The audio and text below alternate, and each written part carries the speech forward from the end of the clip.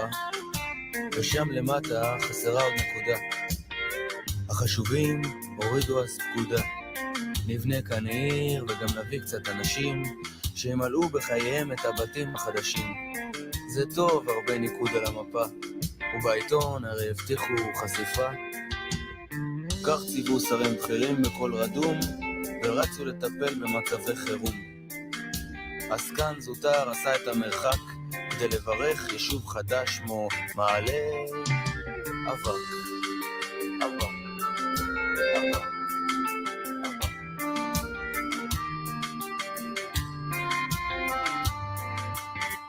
במעלה אבק בערב, נאספים בצד הדרך, זוכרים חלום של נשכחים, אחווה של נידחים. מתחו כאן כביש שחור וצר, חוצה עמוק את המדבר. לפני הכביש בנו בתים, כמו זרקו קופסאות של גפרורים, בתי קפה עם שיכורים, ואנשים בבית מתבצרים.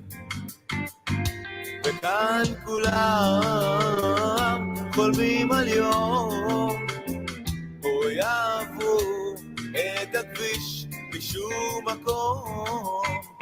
במעלה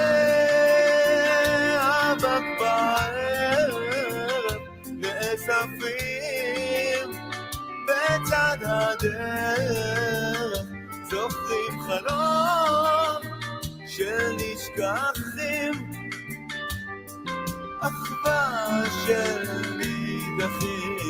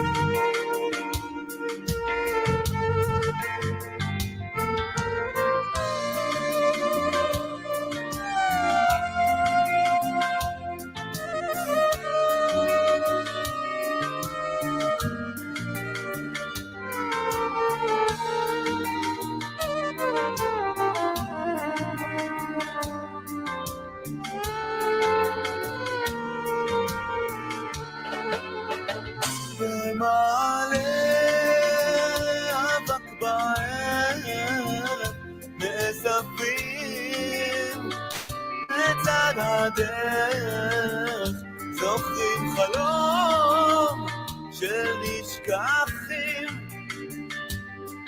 אחווה של נידחים.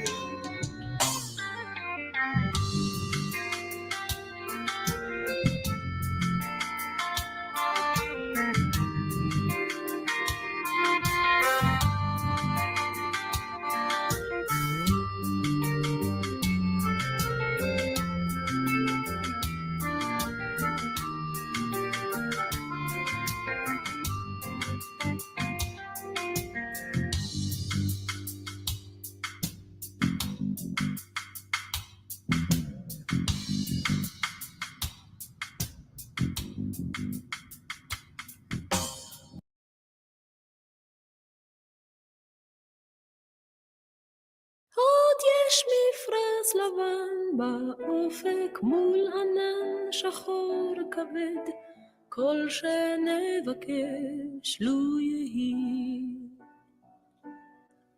ואם בחלונות הערב אור נרות החג רועד, כל שנבקש לו יהי. לו יהי, לו יהי, אנא לו יהי, כל שנבקש לו יהי. לו יהי, לו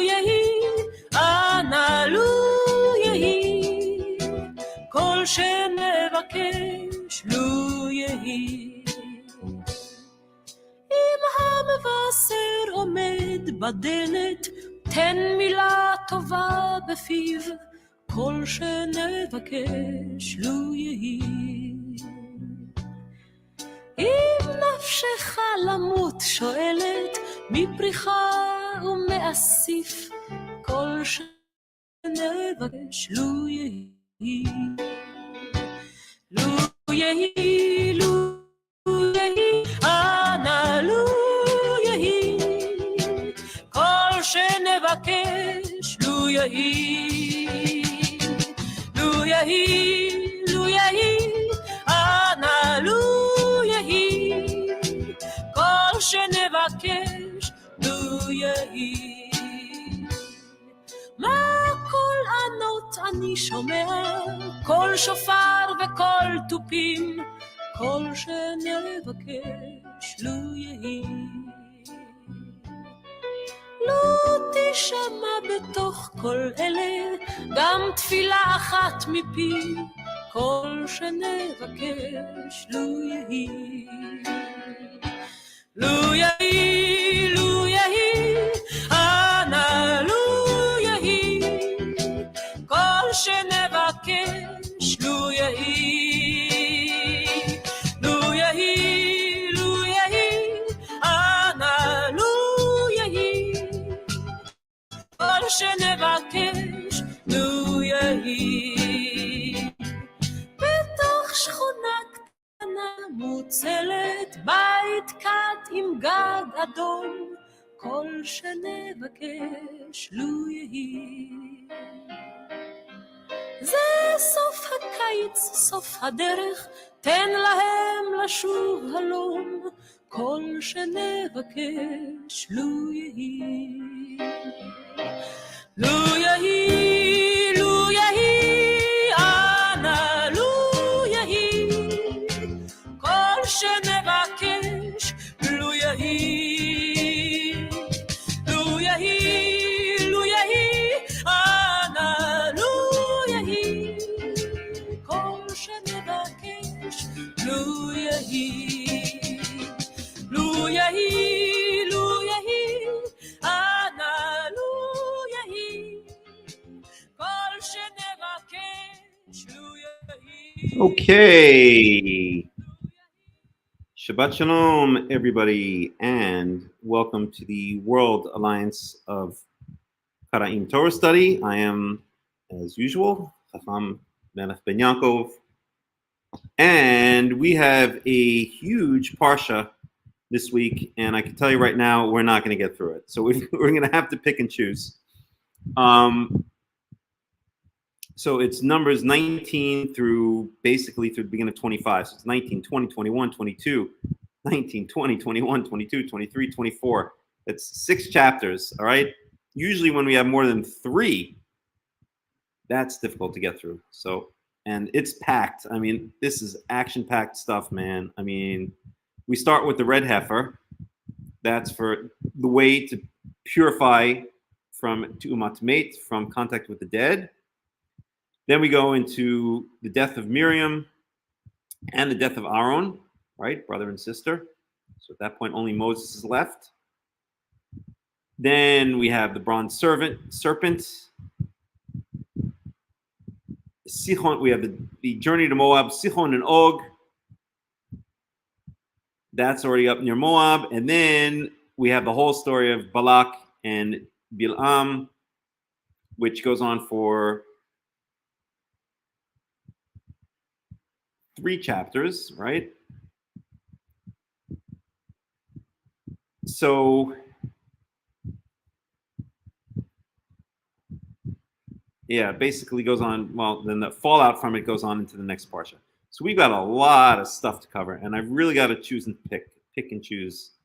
So, I mean, we could go right for Bilam and Balak, right? That's like the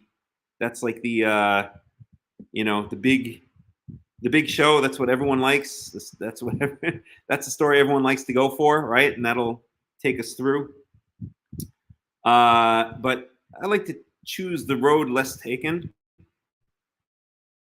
not going to do that. So it's a fascinating story and action-packed, right? It's a big audience draw. Gets 90 plus on Rotten Tomatoes. But a movie about the ashes of the red heifer is probably only get about a 35 on Rotten Tomatoes. But hey, that's life. Some people can't appreciate good literature. Okay, so I think we're going to start at the beginning with the red heifer. Okay, it's a bit technical, but it's important. It's very, very important. We'll try not to dwell on the details too much, but I want to give you an idea because we've spoken a lot about purification rituals before. Okay, so we spoke in Leviticus. Right, we spoke extensively about ways to enter into a state of impurity and then ways to exit from a state of impurity.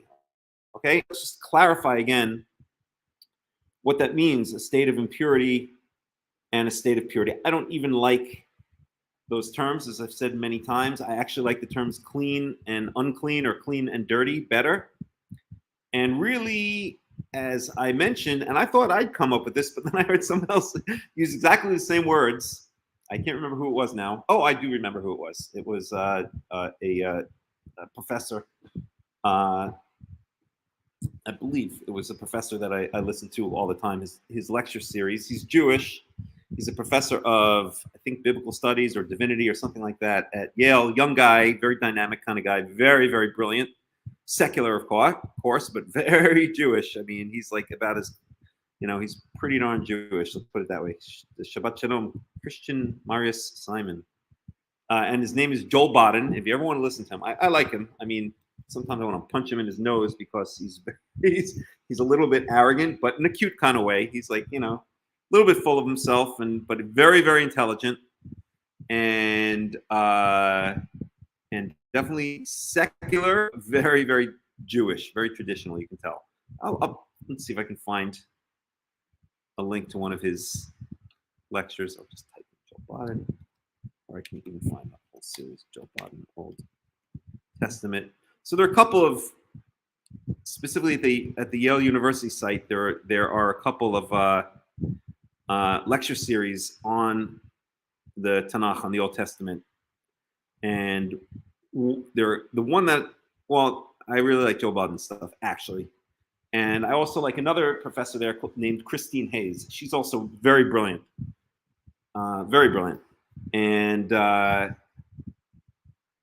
so let's see. I'll just post the link to the first Joel Baden video. There we go. Let me get the link. So if you're ever, I don't know, cooking dinner or something like that,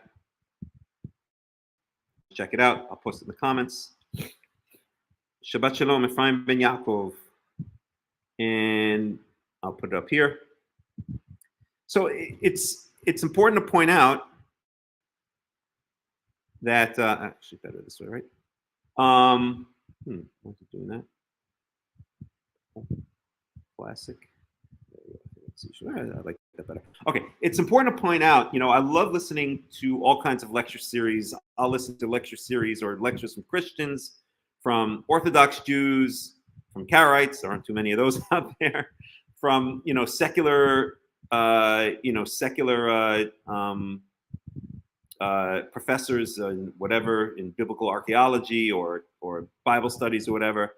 And it never really, I try not to take it personally when they start talking about, let's say, Jesus, or they start talking about how, the documentary hypothesis, how the Torah was, is a conglomeration of 4 different sources, or they start talking about how David never existed, he's a figment of our imagination, or if he did exist, he was just a small, tribal leader, like a sheikh or something like that, over a small clan, So I don't know who out there has listened to these types of, these various types of lectures out there, but you have to have a bit of a attitude of, not throwing out the baby with the bathwater. I get a lot out of these lectures, but when I hear something that annoys me or upsets me or that I don't agree with, I just ignore it and let it slide. And if you do that, if you approach these lectures with that attitude, you can really get a lot out of them.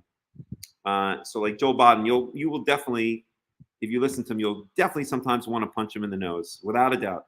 You know, I feel like going right up to New Haven, Connecticut, and doing that tomorrow or the next day. But I'm not even in the United States, so I can't do that. But at any rate, but there's really a lot to get out of these various lectures. So that's one. That's Joel Baden. In fact, see. So this one's called Hebrew Bible Interpretation. Let's do it this way. Hebrew Bible Interpretation by Professor Joel Baden, and the link is, where's the link? Copy. There, we'll do it that way.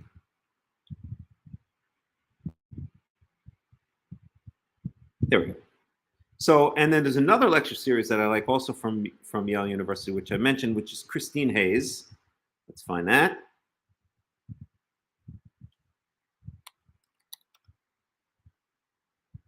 Christine Hayes, Old Testament. And I'll link to the first lecture in that series.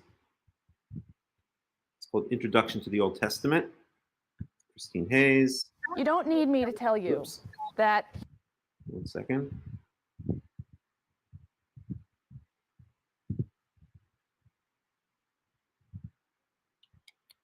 One second here. And let me link to that. Shabbos. See. Sure, yeah, you can copy and paste it wherever. And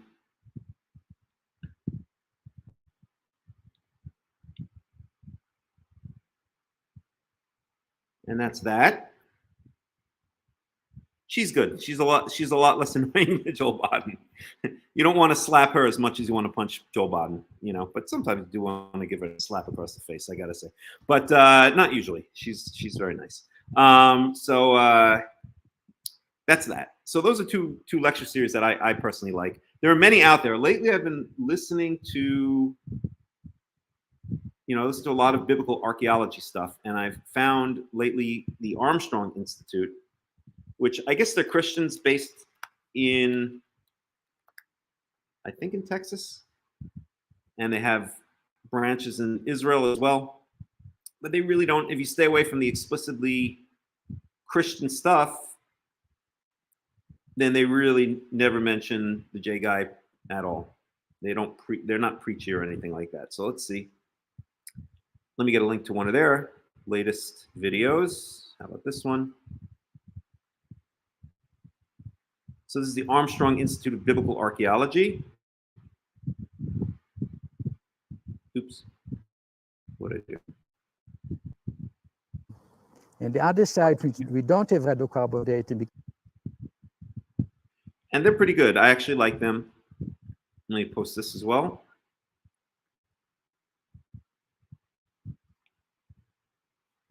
Siput, also pottery from Cyprus. In 1 second. Let's go back. New evidence for King David's kingdom. That's a good one. Share. So there are definitely religious Christians, it seems. I mean, not it seems, they are. But it's good because, so much of biblical archaeology has been dominated by basically secular, academics. Like Israel Finkelstein is maybe the most famous one. And these guys are, and then there's the other side, which tend to be more traditional / religious, like Eilat Mazar, who died in, I think, 2021 or something like that recently, who excavated the city of David below the Temple Mount, to the south of the Temple Mount, the valley to the south of, or the slope south of the Temple Mount. So in biblical archaeology, there's always kind of this tension between the secular and the more religious / traditional side. And I like listening sometimes to the secular ones, but you can really tell they have an agenda, and they really hate the Torah and they hate religion, and they many of them are Jewish, and they hate being Jewish and all that kind of stuff. But you can get a lot out of them, especially sometimes it's nice to know what the enemy is thinking, if nothing else. But these guys, the Armstrong Institute, they're coming from the second point of view, the more traditional or religious point of view. They are Christians, but they don't wear that on their sleeve or anything like that. It's just like hardcore biblical archaeology, which, I could just listen to for days on end. So they're very good. That's the Armstrong Institute. So there's a couple of lecture series / channels that I like to listen to. Check them out if you want. And that being said, we're going to dig in. So let me remove this. If you need any of the links, you can always write me, and I can send you the links, in a chat. So let me share the screen differently, as usual. I'm trying to work on this window in a window in a window situation. Actually, I think I found a solution. I'll implement it one of these days. But in the meantime, you get to see a zillion of me disappearing, fading off into the distance. Okay, so we're going to start off in Numbers chapter 19, speaking about the red heifer. There'll be a lot to say about this, okay? And again, it's a little bit out of place, right? Because most of the purification rituals that we saw, let me close up some of these windows, were in Leviticus, right? That's what Leviticus is really all about, right? It's the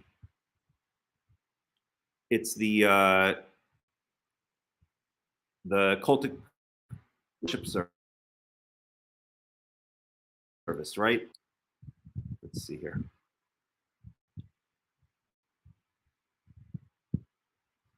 It's the sacrificial service. It's purity and impurity, or as I like to call it, being in a state of cleanliness or uncleanliness, or being clean or dirty, or having the cooties, which is really the way I like to describe entering a state of what is usually called impurity or uncleanliness. It's really more about getting the cooties. So you cannot enter a state of uncleanliness by tracking through dirt or mud or even cow poop, for that matter. But you can enter a state of uncleanliness by, for instance, releasing semen or coming in contact with the dead, as we're going to see in the case of the red heifer, or coming in contact with the carcasses of unclean animals, like a pig carcass or something like that, right? So, and people, especially the rabbis, they like to make this big mystery about the issue of purity, impurity, cleanliness, uncleanliness. But it's really actually very simple and straightforward. And I always like to ask this question. Would you rather, if you had two couches, okay, let's say leather couches, which are porous, right? Soft, spongy leather couches. And on one was, I'm sorry, I'm going to get a little bit graphic here, but it's going to illustrate the point. And on one, there was dirt smeared all over it, or even dog poop smeared all over it. And on the other one was someone's semen smeared all over it. Which would you rather sit on? If you had to make a choice to sit on one of them, or a dead body instead of the semen, which is really kind of gross. Let's say a dead body had been laying on it. Would you rather sit on the couch where the dead body lay, or would you rather sit on the couch that was full of mud or even dog poop, right? Don't answer the questions. I already know the answer to the question, right? And that illustrates the essence of purity and impurity, cleanliness and uncleanliness in the Torah, what I like to call having the cooties and then being... No, you missed it, Daniel. Right. No, I'm sorry. Maybe I said it wrong. Okay. One couch. It's a nice porous leather couch. there's dirt smeared all over it. Okay, I'll make it real simple. One couch is dirt, mud. The other couch is someone's semen. Okay, which couch? You don't even have to answer the question. I already know the answer. Okay.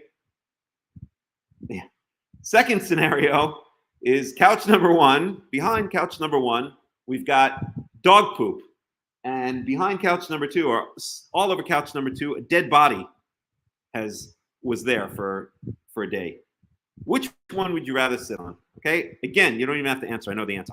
I would rather sit on, I'm not a big fan of sitting in dog poop, but I'd rather sit on the dog poop one than the dead body one, because the dead body one, that's just, what do the kids like to say these days? It's nasty, right? That's just creepy and gross. Okay. And the semen one, same, right? The dirt is dirty and maybe a little bit disgusting, and the dog poop is a little bit disgusting, but it doesn't have the same level of nastiness, of grossness that the other two do, right? And that's really the essence of uncleanliness in the Torah. It's what we used to call as kids getting the cooties, right? Like the kid in the schoolyard who used to pick his scabs, comes up and touches you, and all the other kids say, "Oh, you got the cooties from John," or whatever, right? So that's really the idea of cleanliness and uncleanliness when you analyze it. All of the things that cause a person to enter into a state of uncleanliness are just gross. They're beyond dirty. They're just nasty. They're just icky. You want to get away from anyone who's had any contact with them. And so what are some of them? Right? We've spoken about release of semen. We've spoken about, when we learned the book of Leviticus, a flow, or some kind of what's the word I'm looking for? Some kind of oh god, specific word. Some kind of I can't think of the word right now, but some kind of liquid coming out of one's private area, whether it's the male, whether it's the penis, or the female, the vagina, right? You have some kind of discharge. That's the word I'm looking for, right? Some kind of unnatural discharge. That's just nasty, right? You want to get away from that person. All right, go to a doctor, and then we'll talk, all right? And contact with a dead body, which is what we're going to learn about now. What's usually called leprosy, better often translated as scale disease. It's some kind of skin condition, right? You don't want to be around. You don't want to be around or even sit on the same couch as someone with a bad skin condition that has just sat on it, right? And what else? We mentioned the dead carcasses. Not the dead carcasses. That's redundant. The carcasses of unclean animals. If there had been a dead pig lying on a couch, right? You don't want to be anywhere near that as well. And that's really the idea of cleanliness and uncleanness. If you look at a list, emission, correct. If you look at a list of the things that can cause a person to enter a state of impurity, of uncleanliness, of cootiness, having the cooties, those are the kinds of things that you'll see. There's some others as well that I didn't mention. And what's the idea of entering a state of uncleanliness? First of all, you're allowed to enter a state of uncleanliness. Sometimes you can't help it, okay? If you have regular sexual relations, a man and a woman have regular sexual relations that produce in the end a child, both the man and the woman enter into a state of uncleanliness from that act, okay? You're walking down the street and, I don't know, a dead bird drops on your head. Maybe that's a little bit exaggerated, but you didn't do anything, right? You've done nothing wrong, and now you're in a state of uncleanliness. Or you get some kind of skin condition that qualifies as tzara'at, as quote unquote leprosy. You're now in a state of uncleanliness. So state of uncleanliness there's no moral judgment on it. It's just that when you're in that state, and you're allowed to be in that state, with one exception, or I wouldn't even say with one exception, the whole reason that the book of Leviticus and other places we're going to see now in Numbers speak about the issue of cleanliness, uncleanliness, how you enter a state of uncleanliness and how you exit a state of uncleanliness and return to a state of cleanliness is, as I've mentioned many times, this all has to do with the mikdash. This all has to do with the sanctuary, with the tabernacle, with the temple. The temple, when I say the temple, I mean the tabernacle / temple / sanctuary, right? So the mikdash is within. When it was in a tent, it was in the Mishkan, the tabernacle, and when Solomon finally built a permanent house for that entire setup, then that's called the temple, right?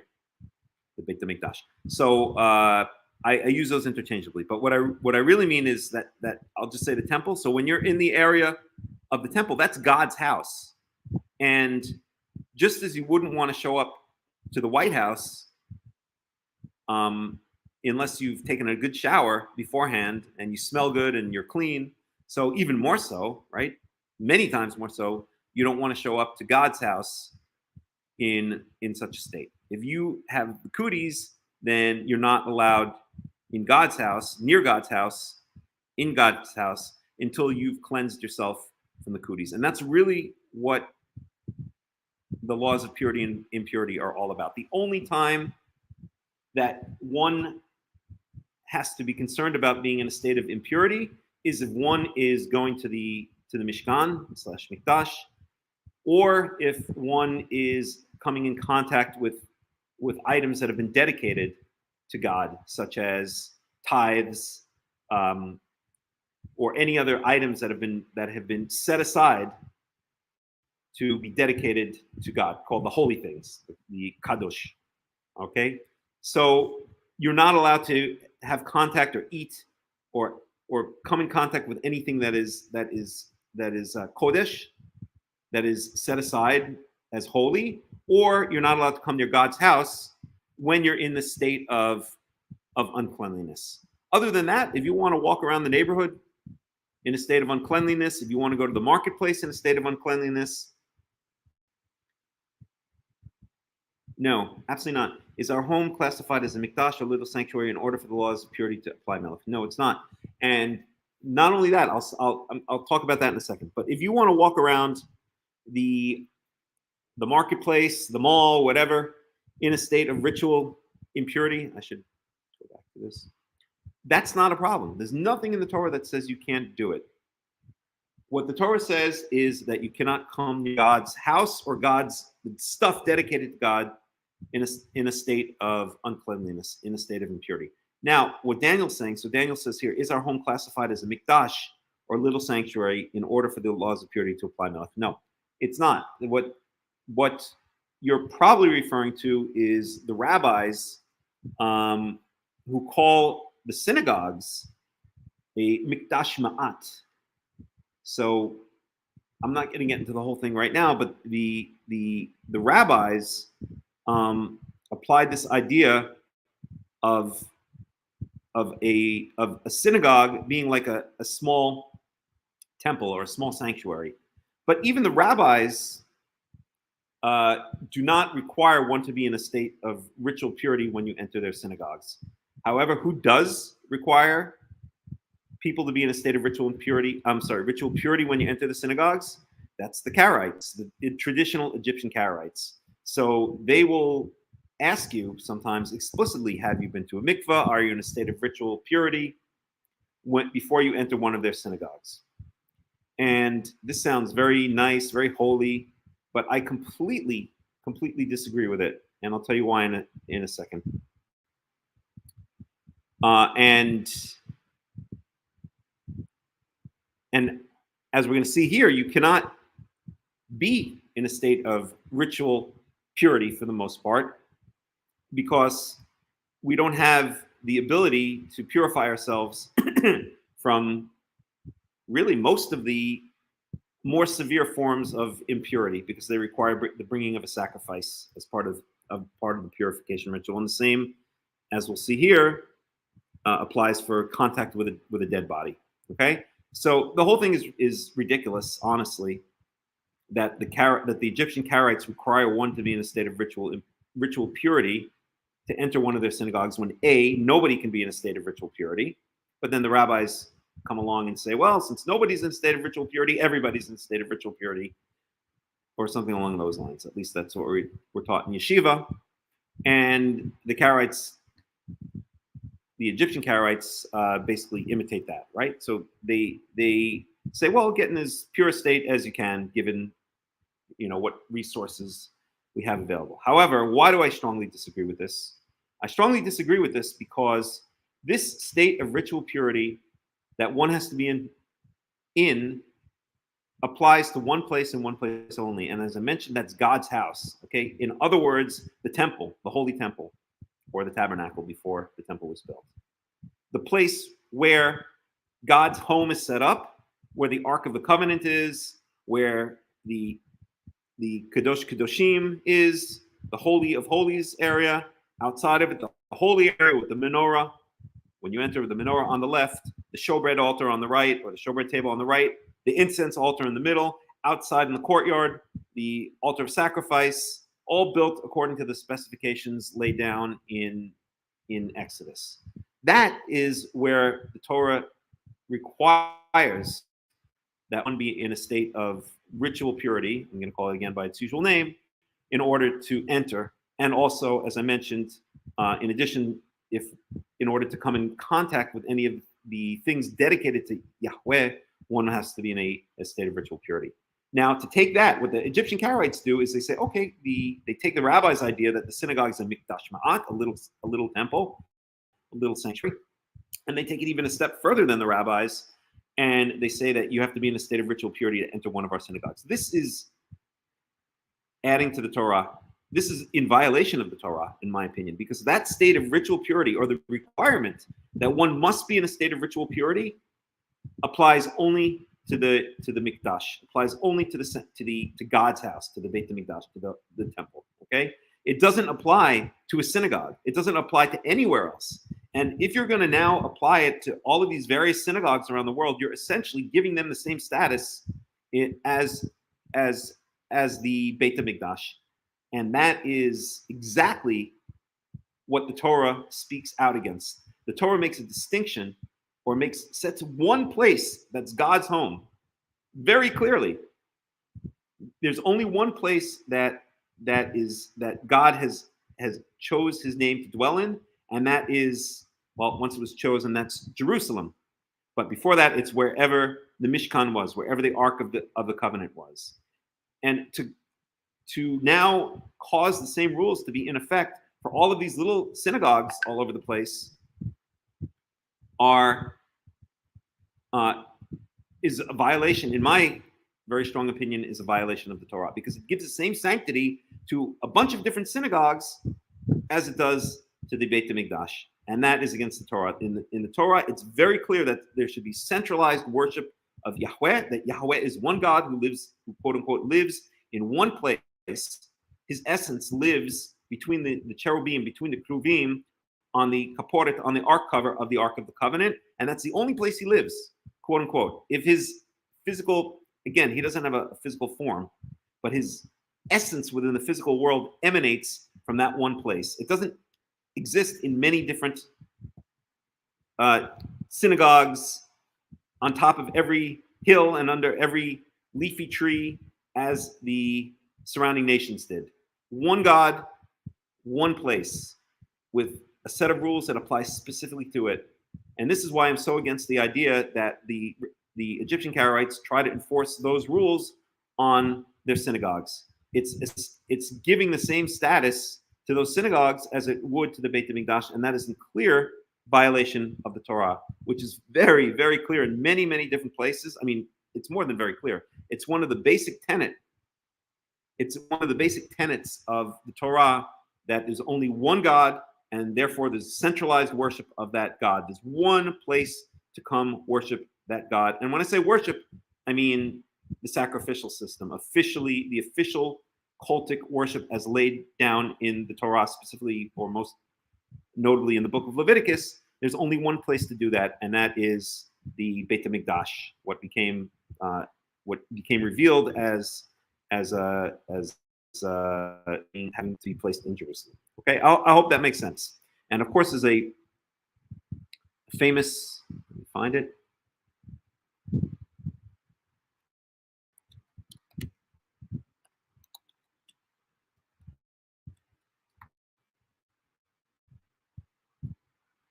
One second.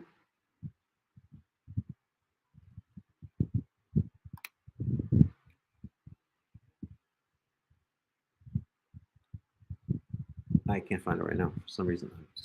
I'm having a blank. But okay. But what's about to make other people unclean? I don't understand the question, Christian, Marius, Simon. If you can clarify your question, I'll be happy to answer it. At any rate, that's the way I see it very strongly. That it's not only incorrect, or it's not only just a nice addition to the Torah to say that as the Egyptian Karaites do, to say that they want us to be in a state of ritual impurity, which we can't be anyway, to enter one of their synagogues. It is, in my opinion, it's direct violation of the Torah, because the Torah makes it very clear that those rules apply only to the Beit HaMikdash / Mishkan. And of course, the Egyptian Karaites seem to get these ideas from the rabbis. The rabbis were formerly known as the Prushim, the Pharisees. You've all heard of the Pharisees. And one of the explanations for the name Pharisees, Prushim, means set apart or keeping themselves separate. Lifrosh means to set oneself apart, or to distance oneself. So the Prushim are the ones who are set apart or distanced. And there are a number of explanations for this, for this name that they gave themselves. And one of them is that they would set themselves apart. They were Prushim, they were set apart, or they would separate themselves from any type of ritual impurity. They were basically obsessed with being in a state of ritual purity at all times, without regard to the Beit HaMikdash. They would avoid even walking in the marketplace because they were afraid that they would enter a state of ritual impurity. And this is, again, clearly an adding to the Torah. There's absolutely no indication, in my opinion, although some people say there is, that, but in my opinion, there's no indication that one has to remain in a state of ritual purity. But the rabbis, the Pharisees, who became the rabbis, were obsessed with this idea. And so they would basically separate themselves from the common people who were not careful with the laws of, I wouldn't say the laws, their additional laws of purity and impurity, so that they wouldn't enter into a state of ritual impurity. Forget with regards to the temple, because their cult, their movement continued long after the Second Temple was destroyed by the Romans in 70 CE. Even after that, they remained obsessed to this day with being in a state of ritual purity, which is exactly why in synagogues that you'll find from the Second Temple and post-Second Temple period in Israel, you're going to see almost always, you're going to see mikvahs attached to them, because of the mikvahs, or they call them the ritual baths. Shabbat Shalom, Ruben, Aviva Skari. These ritual baths, these mikvahs were the ways or the mechanism that the rabbis used to become of ritual purity. Of course, the Torah does speak in certain cases about bathing oneself, and in more severe cases, in bathing oneself in what's called Mayim Chaim, in living waters. There's a discussion as to what that means, but again, the rabbis run into the same problem. Once the sacrificial system was destroyed, there's no way to purify themselves from any type of impurity that requires a sacrifice, especially tu'mat met, especially purification from contact with the dead, as we're going to read about now. So all that being said, let's dig in.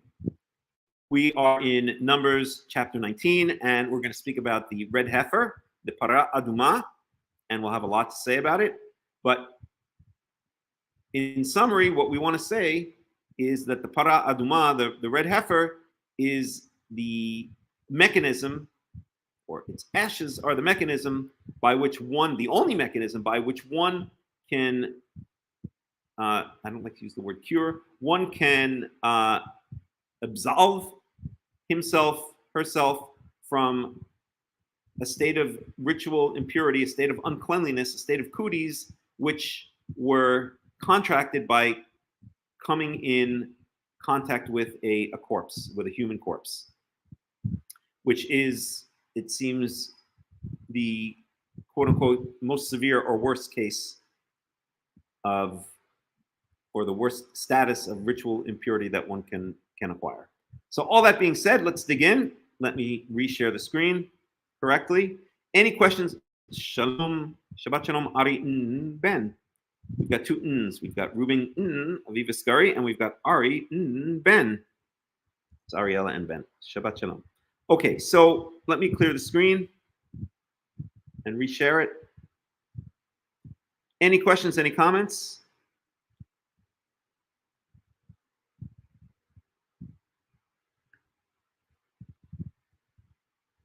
Okay, then let's go on. By the way, what I would like to do and what I've been thinking about is, I don't know exactly when I'm going to be able to do it. I would like to add another talk during the week for a number of reasons. So we usually do our Shabbat study, and that's great. And I love the Shabbat studies. That's usually where we focus on the Parsha Shavua, so it keeps us focused pretty much on the Torah, right? One year after the next, But what I would like to do is maybe add another talk, another study during the week sometime, maybe a little bit shorter, maybe not 3 hours, maybe more like 1 to 2 hours, which would be topical. Okay, so remember one week it was, I guess it was Chol HaMoed Pesach, and there was no Parshat Shavua. So we spoke about the Ger. And we can go topic by topic, or we can even have open sessions where people ask their questions and then we try to answer them. But something along those lines in the middle of the week, because not everyone can make it on Shabbat. People are busy sleeping or eating.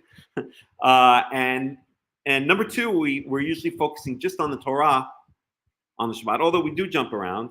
And the Torah, but we're focusing on going sequentially through the Torah, rather than focusing on topics, which will get us a more cross-section, or more of a cross-section of the entire Torah, the entire Tanach. Right? It's kind of a different way to get to study things. So I'm going to think about it. Unfortunately, I'm very, very busy these days. I do have a day job. I'm a software developer, so I do have a day job, and it takes up too much of my time. But hopefully, maybe I can clear some time out, and when I can, that's at least my intention. So that being said, let's move on. If there are any millionaires out there who would like to pay my salary so I don't have to work my day job, then let me know. I'll give you my bank account information and we'll get down to business. Okay, so, because honestly, that's really what I would love to be doing with my time, is just studying, teaching, researching Torah, but I've got to make a living. That's the reality. Okay, so let's move on. We are in Numbers chapter 19. And we're going to be speaking about the ashes of the red heifer. So let's start. Numbers chapter 19, verse 1. Vayidaber Yahweh el Moshe ve'el Aaron lemor. So Yahweh spoke to Moses and Aaron, right? Sometimes you'll see he speaks just to Moses. Sometimes it'll say he speaks to Moses and Aaron. When he's speaking to Moses and Aaron, that's usually, just 1 second, I'm going to get some water. BRB.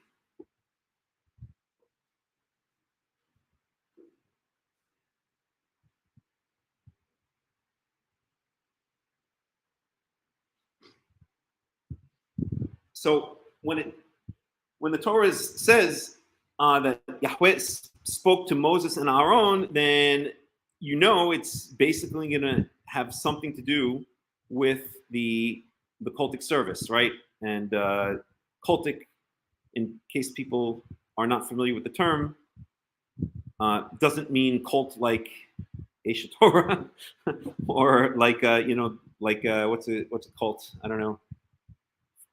Think of your favorite cult, but cultic worship in the context of speaking about religions just means the worship service, right? So it means the sacrificial system, the entire sacrificial system, or not just the sacrificial system, the entire system of ritualized worship of, in this case, Yahweh, right?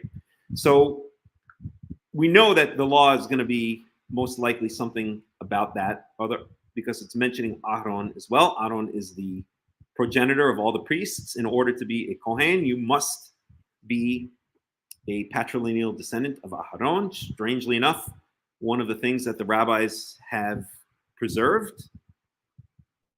So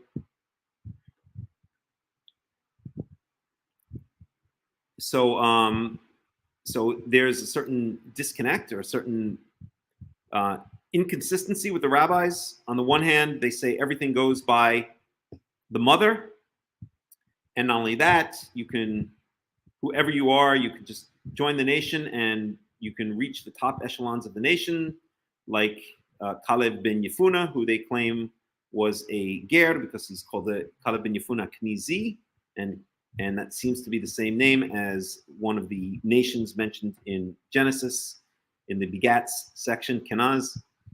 So the rabbis, ironically, believe in basically open borders, and they believe in matrilineal descent. This is what they believe in, except when it comes to the Kohanim, when it comes to the priests, suddenly they go right back to what the Torah says.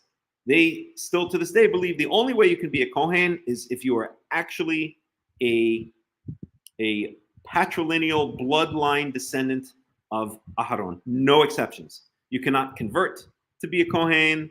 You cannot be a Kohen if your mother was a Kohen, if your mother's mother was a Kohen. You must be able to trace your fathers, your fatherly line, bloodline, straight back to Aharon. Even if you're an adopted son of a Kohen, it doesn't matter. You're not a Kohen. The stepson of a Kohen, you're not a Kohen. It's a blood relationship. Now, of course, we know that this is the way it works in the entire Torah. This is not just for the Kohanim. This is for belonging to any tribe, to any clan, and to the nation of Israel itself. The only exception to that is the ger. The ger adjoins himself to the nation of Israel and is now a part of the nation of Israel with the status of ger. And in my opinion, that status remains throughout all of the generations. If one is a ger, then their children are gerim with the status, or are Israelites with the status of ger. Then no, it's a little bit more complicated than that. The male line, so the male descendants are all gerim. The females are gerim when they're young, when they're children living in their father's house, their status is ger. And then when they marry, or when they are married, because the Torah conception of marriage is it's not an equal coming together. I mean, it is, but the Torah always describes it as the man taking the woman. So the man subsumes the woman when he marries her. They don't marry each other. The man marries the woman. The man lokeach takes the woman and subsumes the woman into his household. And when that happens, the woman takes on the status of whatever her husband's status is, whatever her Baal status is. Baal literally means owner or master, and that shows that the woman is taking on, or is basically, quote unquote, inheriting. I don't mean inheriting in terms of money or property, but receiving the same status that her husband does. Classic example, I get the question all the time, especially from rabbinical Jews: how was Ruth able to convert? She was a Moabite. Well, it's very different for a male than it is from a female. So it says regarding the Moabites that they are not allowed to enter Israel or enter the community of Israel until is it the third book of Micah? Now I can't remember for some reason. I'm having a mental block. Until the third generation. No, until the 10th generation. No, the Edomites are the third generation because they're your brother. The Moabites, not even in the 10th generation, are they allowed to, I think, I'd have to look it up again, I believe. Not even until the 10th generation are they allowed to enter the holy community, right? Which is usually understood as the nation of Israel. So how is Ruth able to do it? Well, Ruth is a woman. It's not, there's no real sense of conversion for a woman. A woman acquires the status of her husband, and this is why Ruth acquired the status of Boaz when Boaz married her. Boaz was a Judahite, and therefore Ruth became a Judahite when Boaz took her as a wife. So how do we get on this? Right. So we were talking about the Kohanim preserving, or the rabbis preserving, the idea that even though they've changed everything else with regards to lineage, one's definition within Israel, by some miracle they've left this the same, and this is even manifested itself in. There's been a lot of study on what's called the Kohen gene. I don't know if you guys know about it, but they seem to have identified, or there's some researchers who claim to have identified a DNA sequence, or I think it's various DNA sequences that are common in people who have a tradition that they are Kohanim, and it's gene sequences that appear on the Y chromosome. The Y chromosome is passed down only from father to son, right? We know that women have 2 X chromosomes, or females have 2 X chromosomes. Female humans have 2 X chromosomes, and male humans have 1 X chromosome and 1 Y chromosome. So the Y chromosome, if it has markers on it, can be traced back in time.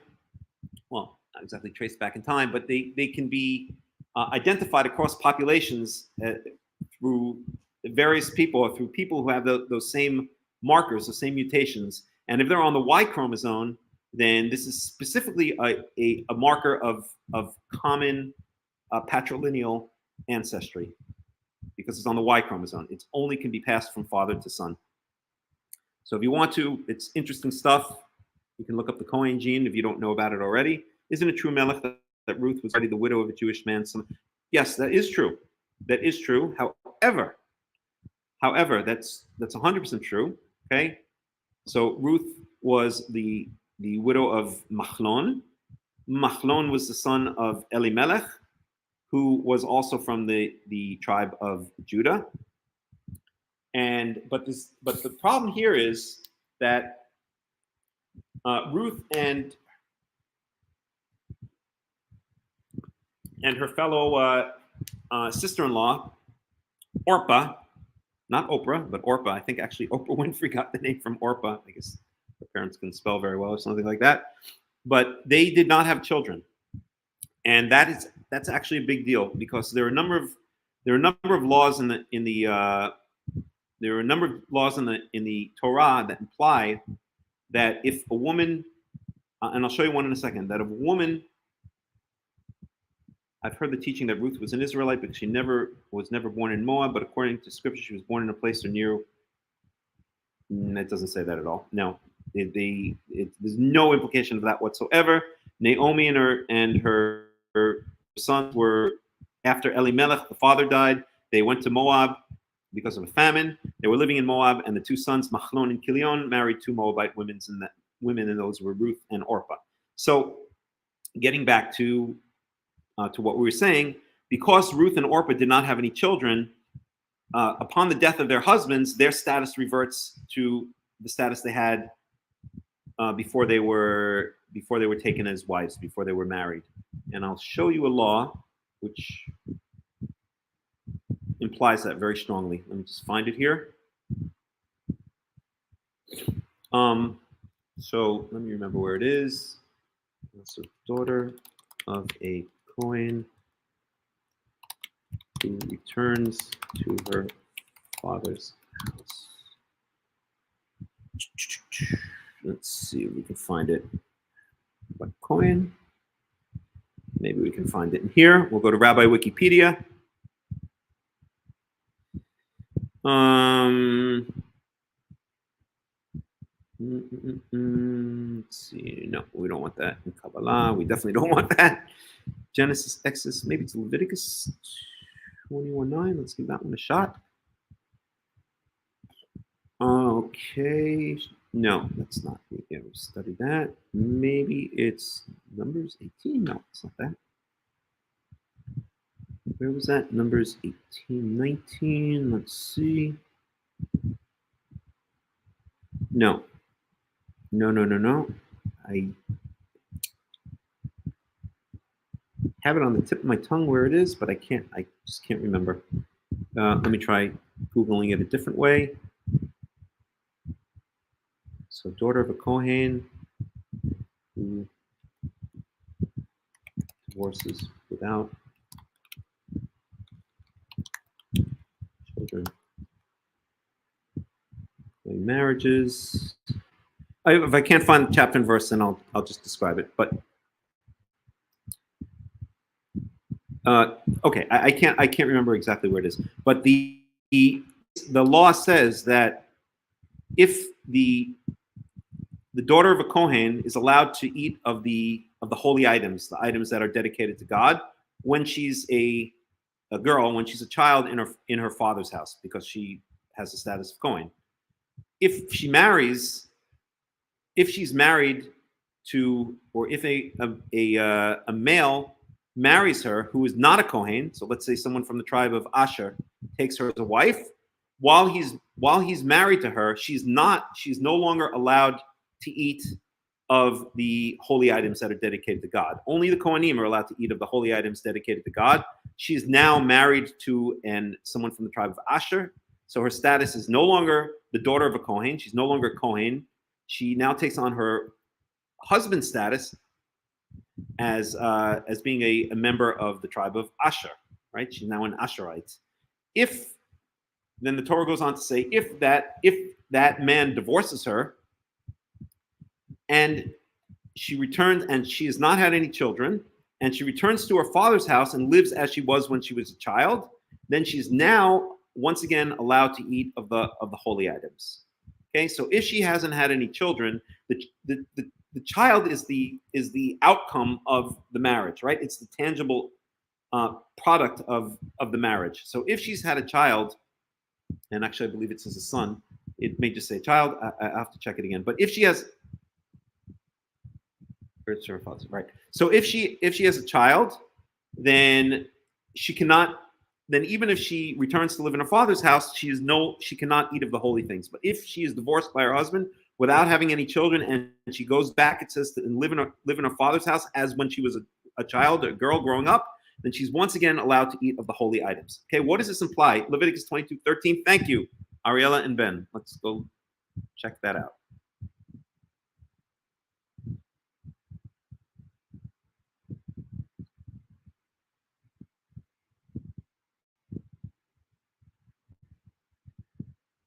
So let's just read it. So I'll just read the English. It's the NIV translation.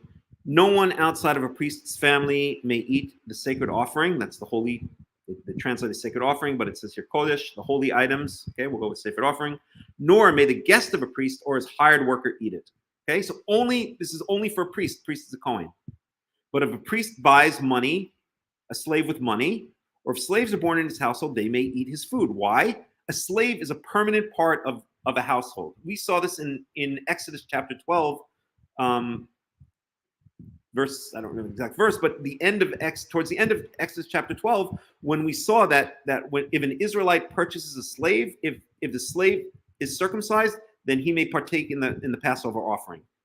So a slave has a higher status, a more permanent status in Israel than a seasonal worker who just comes, let's say, to partake in the harvest season and then goes back to wherever he came from, Edom or Moab. Okay, the slave is a permanent part of a person's household, and therefore they essentially take on the status of the household they belong to. Anyone who is, okay, so the way it works in the Torah and in a lot of ancient cultures, most ancient cultures, and in a lot of modern cultures that are non-Western, that have not been, I would say, poisoned by Christianity, and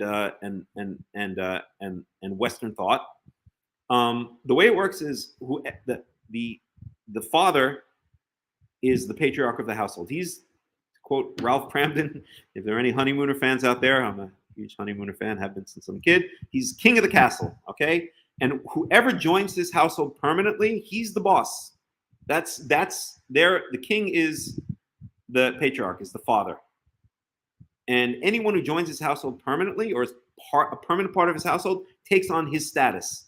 That includes slaves. That includes children. That includes a wife or wives and concubines. That includes, well, not animals, but even the animals that get to rest on the Shabbat, one could say, are now permanent parts of the household. Okay, so this is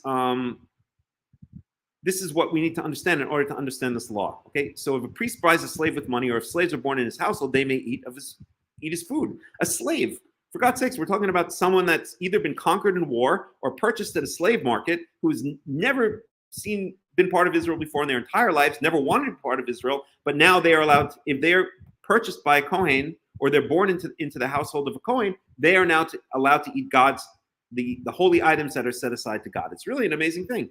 But the reason is the slave is a permanent part of the household. In this case, the priest or the Kohen's household. Okay? Verse 12. And this is the verse I was trying to get at. If a priest's daughter marries anyone other than a priest, she may not eat any of the sacred contributions. So a priest's daughter gets married to someone who's not a priest. Again, marries someone from the tribe of Zvulun, let's say, Zebulon. And now once she's married to that man, she's not allowed to eat of the holy items, which are only the priests are allowed to eat of. When she was a girl in her father's house, she had the status of priest because she was part of her father's household. When her husband takes her as a wife, she is now part of her husband's household. She's now a Zebulonite. And Zebulonites are not allowed to eat of the holy items, the set-aside items, the items dedicated or set aside for Yahweh. So she is now not allowed to eat of that. Right.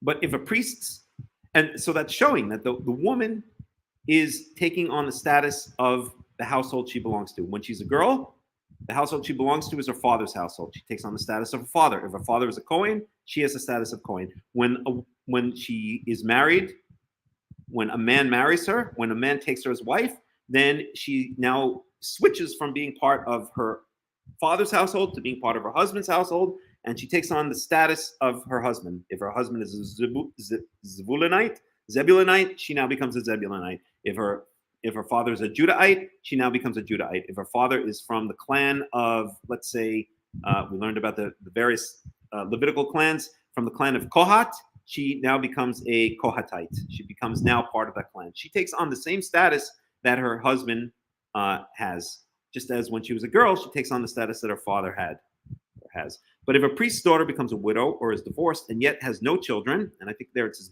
banim, which can mean either sons or children, but we'll go with children, and she returns, hold on, very quickly, and she returns to live in her father's household as in her youth, she may eat her father's food.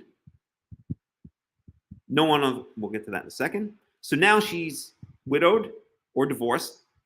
She has no children, so no concrete evidence of consummate. I won't say evidence because it's not a matter of, proving it. No concrete result of the consummation of that marriage, meaning the child is the product of the union, right, of that union, and it, in a sense, solidifies, or it's an output. I was talking like a software developer. It's a product of the marriage. So if she doesn't have any children, then that marriage, in a sense, was never consummated in a concrete sense. It was consummated in the sense they had relations, but there was no concrete product that came out of that marriage. Now she goes back to live in her father's house as in her youth. She may eat her father's food, meaning again, she is now once again back in her father's household. She regains the status or reverts to the status of being a bat Kohen, being the daughter of a Kohen, and she's allowed to eat the holy food that only Kohanim, that only priests are allowed to eat. So that now sheds light on the question that, who was it? Right, that Ariella and Ben asked regarding Ruth.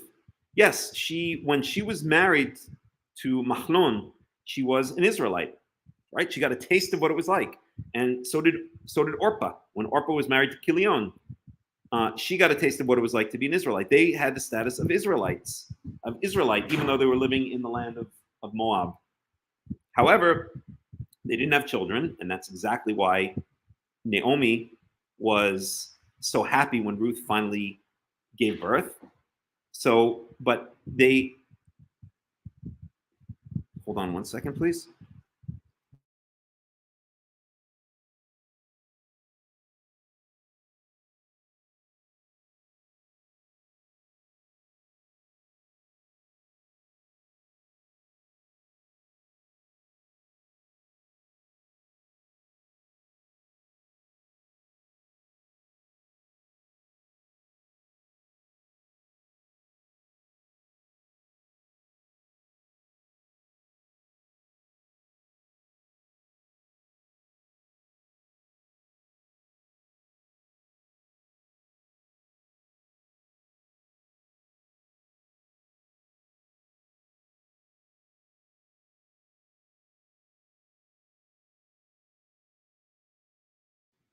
Okay, sorry about that interruption. So, what were we saying?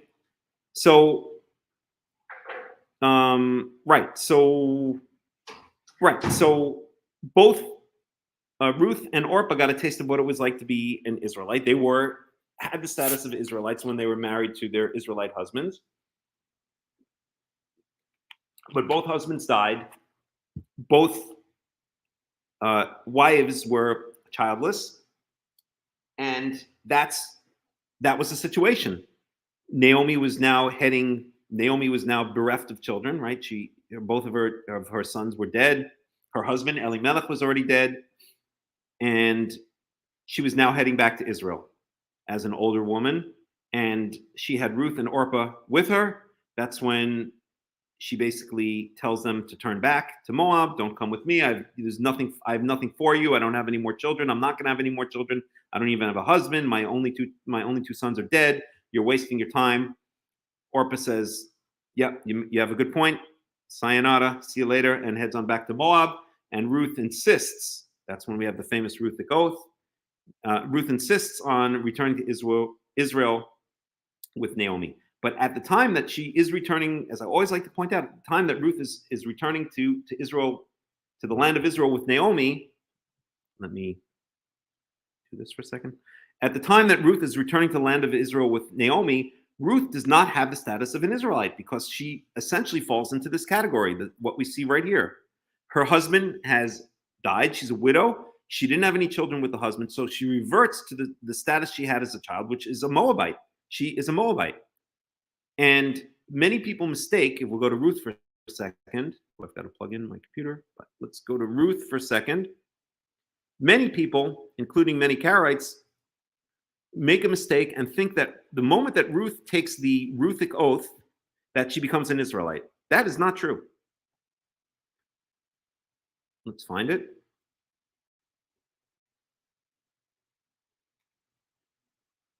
Oops. One second, please.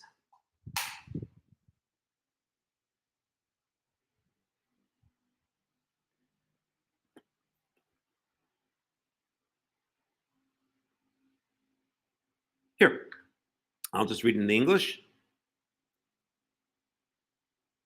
We'll start here, okay? Well, let's even start here. Naomi said, "Return home, my daughters," speaking to Ruth and Orpah. "Why would you come with me? Am I going to have any more sons who could become your husbands? Return home, my daughters. I am too old to have another husband. Even if I thought there was still hope for me, even if I had a husband tonight and then gave birth to sons, would you wait until they grow up? Until they grew up?" This kind of reminds us of what happened with with Yehuda and Tamar. Tamar was waiting for Shelach to grow up. That's the side point. Would you remain unmarried for them? So, no, my daughters, it is more bitter for me than for you because Yahweh's hand is turned against me. So Naomi is making a really very good point. Naomi is making a very, very logical point. Okay, you girls, you're wasting your time. Okay, you're going to come back. I know you care about me and you love me and all that kind of stuff. And you were my daughters-in-law and I was your mother-in-law. But just, this is my pain and suffering that I have to go through. I'm going to be childless and that's just the way it is. And you don't have to go through it with me. Go back to Moab. Go find yourself new husbands. Go have children and get yourselves a life. You don't have to follow me, a bereft, aging, childless widow around just out of some kind of misplaced loyalty or some kind of sentimentality. That's essentially Naomi's argument to Ruth and Orpah, and it's a very, very strong argument, right? You really have to have something in your heart and in your soul. Missed it. Something in your heart and in your soul that goes against that argument. If someone came to you and said, "Listen, if you follow me, your life is going to be in the toilet bowl." Okay, I have nothing for you. You're not going to have money. You're not going to have anything. Okay, you're going to have a miserable life. Any normal person at that point is going to say, "Okay, good point. You got me on that one. Nice knowing you. See you later." And that's exactly what Orpah says. At this they wept aloud again. Then Orpah kissed her mother-in-law goodbye, but Ruth clung to her. Okay, so there were two different hearts, just like we learned about the spies. I'm not blaming Orpah. Orpah made a completely acceptable decision. She made the logical, the rational decision. Anyone in her place, just about anyone in her place, would make that same decision unless something deep in their heart, deep in their soul, stirred them to do otherwise, which is what happened with Ruth. So at this they wept aloud. Again, then Orpah kissed her mother-in-law goodbye. I love you very much. Nice knowing you. But you're right. I got to go live my own life. But Ruth clung to her, to Naomi. "Look," said Naomi, "your sister-in-law is going back to her people and her gods. Go back with her." So Naomi's trying again to get Ruth to go back, right? Naomi is really trying to explain to Ruth that she's making the wrong choice.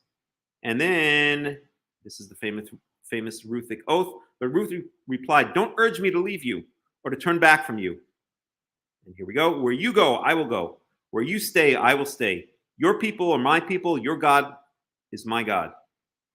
Where you die, I will die, and there I will be buried. May Yahweh deal with me, be it ever so severely, if even death separates you and me." By the way, this is an oath in the name of Yahweh that Ruth is making here. That's why it's called the Ruthic oath.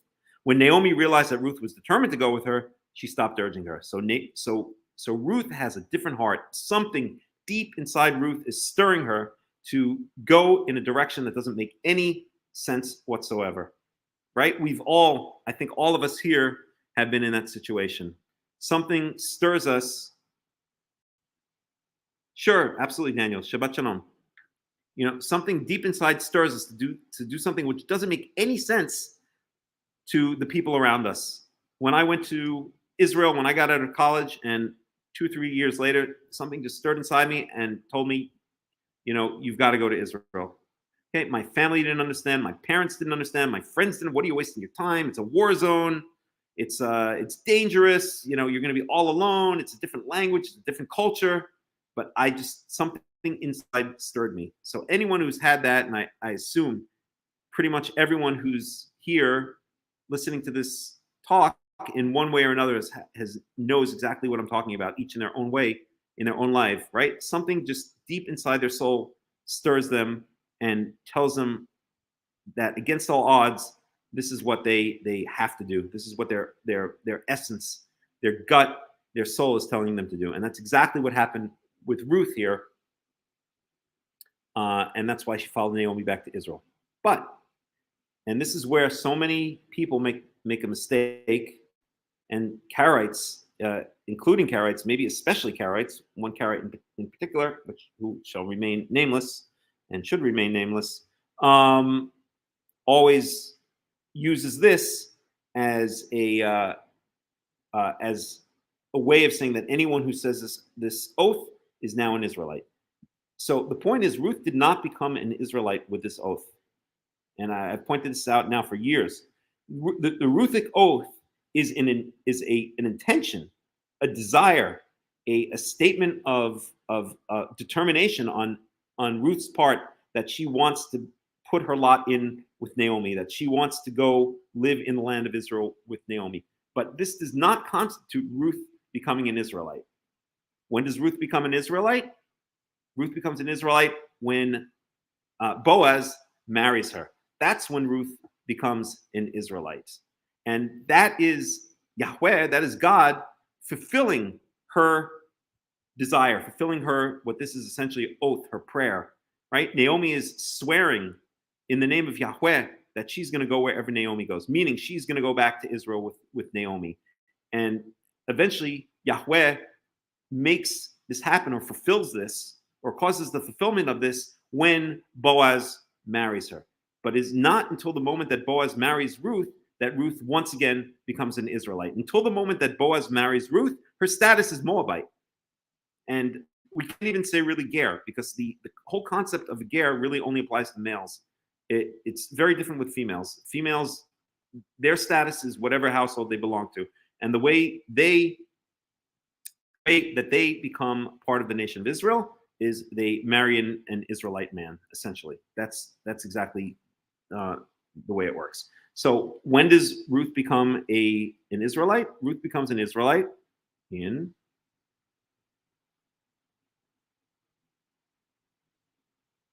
let's find it. So there's this whole thing with the Goel. I'm not going to get into it right now, but Boaz has to clear it with someone who's a closer relative of Elimelech, and that's cleared.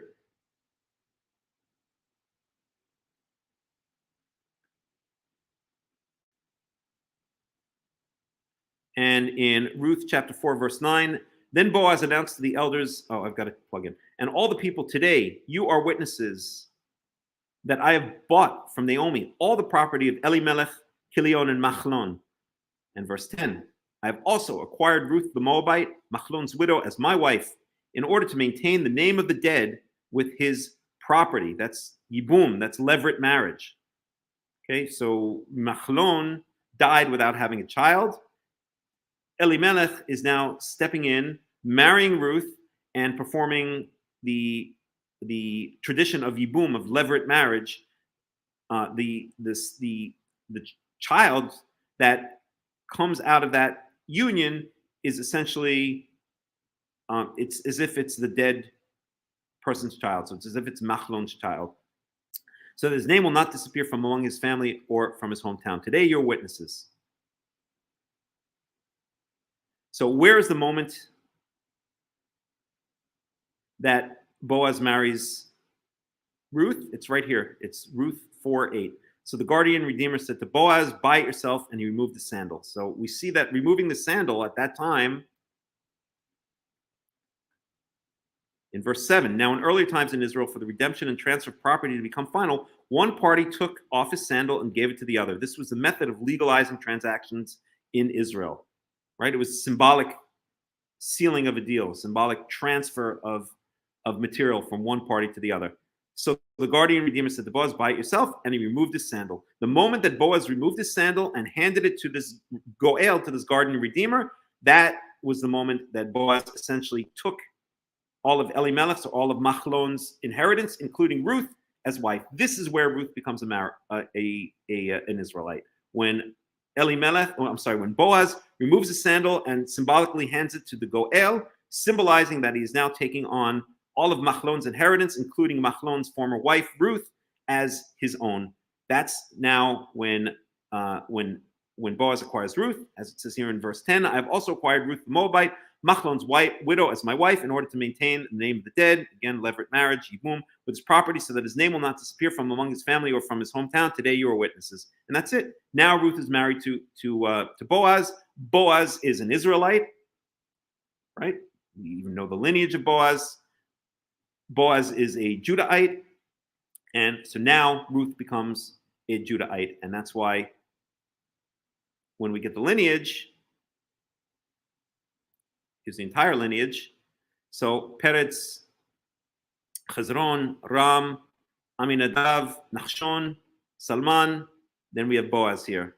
And then Boaz and Ruth give birth to Oved. Oved gives birth to Jesse, who's the father of David. So Oved is David's grandfather. Boaz is David's great-grandfather. And Ruth is David's great-grandmother.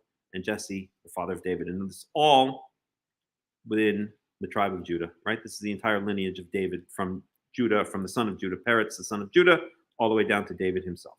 Okay? So that's that. I'm going to take a break for a moment. I have to plug in. Let me put music on for just a couple of minutes, and then we will continue.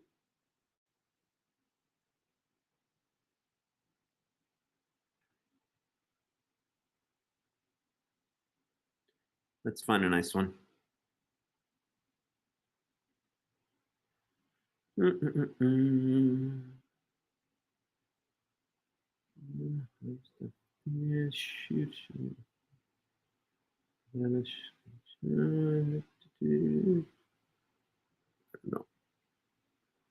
All right, I'll just choose one at random here. There we go. Okay, so we'll be back in a minute. Oh shoot, and I didn't show. I keep on forgetting to show the verses. Oh well. I should always leave it not in this. All right. What am I doing here? Stop screen. Present. Share screen. YouTube.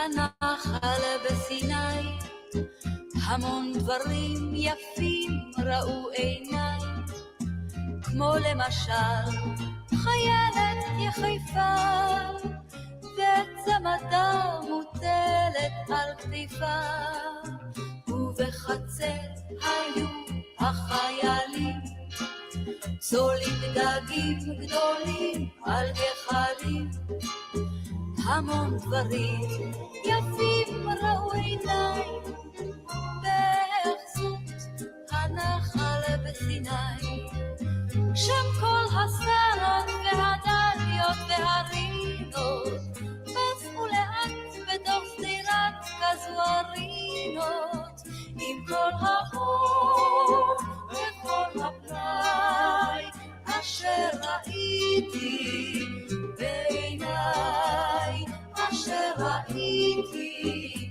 בעיניי.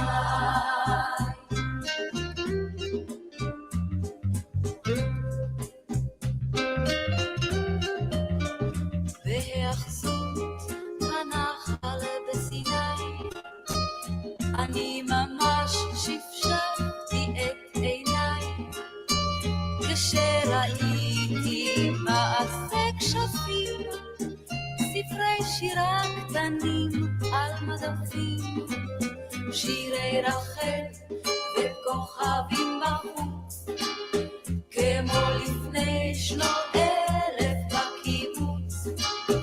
אני ממש שפשפתי את עיניי, בהחזות הנחל בסיני, שכל הסרות והדליות והרינות פסעו לאט בתוך שדרת כזוארינות, עם כל האור וכל הפלאי, אשר ראיתי בעיניי, אשר ראיתי בעיניי.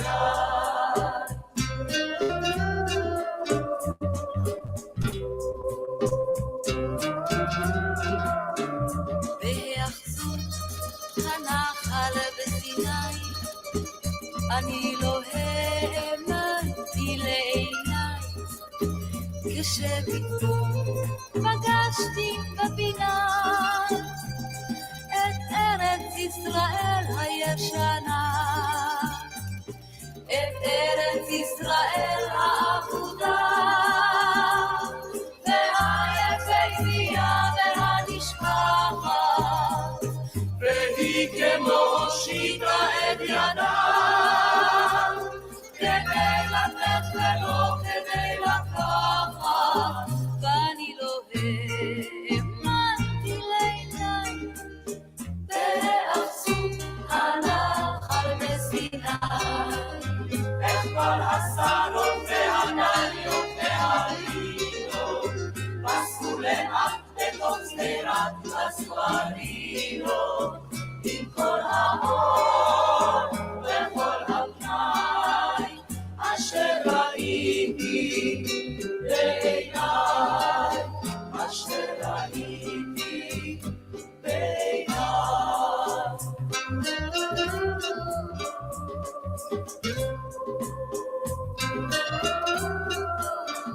בהיאחזות הנחל בסיני, המון דברים יפים ראו עיניי, המון דברים יפים שבגללם רציתי לחבק שם את כולם, ללחוש לפרצופים הנבוכים, הומי תתני במדבר מלון אורחים, הומי תתני במדבר מלון אורחים, עם כל הסרות והדליות והרינות, נמצא לאט בתוך דירת כזוארינות, עם כל האור וכל הפלאי, אשר ראיתי לפניי, במו עיניי,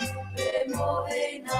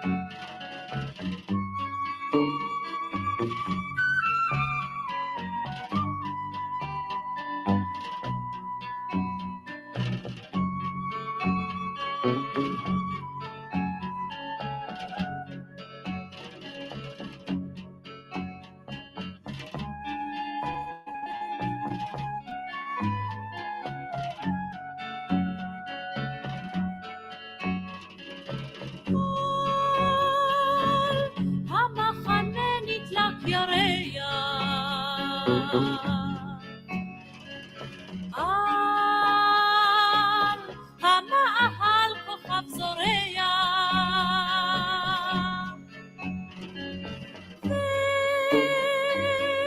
והזמן כמו גומי מתמרע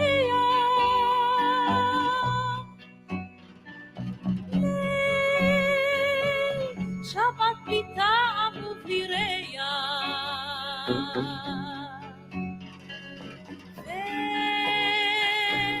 והשקט את הלב קורע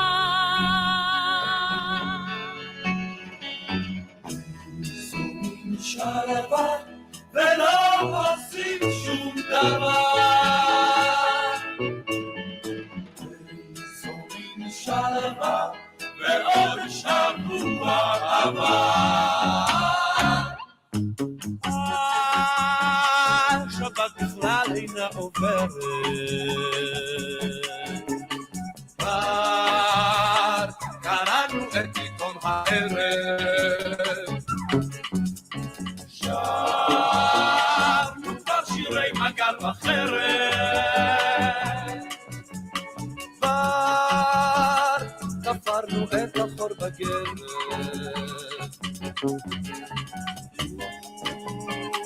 פתרנו את השבטים בלי הרף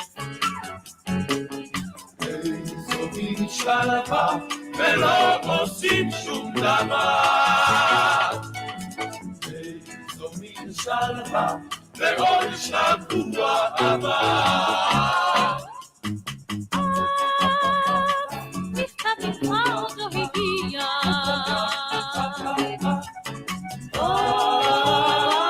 מעט המחוקק יופיע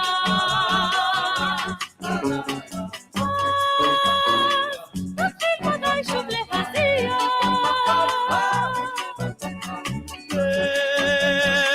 קרוב לרגע להגיע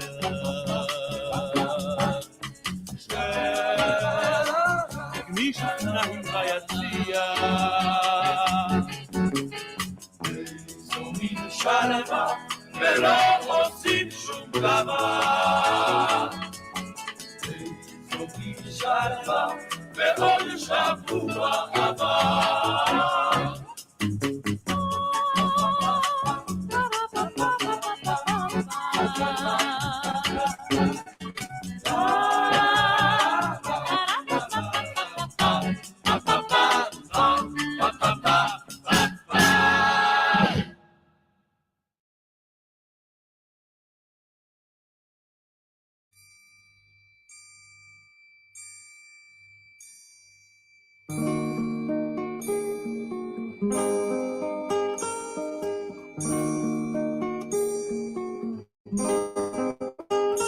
אנחנו שנינו מאותו הכפר, אותה קומה, אותה גלורית שיער, אותו חיתוך, דיבור, מה יש לומר? כן, אנחנו מאותו הכפר, אנחנו שנינו מאותו הכפר, שדה ירוק, חצינו עד צבא, בערב שבנו יחד לכיכר, כי אנחנו מאותו הכפר. ובלילות שישי, שרוח חרישי, וצמרות שחורות עובר, אז אני אותך זוכר. תמיד בפרדסים ובשדרות אהבנו את אותן הנערות, אבל תמיד אמרנו אין דבר, זה הכל נשאר בתוך הכפר. ברחנו אל אותם המקומות, לחמנו בשלוש המלחמות, זחלנו על קוצים ועל דרדר, אבל שבנו יחד אל הכפר. ובלילות שישי, שרוח חרישי, וצמרות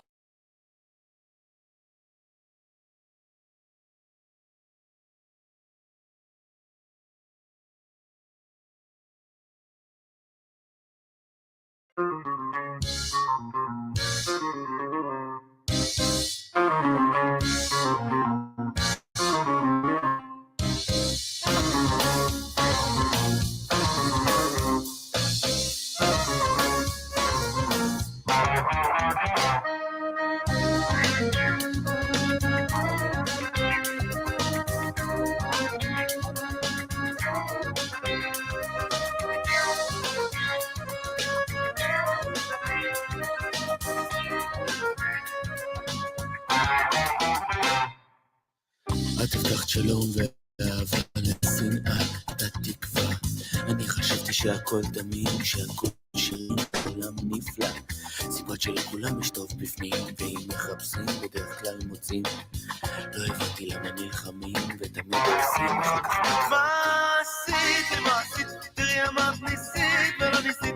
מה עשית, מה עשית? תראי אמרת ניסית ולא ניסית. מה עשית, מה עשית? תראי אמרת ניסית ולא ניסית. מה עשית, מה עשית? תראי אמרת ניסית ולא ניסית.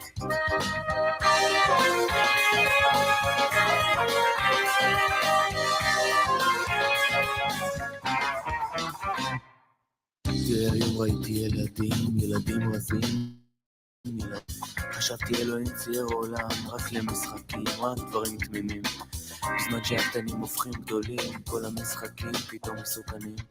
ואת אמרתי שכולם כבשים, לא פודוסים, לא זאבים. מה עשית, מה עשית? תראי אמרת ניסית ולא ניסית.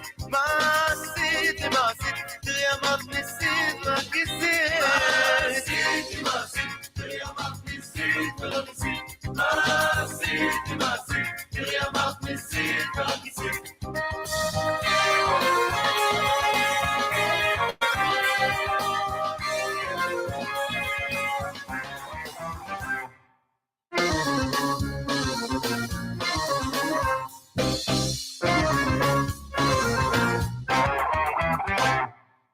אני חלמתי על דברים גדולים, אבל האנשים כל כך קטנים. חשבתי שכולם מאושרים, גיליתי שרובם פשוט בורחים. והנה רוב האנשים בסיבה גדולה ממשיכים חיים, וכולם מעבירים שנים ונפסדים גדולים. Okay, all right, let's continue. There was a little bit. TPEX, which is very popular maybe, I don't know, 10, 20 years ago. I remember I was sitting in a shiur, a lecture by a rabbi at yeshiva, and he was making fun of them, or actually of the secular, the chilonim in like the Tel Aviv chilonim, the secular Jews living in Tel Aviv with no connection to the religion. And he said you have to feel sorry for them. Ela anashim shesi tarbutam zatipex, and if you understand that, you understand. If not, then not. Actually, I think they're pretty good. I like their music, even though they're a little bit annoying at times. Okay, anyway, neither here nor there. Let's get back to our study. So Ari, Ella, and Ben say, here's one for the rabbis to answer. If the mother has to be Jewish for the child to be Jewish, is the son of a Kohen married to a ger still a Kohen? Yeah, exactly. Actually, I've been asking that question to rabbis for years. And how about if the son of a Kohen marries a non-Jewish girl? Then what? On the one hand, the mother is not Jewish. On the other hand, the father is a Kohen, right? Usually the answer I get is, well, you have to be Jewish to be a Kohen, so they lose their status of Kohen. But I don't know. That's it. Usually you kind of see a blank look on their face for a couple of moments until they come up with that answer. It's always fun. Stump the rabbi. Okay, so let's get back to our parsha. We are in Numbers chapter 19, and we went on a long tangent, but that's fine. I like tangents. We are, we're not being tested at the end of this. At the end of this study, we don't have to finish any particular chapter and verse. We're here to talk about the Parshat Shavua, the portion of the week. But hey, if we do, we do. If we don't, we don't. We're not under a time clock. As a friend of mine always used to say, "Ani lo olech lefi stopper," which means I don't have no one's going to set a stopwatch and tell me what I have to do and what I don't have to do. So I'll apply that same principle here. It's great if we get through the parsha, but if we don't, and we go off onto tangents and talk about some other interesting, fascinating, relevant, amazing stuff, hey, so what? I mean, that's the way we learn Torah. Okay, so let's go back here. We are in Numbers chapter 19, verse 2. Zot chukat haTorah asher siwa Yahweh lemor. This is the law So chuk, the rabbis make a big deal out of a chuk being different from a mishpat, being different from a Torah, and maybe there's some truth to it, but the rabbis usually say that the word chok means a law that can't be understood, and I don't think that's the case. I really think that chok, mishpat, Torah are generally interchangeable. Okay, tzivah Yahweh lemor daber el bnei Yisrael vaychu elecha para aduma tmima asher en bamum asher lo ala aleha ol. So take for yourselves a para aduma, a red heifer. So what the heck does this even mean? What is a red heifer? Has anyone ever seen a red heifer, a glow-in-the-dark red heifer? I know I haven't. So I know they have, let's see, red heifer. Let's see what pictures come up. Images. Doesn't really look red to me. Well, that one does. He doesn't look real. How about this one? There, that's your red heifer. Red heifer really means brown. And does the word amatz really not even clear if it means red per se? It means, so the word aduma comes from the word adama, which means earth. So it really means earthen colored. So it really ranges anywhere from, I don't know, think of the different colors that the earth can be.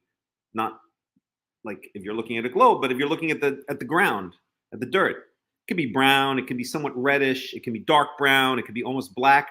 That's really what it means. This would better be translated as earthen colored, not as necessarily as red. In fact, if we look at the word, can we ever see where it specifically means red? Okay, so we've got the red lentils.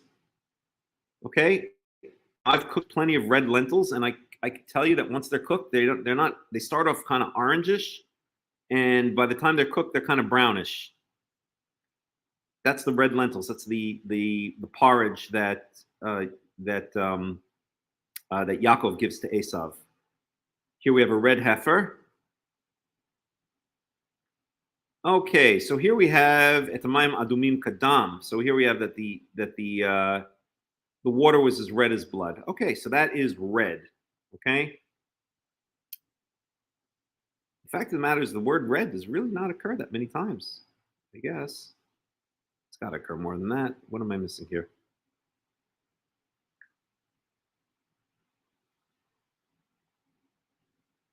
That's Adam. Ma'adimim. Okay, well that's all right. Dyed red, ma'adimim. Okay, well we're not going to go into it now, but we can see here that even when the word Adom, which is usually translated as red, is used, we could see that it doesn't always mean red. Here it does. Red is blood. Well, blood is definitely red.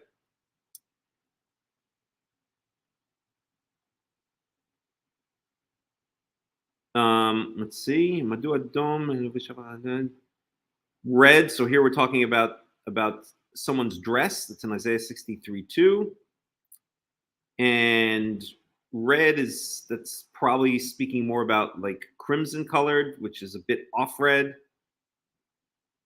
Riding on a red horse, that's Zechariah. That's the famous prophecy of Zechariah.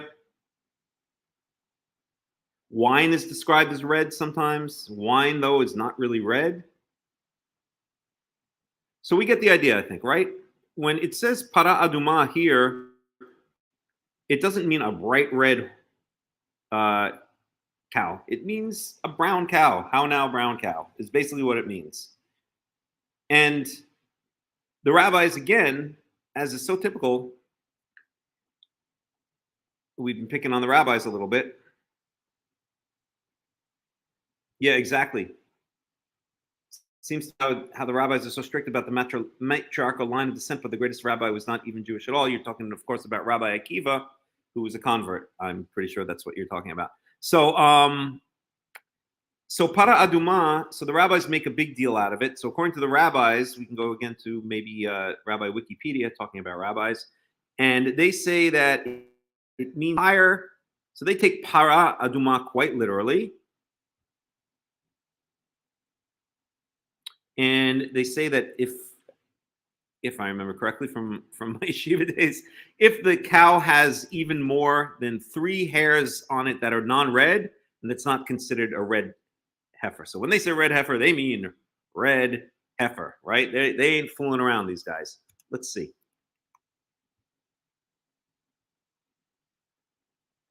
No, I don't believe that. Oh, it's because I have news. So red heifer. We could just read this a little bit. So the red heifer, a female bovine which has never been pregnant or milked or yoked, also known as the red cow. Here we have a picture in Wikipedia of this red cow. We see it's not red, it's brown. Cow now, brown cow.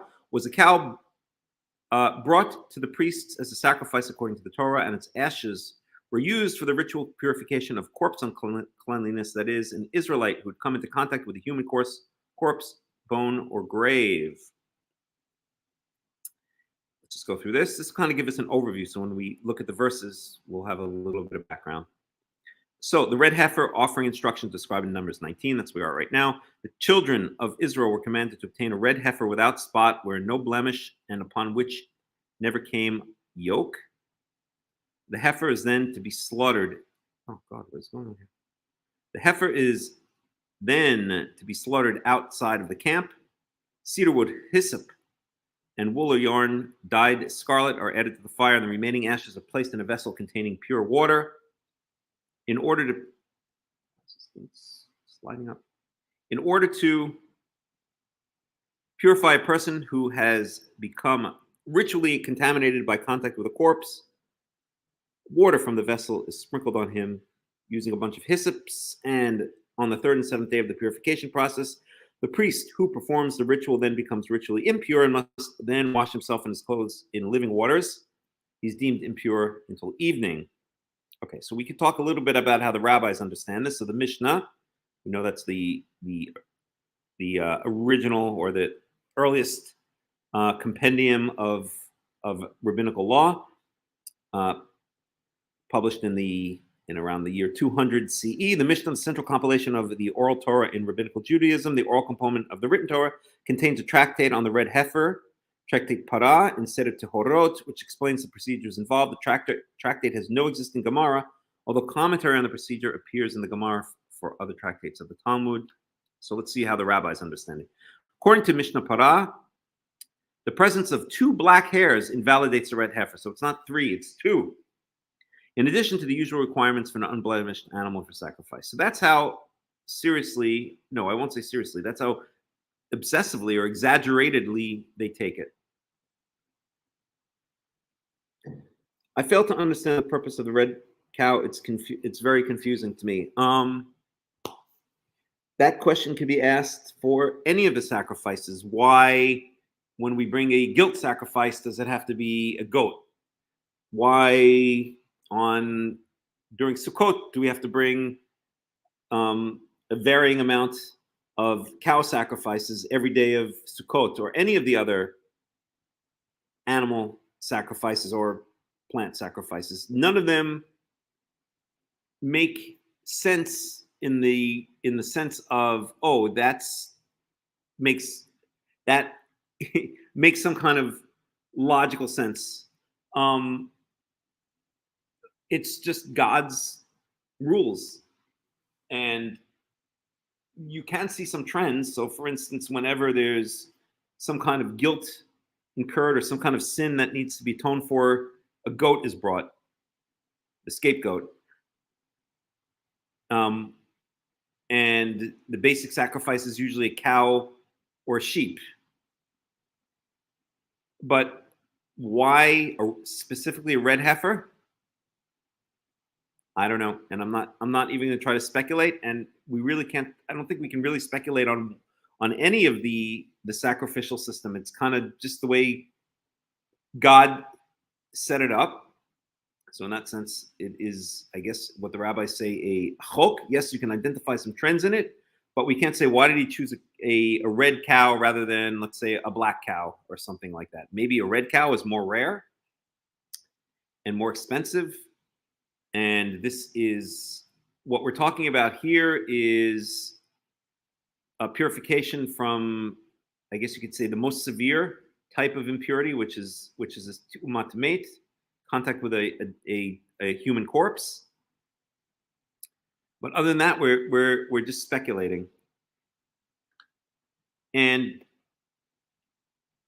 yeah, that's all I have to say about that. We can keep our eyes open as we go along. Are Karaites breeding red heifers in Israel? Not that I know of, but I know that there are people who have tried to breed red heifers according to the rabbinical understanding, which is, again, purely red. So 2 black hairs invalidate a red heifer, according to the rabbis, according to the Mishnah.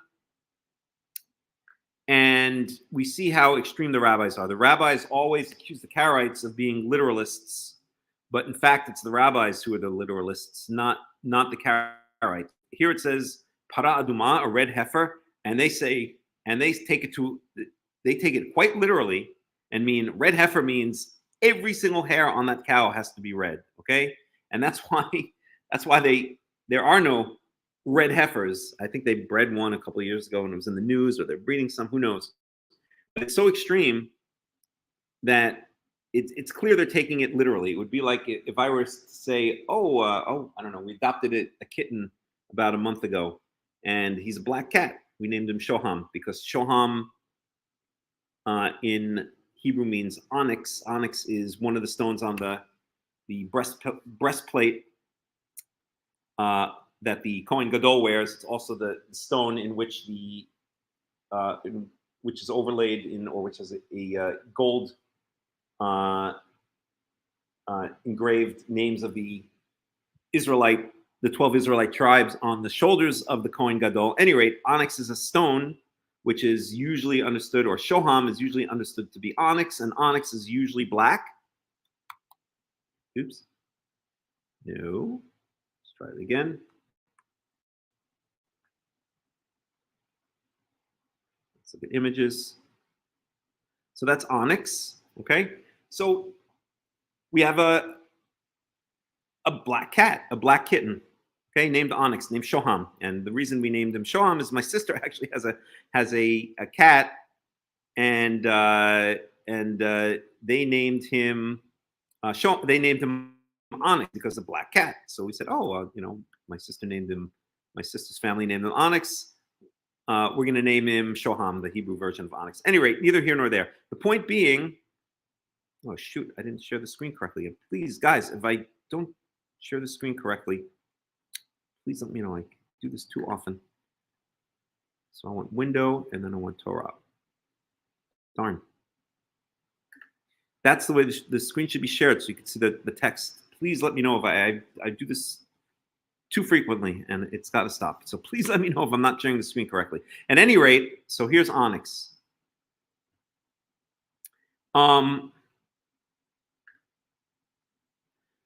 So what was the point? The point I was trying to make is, so it's a black cat.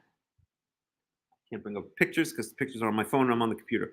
But is it really a black cat? No, his little white hair is growing out of his ear. He's got a little like tuft of white hair over here. He's got a little white hairs somewhere else on his body. He's not a 100%. He's not a 100% black cat. He's got a little bit of other colors in him. He's got a little bit of white. But if you look at him, you say, oh, that's a black cat. Right? He's more than 3 non-black hairs. But this is the ridiculousness. This is the extremity, the extremes to which the rabbis take things. That when they see para aduma, okay, anyone looking at our cat Shoham would say that's a black cat. Okay, but you look around, you see patches of white here and there. Okay, very small patches, but still patches of white. But definitely, you look at him, you say that's a black cat. It's the same idea here. Okay, a para aduma, it doesn't mean that every last hair, except for 2 hairs, has to be red. That's taking the Torah too literally. That's exactly what the rabbis accuse the Karaites of doing, but it's the rabbis who always take the Torah too literally. Classic examples, tefillin, where it says bind them to your hands and tie them as frontlets between your eyes. They take that a little bit too literally, and they walk around with those ridiculous black boxes tied to their body. They look like, I don't know, something out of a a bad sci-fi movie or something like that.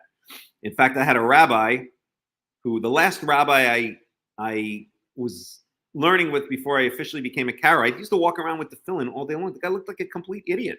He thought he was such a pious person following the Torah to a T. The guy would walk into this freaking supermarket with tefillin on his head, and he'd walk into the bank with tefillin, and the guy looked like a complete moron. Any rate, so neither here nor there. It just shows once again. So I don't think when it says para aduma, it means every last hair has to be red or it has to be brown. We already saw that aduma does not mean red. It just means you look at the cow. What color is it? Okay, is it spotted black and white? That's not a red heifer or a brown heifer.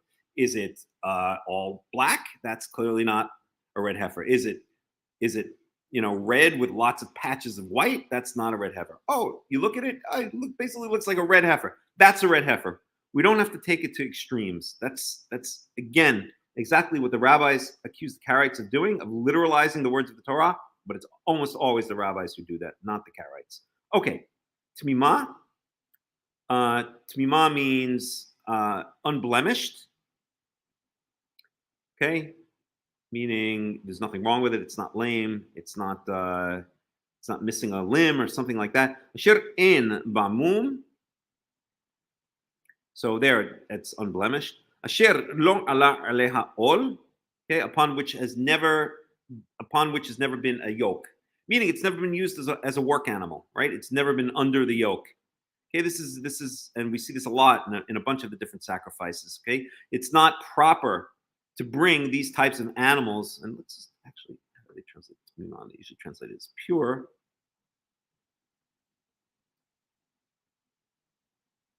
Complete sound, hold sound, helpful, innocent, having integrity. Okay, so we see this again and again for sacrifices that are brought to Yahweh. Okay, if an animal is not well, if it has a blemish, if it's lame, if it's sick, if it has been used as a work animal, it's not proper to use it as an offering to Yahweh, right? This is not proper. Yahweh gets the best, not the sloppy seconds of the flock. And that's really the idea here. ונתתם אותה אל אלעזר הכהן. So it's being brought to Elazar. Elazar, we know, is the third born of Aaron, basically now the firstborn, because Nadav and Avihu have already died by bringing foreign fire. So Elazar is basically now the remaining firstborn of Aaron. Okay, so not to the Kohen Gadol, but to one of the Kohens. Okay, v'otzi ota el michutz lemachaneh. And he's going to take her, meaning the I'm not even going to call it the red heifer. I'm going to call it the brown heifer, or the earthen colored heifer, the earth colored heifer. Okay, outside of the camp, with shachat ota lifanav, and he's going to slaughter this earthen colored heifer outside of the camp. Outside of the camp is usually where impure things are brought.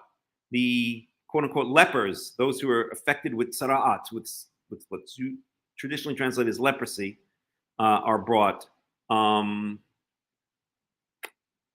instance. Okay, so impure things are usually brought outside of the camp. But there are other things also that are brought outside of the camp. Let me remember now, when we learn the sacrificial system, I think the ashes from the altar are cleaned and brought outside of the camp and put on an ash heap.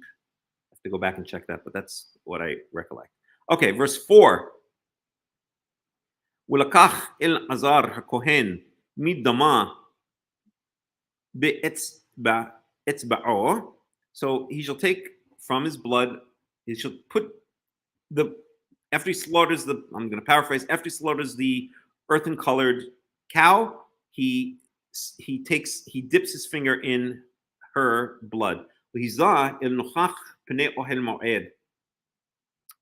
And he sprinkles it in the direction of the tent of meeting. So remember, he's outside Elazar Kohen midamah be'etzbo v'hiza el nochach. Well, I guess that can mean two things. I guess that means he goes back into, takes the blood, puts it on his finger, then goes back into the camp, and then sprinkles it on the tent of meeting.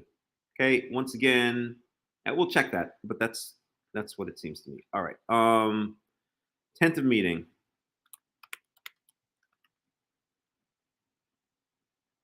So here is our rep in the park. If you're ever in Israel, in Eilat, go visit this. Very, very interesting. This is a replica of the Mishkan, of the tabernacle. Here we see the courtyard. This is the altar of sacrifice. Everything is built to scale here, exactly to scale. This is the washing laver for the Kohanim to wash for their sacrificial service. And this is the tent of meeting. Inside the tent of meeting, we have the holy area and then the Holy of Holies. The Ark of the Covenant would be inside there. Of course, there's no Ark of the Covenant in there. Actually, there's a fake Ark of the Covenant. There's a replica of the Ark of the Covenant. I won't say replica, a imagined idea of what the Ark of the Covenant might have looked like. So this is the tent of meeting. So the Ohel Moed, and this is the inner sanctum. This is God's inner sanctum. And then there's the inner sanctum. And this is where Elazar is to sprinkle the blood from the earthen colored heifer. I will never call it the red heifer again. In fact, I want to add that to my translations. Let me never, ever, ever call it the red heifer again. Let's see. Para Aduma. That's Numbers 19:2.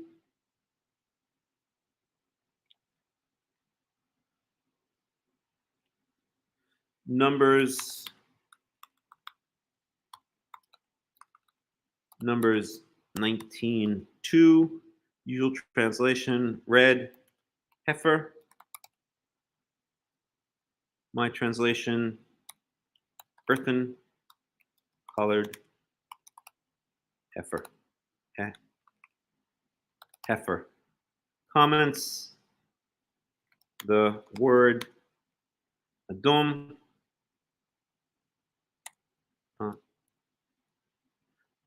Hebrew keyboard, so I have to remember where all the keys are by heart. Adom, there we go, is related to the word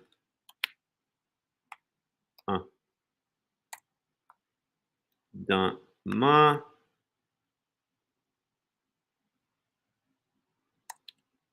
And clearly does not always mean red, but can range from dark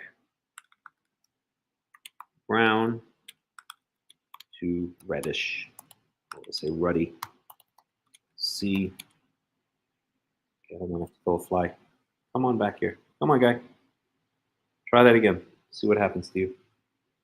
Yeah. All right, from dark brown to ruddy. See. Red, see Genesis 25:30.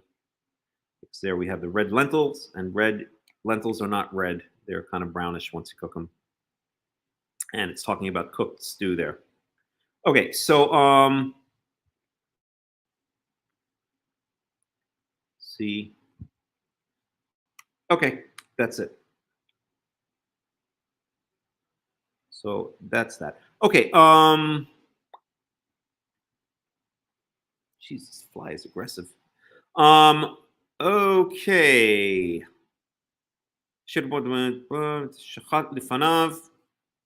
Okay, so we were saying it looks like he brings it back to the tent of meeting and sprinkles it against the tent of meeting. And it would only make sense because a lot of the blood from other sacrifices are sprinkled against the tent of meeting 7 times. Let's get a little Robert Alter on these verses. So we've done now 19:1 through 5. Let's go to RA.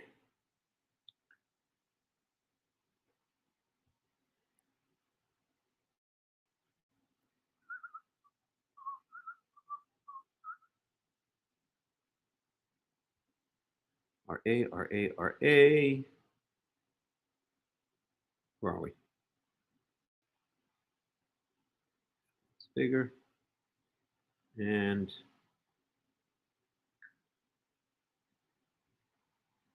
go noises. Jumpy. All right, so we're in Numbers 19.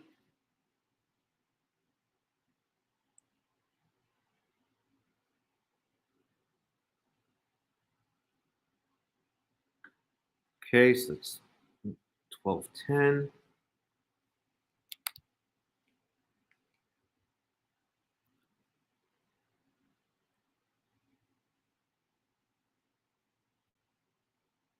Okay, so a perfect red cow that has no blemish. So he does translate it as red, which is interesting. I'm a little bit surprised. The traditional rendering of para as heifer is not warranted by the Hebrew, which in no way suggests that the beast is not mature. Okay. Okay, so now I have to look up what a heifer is. My English, we'll go to our list in a second. The red color appears to be associated with the importance of blood in the purification ritual that follows, an association reinforced by the phonetic overlap in Hebrew between dam and adom, red. So yeah, so then the question becomes, is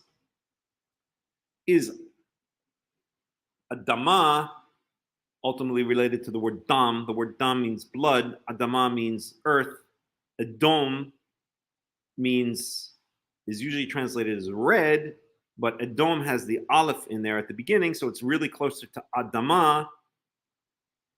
And alephs don't usually drop in and out. There are certain letters which can drop in and out freely of Hebrew words, and they don't have significance to the underlying meaning or root of the word. But aleph is not one of them. It's yud, hey, nun, vav. But really yud, hey, nun. But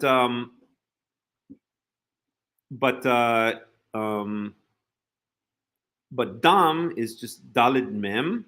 Adama is aleph dalid mem hey. The hey is not part of the root, so the root there for adama is really aleph dalid mem, which is different. It's similar to dalid mem, but it has the additional aleph, which really implies to me that it's different from dam. In other words, that adama, earth, and dam, blood, may be related, but they're not identical. They don't have the identical roots.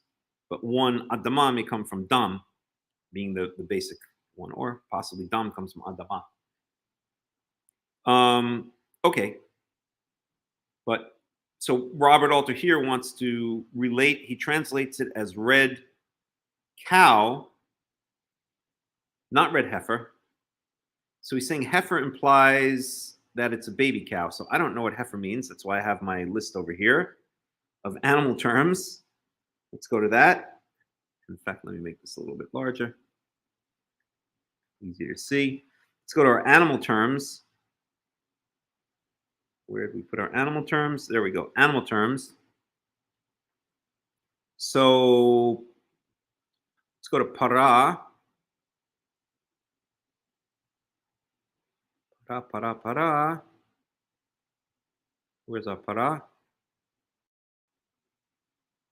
We've got a separate one for para. We don't have para? One second here.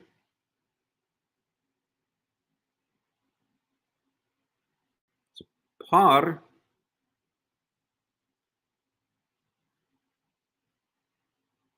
Well, here I marked down from Leviticus 15:3 that it means a baby bull, a young one of the herd. We don't have specifically para, which is interesting. So this is a male. I don't know why I didn't add para. So he says para just means a cow. Just one second. Not necessarily a heifer, which I guess a heifer in English specifically means, so there's a problem here. The Hebrew, let's make this a little bit bigger too. The Hebrew words need to be defined, but also the English words, a lot of people, including myself, don't really know what a lot of these animal terms mean in English. So what is a heifer specifically? Okay, a cow that has not born a calf or has only born one calf.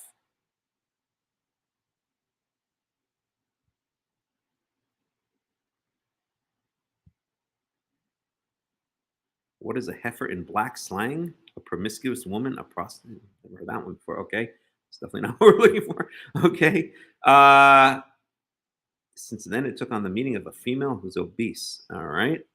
Any rate, getting back to planet Earth here. So I guess it implies, okay, a cow that has not born a calf. So I guess it implies a young cow. But Robert Alter is saying that it doesn't imply a baby cow, that it could just be a female. Any female who has not had the yoke on it and is not blemished. Okay, the red color, okay, we read that. On which no yoke has been put. We saw that the literal sense of the Hebrew is on which no yoke has gone up. The manifest idea is that the cow should not have been used for profane purposes, right? So that's, we mentioned that already. And then verse 3.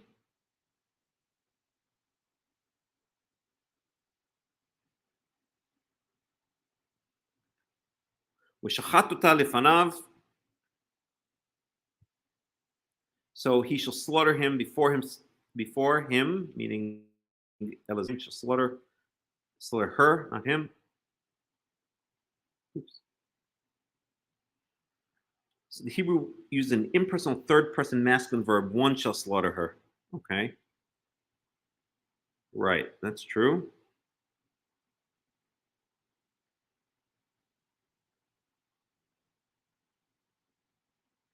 Okay, so this is kind of an important point.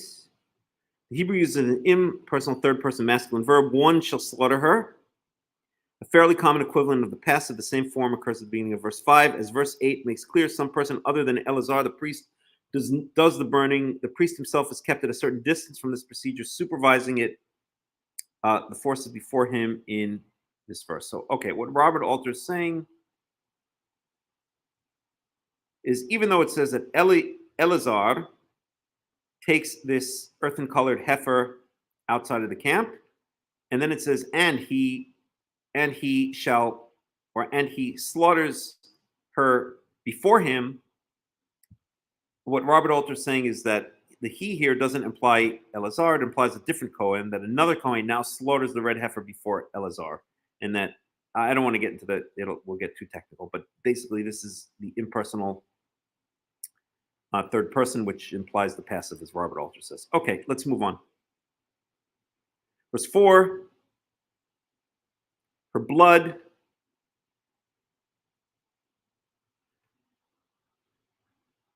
right? So he basically dips. So Elazar now dips his finger in her blood, in the cow's blood. Okay. And Robert Alter says, as elsewhere, the blood has a purifying function, serving what Jacob Milgram calls a spiritual detergent. The blood is sprinkled toward the tent of meeting because the whole ritual takes place at a considerable distance from it outside the camp. So, okay, so Robert Alter, so this answers our question. So Robert Alter is saying that this is all still outside the camp, right? So this means here, so it says, "V'hizah el nochach pnei ohel moed," it doesn't mean that he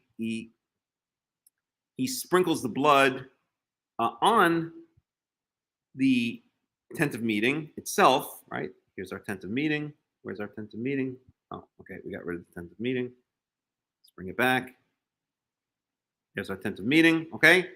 So he doesn't sprinkle it on the tent of meeting, but he sprinkles it in the direction of the tent of meeting. That's what it seems to be saying here, according to Robert Alter, midama sheva pamim, 7 times. So this Elazar and this other Kohen are outside of the camp, and Elazar dips his finger in the slaughtered earthen-colored cow's blood, and then sprinkles it 7 times in the direction towards the tent of meeting. Okay.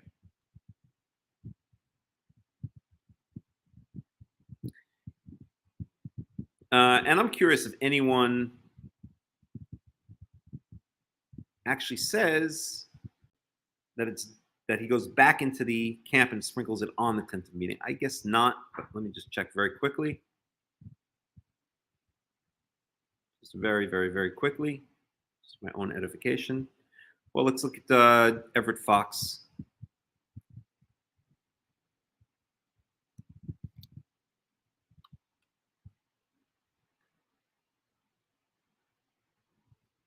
So numbers 19.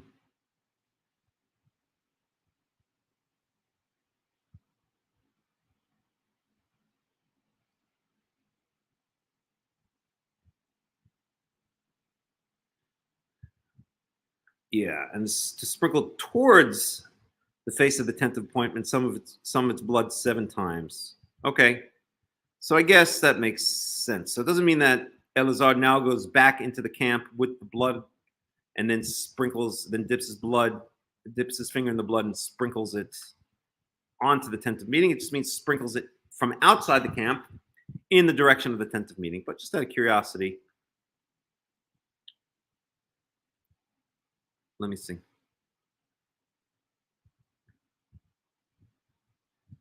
Do you like Robert or Fox better? I like Robert Alter's translation. I think Everett Fox's translation is good, but Robert Alter's is translation and commentary, so that already is a huge advantage. And but Robert Alter is I like his translation is how explain it. He chooses his words in a way that are very descriptive and kind of, I wouldn't say precise because they're almost more literary. He's very literary and poetic, but he chooses words which really sometimes bring out the essence of the Hebrew in a way that the other translations don't, and that Everett Fox does to a certain degree, but not to the same degree that Robert Alter does. I like using them both. My go-to is really Robert Alter, just because because it's really a good translation combined with a commentary. And by the way, I always point out, as I pointed out last time, that I bought that Robert Alter book when I was leaving your house, and we went into Chicago and we stopped at a Jewish bookstore, and that's why I bought my first translation, my first Robert Alter translation commentary. So if it weren't for you, I probably would have never found them. Okay, so they're both good. They're both good.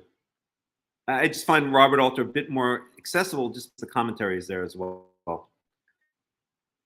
and really a bit more. His translations are very descriptive. They're very, they really try to bring out the essence. He thinks out which words he wants to use. I don't always agree with his choice, but in general, he chooses words in English which try to bring out some kind of essence Hebrew. Everett Fox does it to a certain degree, but not to the same degree that Robert Alter does. And I actually happen to like the NIV translation. Everyone trashes the NIV translation. I think it's a good translation, except when they start injecting, like New Testament stuff in there. But aside from that, I actually like the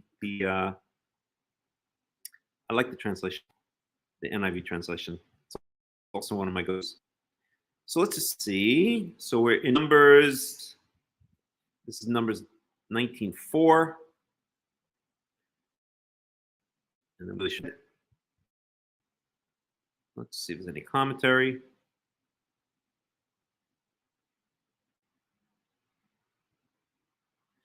All right, so Elikot, the heck of that is, I've heard of it. I don't know who the heck Elikot is. Before the tabernacle of the congregation, opposite to the end of the tabernacle, but as the camp, because the act had reference to the uncleanliness of death. So I guess he's saying also that the sprinkling is in the direction of the tent, but from outside the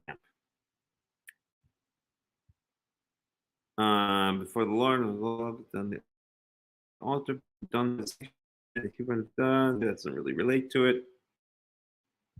So, the heifer was to be wholly burned. This typified the painful sufferings of our Lord Jesus, both in his body, blah, blah, blah. That's of injecting New Testament into commentaries.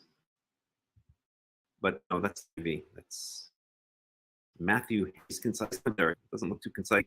Okay. Camp. One more here. 1 second.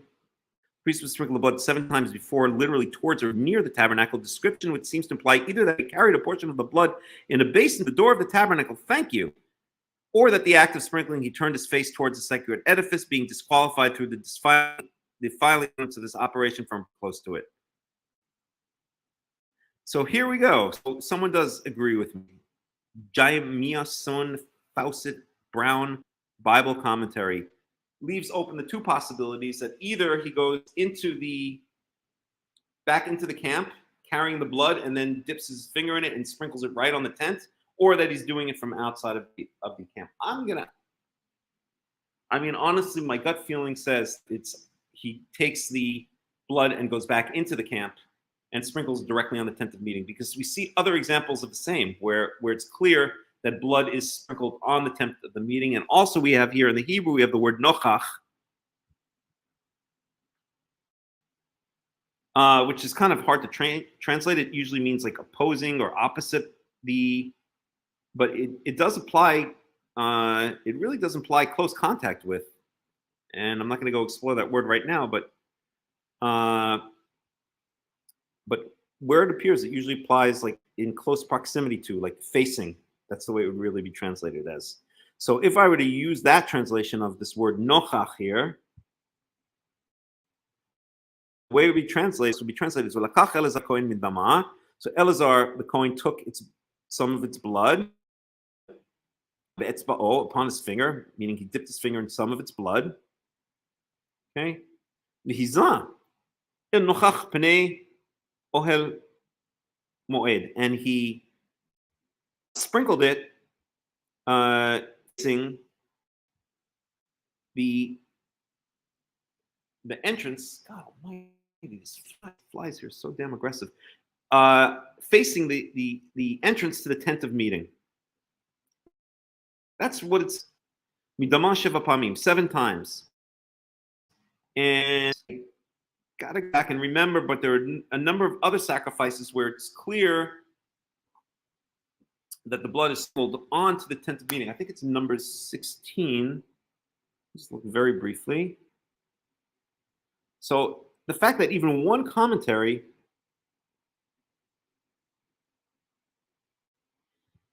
opens the possibility that the blood is actually carried inside the camp and then actually sprinkled on the meeting.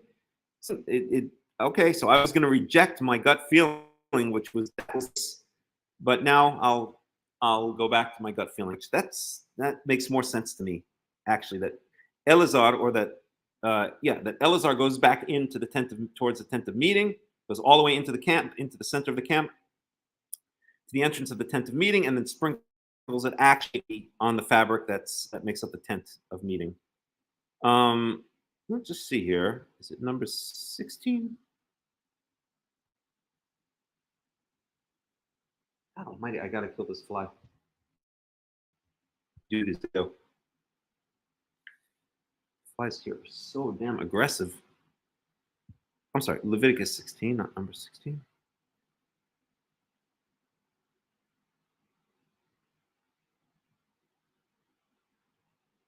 No, wait a second. Jesus Christ.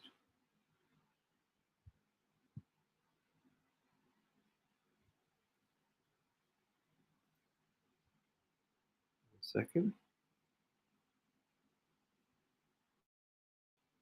Right now.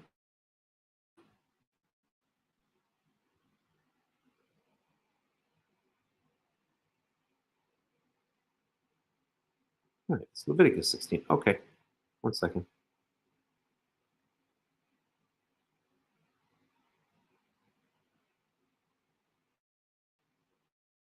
Something doesn't make sense here.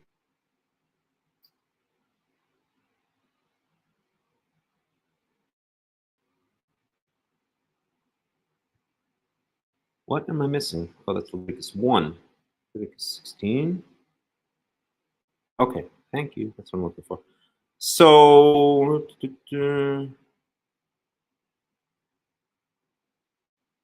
1 second. The incense. Here we go. So all right, this is a bit different, but in Leviticus 16, so this is talking about the ritual for the cleansing of the mikdash, of the sanctuary. I'll just call it the temple, otherwise it gets a bit confusing, of the holy temple on Yom Kippurim, on the 10th day of the 7th month. So here it says he's to take some of the bull's blood and with his finger sprinkle it on the front of the atonement cover, and then he shall sprinkle some of it with his finger 7 times before the atonement cover. The atonement cover is the cover on the Ark of the Covenant. So here we see actually the blood being sprinkled 7 times on of the covenant. But there are other times, let me just remember. Let me grab the Sheva meme. Let's try go in Sfaria.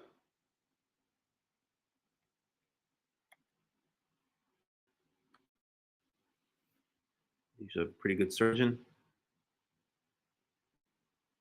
So that's a bit too much. We got to narrow those down. So we only want Tanach. And in fact, we narrow down.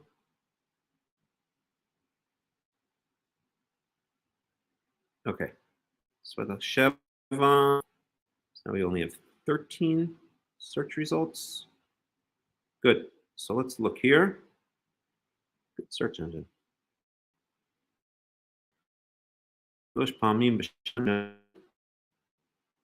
That's Jacob. Esav. Jacob President.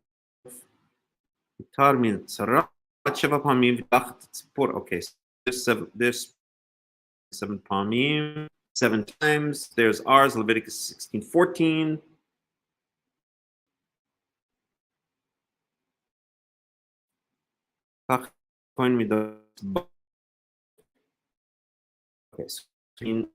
Okay, so right now, Yom Kippurim, Leviticus 19:4. That's our verse. The Valakoin, that's all bedam Isa mina dam.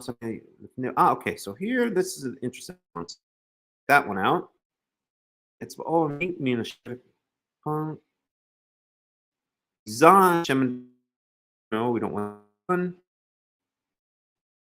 Let's check. So this 4:6.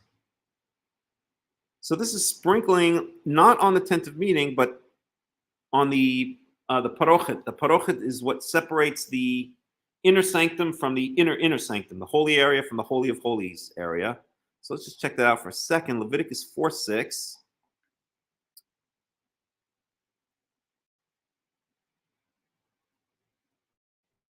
That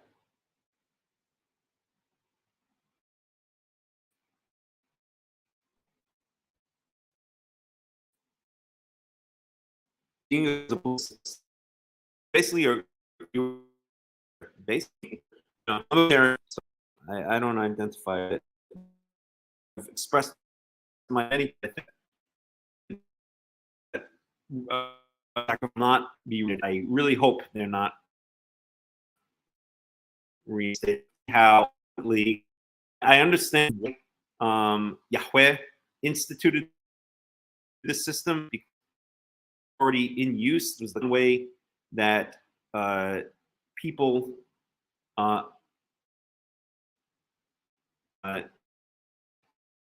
interact, communicated, analyze, and so been too much of a straps to not institute drill. Nations wouldn't have understood why not bringing animal sacrifices to their God, and maybe Israel themselves would have done a different range. They found a different, had a shofet, a judge over them rather than a king, and eventually got rid of the system of judges and kings.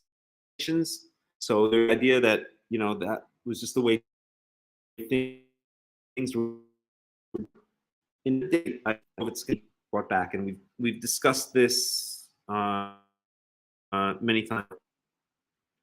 We've discussed this many times before, so I won't get into it right now. Too long, but if I could vote, it would be that no more meat. I think show our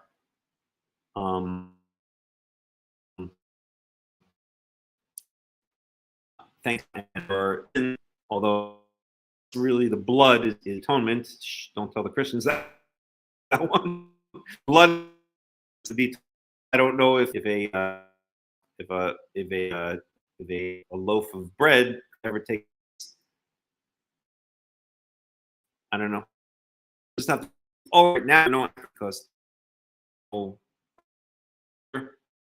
and so or this happens discussion, and we've had it. So we wanted to look. Oh.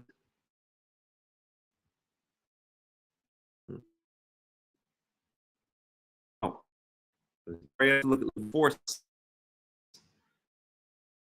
chapter, verse 6. I'll just read in the English here. So, sin offer. He points sins. He must be Yahweh, a young bull, without defect, as a sin offering for the fitted. He's to hold the intent for gates. That's this. All right, how did we do this? Let me grab that.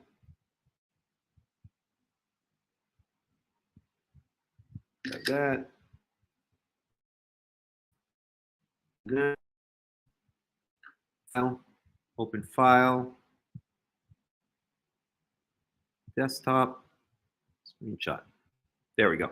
That's our tentative meeting, right? So the triangular, but you know what I mean? The triangular structure, that's a tentative.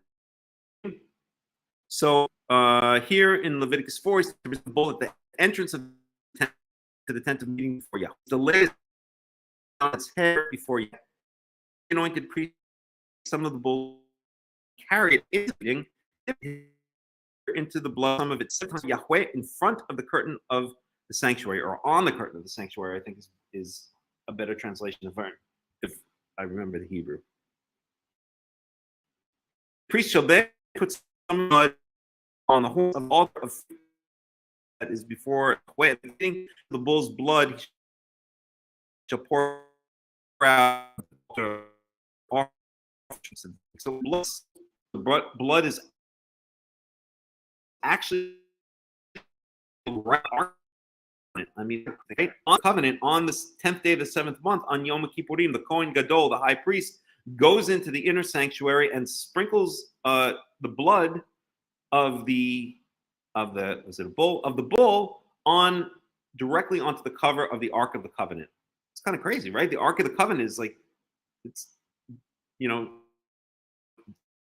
sprinkling blood on this full pristine. That has to be done for atonement, and that's specifically on Yom Kippurim for defilement of the sanctuary. Defilement meaning that, again, when we spoke earlier, hold on, I'm going to get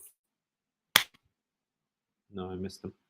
That we spoke about the idea of defilement is, again, that when you come in contact with the temple or items that have been dedicated to Yahweh, when you're in a state of ritual impurity or not according to the rules that Yahweh has laid down, that causes the defilement of the temple. And that has to be purified on Yom Kippurim. Yom Kippurim is really a holiday not about our own personal atonement, but on basically atonement, getting atonement granted for inadvertent defilement of the sanctuary or violation of the laws of the cultic worship. Again, cultic meaning just the ritualistic worship of Yahweh laid out in Torah, mostly in the book of Leviticus. That's really what Yom Kippurim is about. Okay, so at any rate, we see here the point of all this being that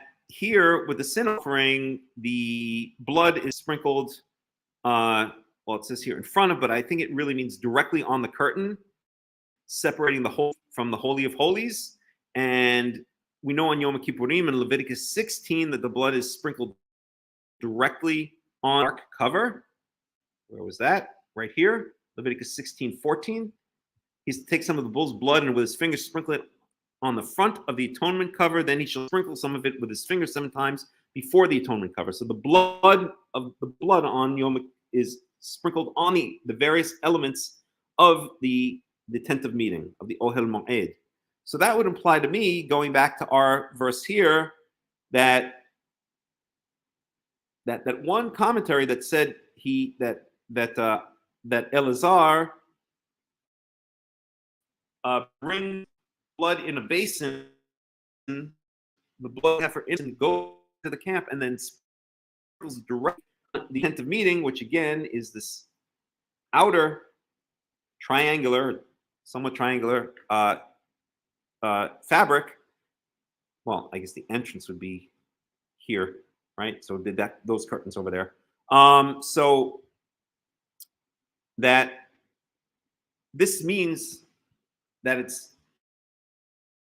it's not to say that outside the spring direction, it actually goes in and dips his finger in and actually sprinkles on the entrance to the tent of meeting. That's what I think. Okay.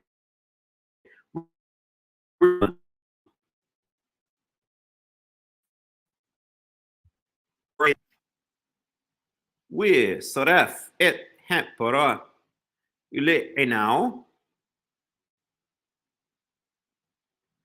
So okay, so the assistant Kohen burns the cow, the cover, the quote unquote, in front of his eyes, meaning before Elazar's eyes.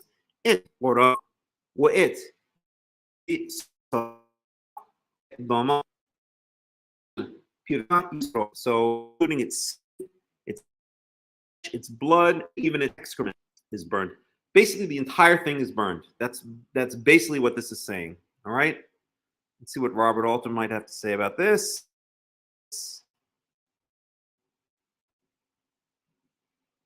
So he doesn't have anything to say on that particular verse. But basically, that's what it is.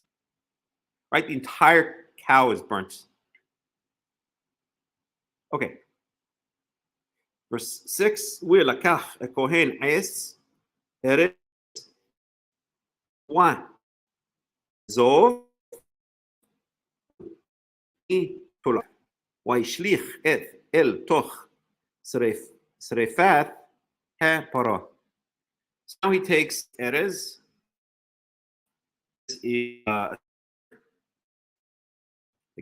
Lebanon, the Lebanon.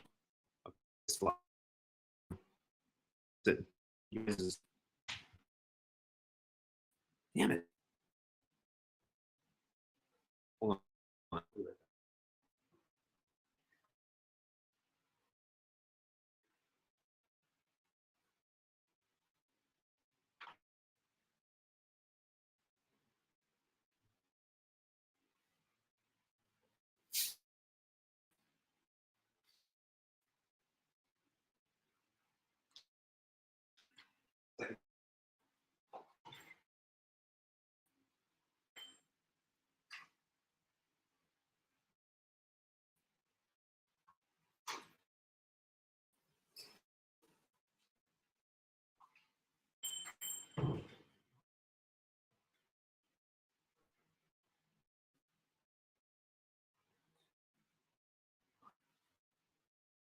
I'm back. So the cedar wood or cedar branch, Izov, hyssop.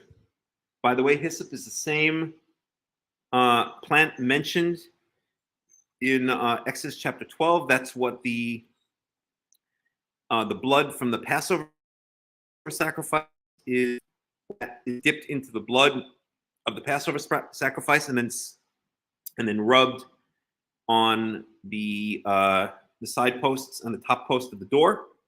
It's Izov or hyssop. And I'm quite sure that the English hyssop, Hebrew, hyssop, v, p, b, those are all interchangeable. Z, s, interchangeable. And I'm curious again, I always this proto nonsense, they won't admit to it, but sometimes they do. So let's look at the hyssop. They usually trace it back from ridiculous European fake root.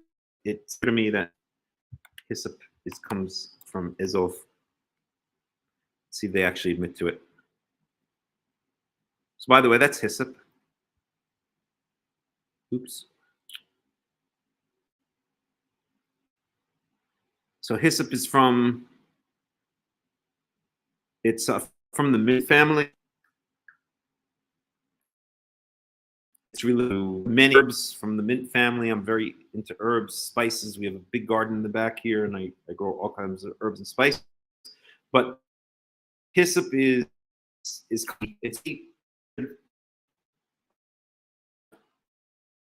like arching taxonomy. It even presented in the let's see. Do that. But at any rate, it's related to mint. It's related to, which is also sometimes called catmint. It's related to basil. It's related to oregano. It's related to marjoram. It's related to savory. It's related to what other popular ones? Rosemary. These are all from the hyssop family, and usually you can identify from the hyssop family. I'm saying because they purple flowers. Okay, so if you ever saw basil flowers usually tend to be purple, not always. Thyme, that's another one I forgot. Thyme flowers are usually purple. Mint flowers are purple. Flowers, marjoram, which is related to oregano, mint,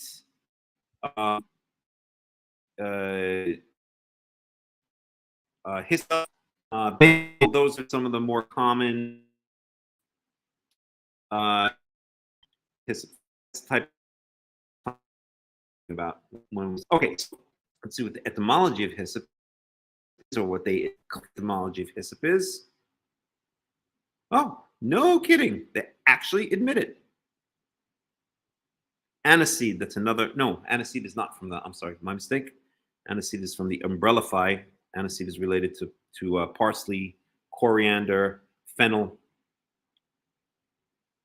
So they actually admit it. I am shocked. The name hyssop is thought to derive from the Hebrew izov or izov, which means healing herb. No kidding. They actually admit it. I'm shocked. Let's read here. Old English hyssop, from Irish, Latin, whatever, blah, blah, blah, blah, blah. From Greek hyssopos, a plant of Palestine,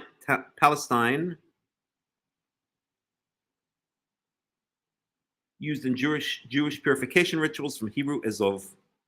Compare Syriac zufa, Arabic zufa.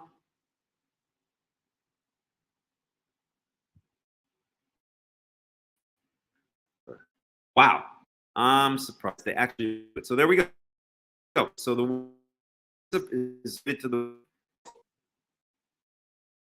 So now we know that the blood. So this blood is dipped. So it's the takes. I'm sorry. We'll see what. The cone see. So that it means the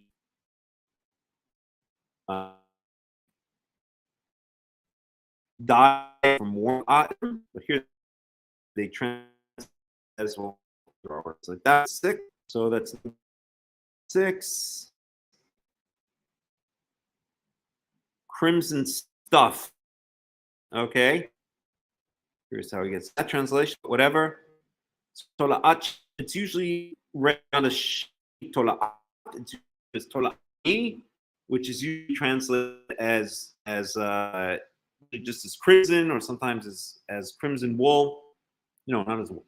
I think it's usually translated just as crimson. Basically implies the word Torah means warm, and we know that crimson traditionally was made from the blood, not of worms, but of insects. So that seems to imply that it's maybe it's not the blood of insects. It's crushed big insects. We could look it up. We studied this last year when we were studying the different types of thorax. Let's see, crimson.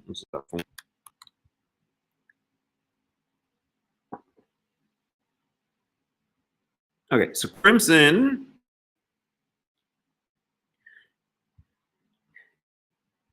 is a rich, deeper inclinable. It meant the color of the Kermi dye produced a scale like Kermilio. So, so pick a little Vermilio, pretty gross. So you don't see some stupid insect. There we go. Some scale insects. But the now sometimes also use the term for blue colors that are between red and rose. So crimson is using the of insect Kermes. Where's our Kermes? There's our Kermes. There we go. Which were gathered commercial in many countries where the Kermes oak and sold throughout Europe. These dyes have been found in barrowings single skin.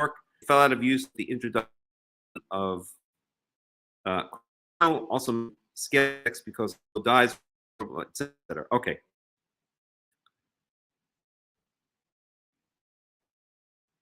Sorry, we get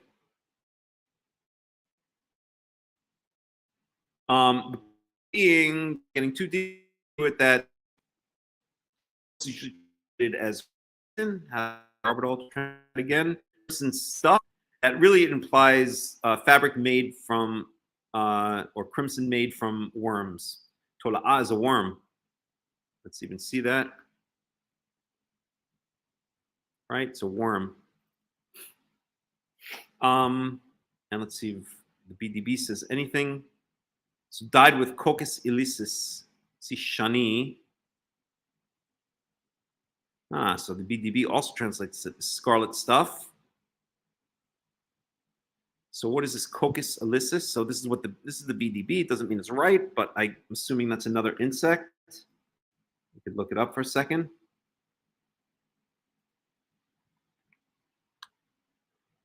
Oh, there you go. Messiah the worm? And it brings us back to Kermes. Okay, so I guess that same insect. Scarlet worm. So you get the idea, right? Right?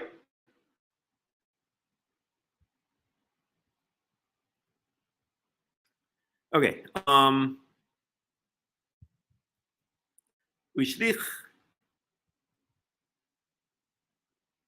التوخ سريفات هابرا. So all of these three things are thrown. So remember the entire not red heifer but earthen colored cow is burnt, every part of it basically, and then these three things are thrown into the fire. So cedar wood, hyssop, and crimson fabric. Okay.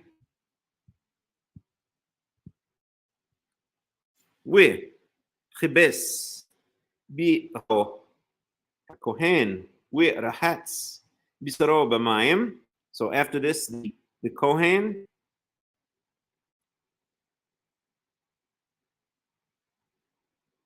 one second. So I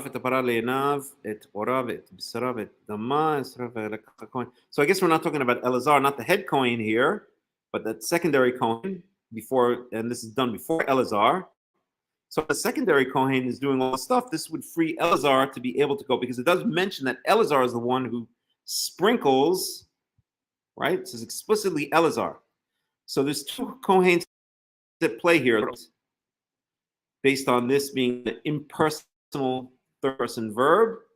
That means that another kohen or some other kohen is slaughtering the para aduma, the earthen-colored cow, before Elazar. But then it says explicitly that Elazar takes the blood and sprinkles it against the entrance of the tent of meeting. So they imply while this other Kohen is doing all the stuff, Elazar could take the blood and go back into the camp to the tent of meeting and blood 7 times on the entrance of the tent of meeting. Okay. And this other Kohen then burns the entire cow. And then that Kohen takes these 3 things that we mentioned and throws it in the fire. And then this Kohen, a Kohen. So you have to keep in mind, it seems there are 2 Kohanim here. There are 2 priests here. Okay, so the Kohen bathes or washes his clothing with a hats bisaro b'mayim, and he bathes himself in water. It does not say living water; it just says water. And afterwards, he comes into the camp with tameh Kohen ad ha'arev. And then afterwards, he comes into the camp. The second Kohen comes into the camp, and he remains in a state of ritual impurity until the evening. So this would imply that Elazar, so if we understand the story correctly, we're talking about 2 Kohens, Elazar and an assistant Kohen. So Elazar does every right. The only thing that Elazar does, 1 second.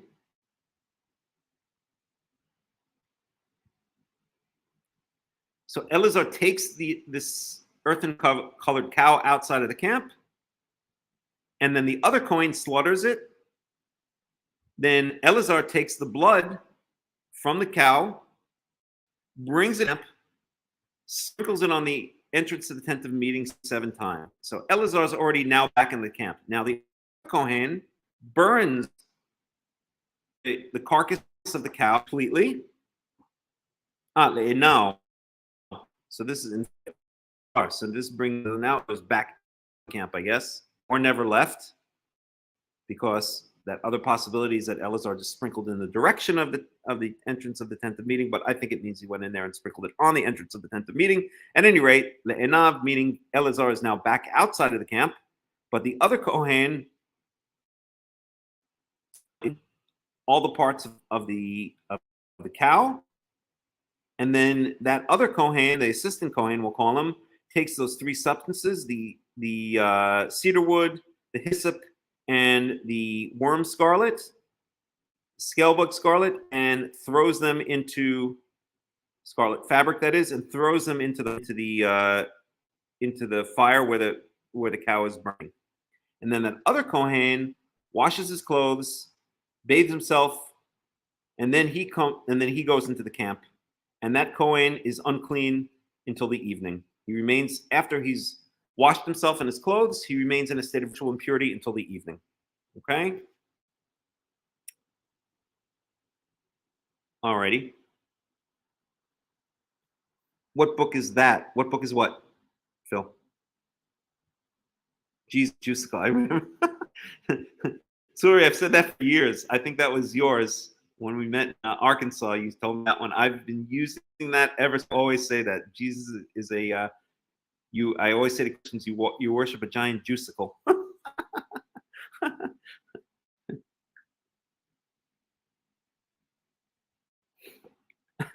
Okay. Okay, so that's, now we're up to verse 8.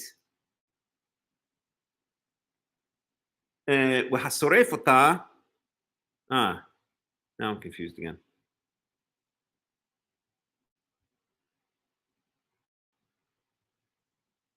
Oh,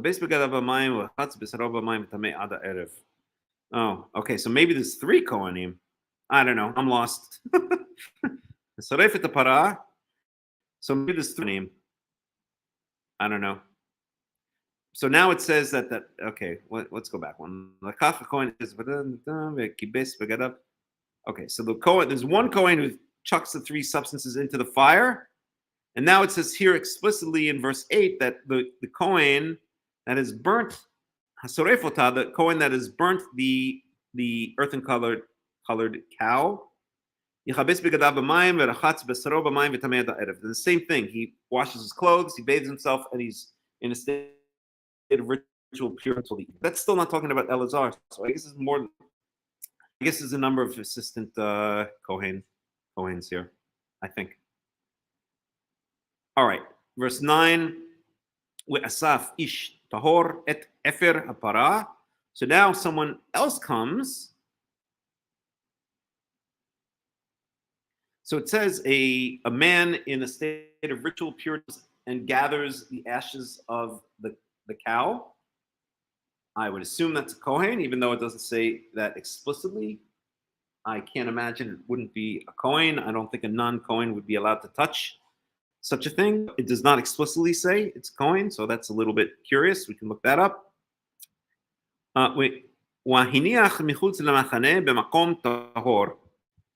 And he gathers up. So this other person now comes along. So there's a whole team, right? This is a complete team effort.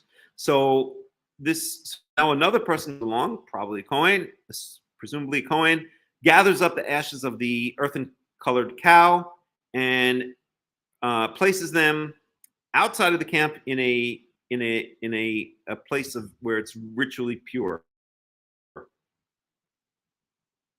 So again, I guess there were places which were ritually impure, like the lepers were sent outside the camp. I guess it's a ritually impure place. But I guess this is another place, I'm going to assume, right, that there's impure places outside the camp and pure places outside the camp. It's hard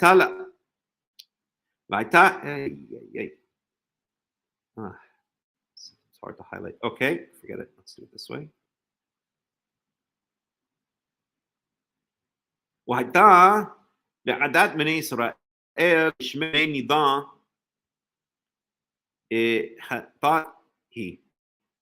So then literally it shall be for the congregation of the children of Israel, it shall be guarded or it shall be kept for the congregation of the children of Israel, for the orders of nidah is usually translated as purification.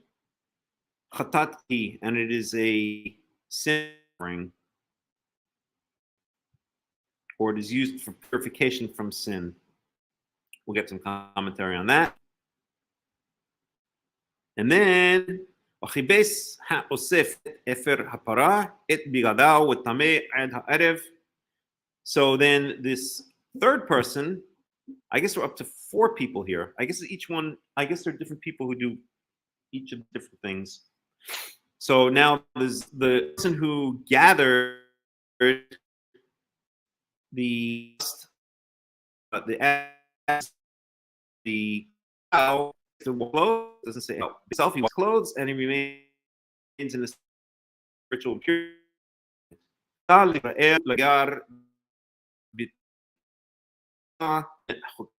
And for the children, the ger who lives among them. So remember, so there's the children of Israel. Together in the ger make up the entire Adat Israel, right? You have to point out that there is born Israelite and the Gerim. Yes, the Gerim are of the Israel, the Adat Israel, they have their own status. They have, I've said, like circle, right? The Kohen center of the circle, Judah, Ephraim, and Manasseh are at the center of that circle. That concentric circle. Move out the other tribes. First, the Rachel and Leah, and then the children of the concubine. And then on the eccentric circle, yes, within the of the Israel, outer circle. As I always say, it's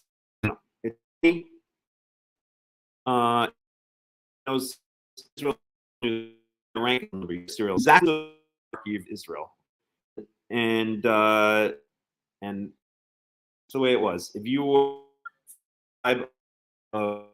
God, which is son of Bill, or one sons of one concubines, and status. You were from a tribe that was considered on the more outskirts of Israel, and it's just the way of luck. You know, this is no equity. Equity. I forgot what now. There's some acronym, right? But there was no equity in. Is not everyone had that, and didn't have status. You could go. You should go around moaning about. Last we saw about we have Korah, who did start bitching and moaning. He didn't have the sex, and it's Dotan Iran were big. They didn't have the same status, right? Upset that as high within Israel as did Aaron, and they did it and fomented coup d'etat. Coup d'etat was quite quickly as and his people were fire. And I'm sorry, Korah was swallowed by the ground, and the Reubenites burned by fire, right? I think so. At any rate, so everybody knows their name and serial number, and if you don't like it, that's whatever you were born into. What you got? Happy you're with the nation of Israel, and don't be like Dotan, Aviram, and On, who bitched on. That they weren't CEO of the corporation, that only only a vice president, and that wasn't good enough for them. Okay, so that's that.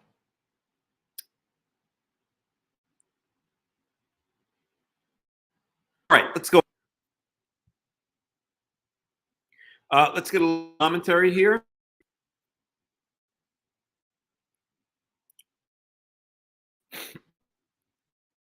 Verse 9 is an offense that's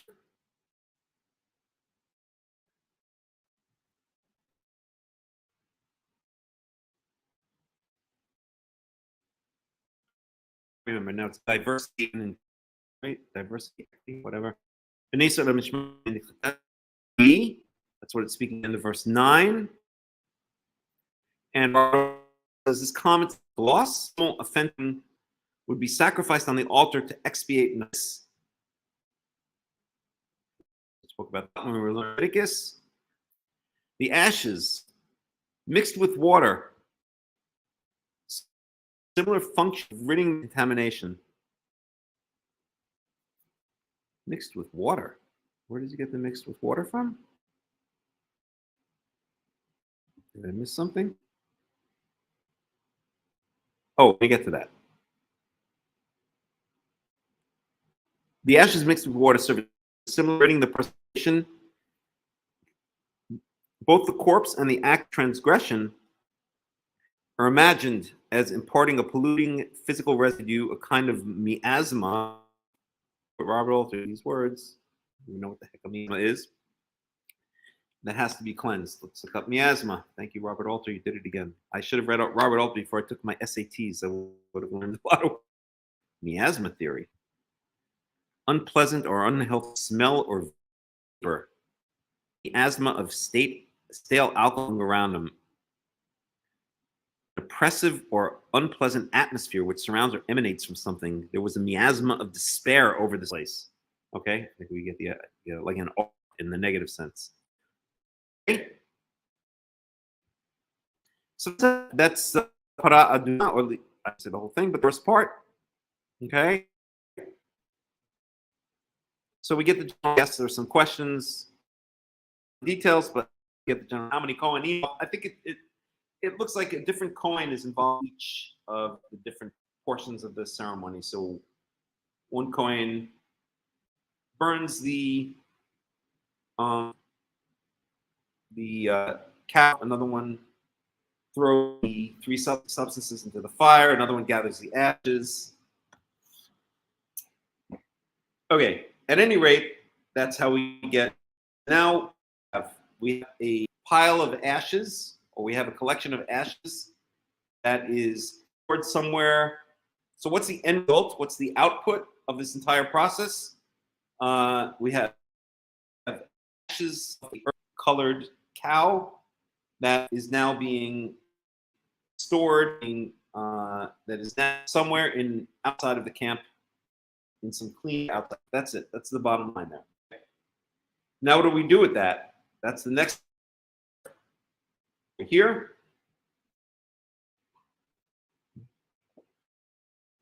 So let's go right.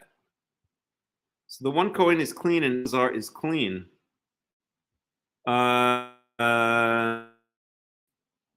Yes. Anything about Elazar?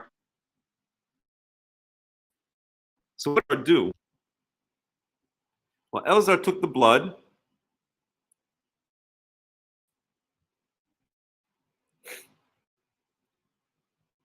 So Elazar the camp,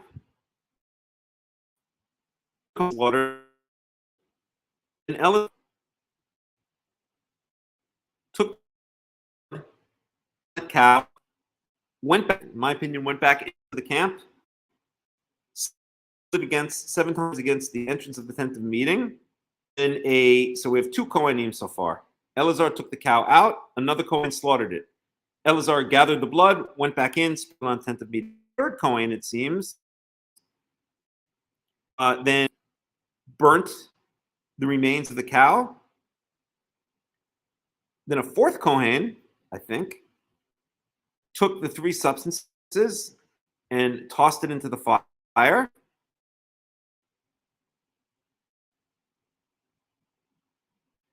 And then that person, one who took the 3 substances, cleansed himself. The one who did the burn, cleansed himself. So we have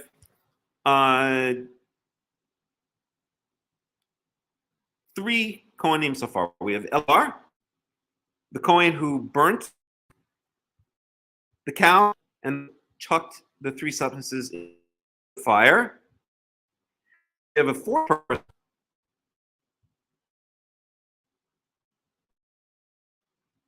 And Elazar anything about cleansing himself. The latter 2 says himself. So it's 3 people so far. Now we have this 4th person, not explicitly mentioned as a, but I think it must be. And then he gathers the ashes and takes them to a clean area and a ritually clean area outside the camp. And then he also washes his clothes. It doesn't say about himself. He washes. So yes, it doesn't do anything. Elazar purifying himself afterwards, at least not yet. Elazar's not out yet, so let's wait. It's not. I guess it's the end of that. Yeah. I guess you're right. Imply strangely that Elazar, who did 2 things, he took the 5 cow out of the camp, the blood, sprinkled it into the tent of meeting. That implied that he entered a state of ritual impurity, which I guess makes sense, actually. It actually makes sense because the Kohen cannot be there in the area of the tabernacle, be in a state of ritual impurity, right? That's like rule. So these other guys who are doing all the other work, the burning, the chucking of the 3 substances, and the gathered ashes, and that 3rd one may or may not even be a Kohen, those 3 guys enter a state. They do everything outside the camp, right? And they all clearly enter a state of ritual impurity, light ritual impurity, but still ritual impurity, which is cured by washing their clothes and bathing themselves, except for the 3rd one who only has to wash his clothes. So it's even less form of ritual impurity.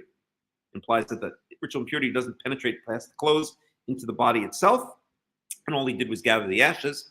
But yeah, Elazar, I guess, yeah, Elazar see, the fact that Elazar remains in or that it doesn't say anything about a purification ritual of Elazar, that actually implies that Elazar went back. That actually supports the idea that Elazar went back into the camp, right, to sprinkle the blood actually on the entrance to the tent of meeting, because he would have to be or in order to, let's put it this way, if he were not in a state of ritual impurity, he could not go into the camp. So the fact that he is in a state of ritual, or the fact that it doesn't mention that he entered a state of ritual impurity, implying that he remained throughout in a state of ritual purity, implies that maybe the reason for that was that he had to go back to the camp to sprinkle the blood 7 times on the entrance of the tent of meeting. I hope that that all makes sense. And perhaps that even sheds more light on the ritual, implying that the very reason that these other Kohanim, these assistant Kohanim, I mean, why doesn't Elazar the Kohen do all of this stuff? Maybe the reason he has these other 3 assistants, and it seems like 3 separate assistants, yeah, it's clearly, is that he can't do those things because he would have entered a state of ritual impurity. And if he entered a state of ritual impurity, he couldn't take the blood back into the camp and sprinkle it 7 times on the entrance of the tent of meeting, right? Does that make sense? I hope that makes sense. I'm going to read through that one more time in the Hebrew very, very quickly, and you can follow along in the English, but I just want to kind of like solidify all of that, all right, in my own head.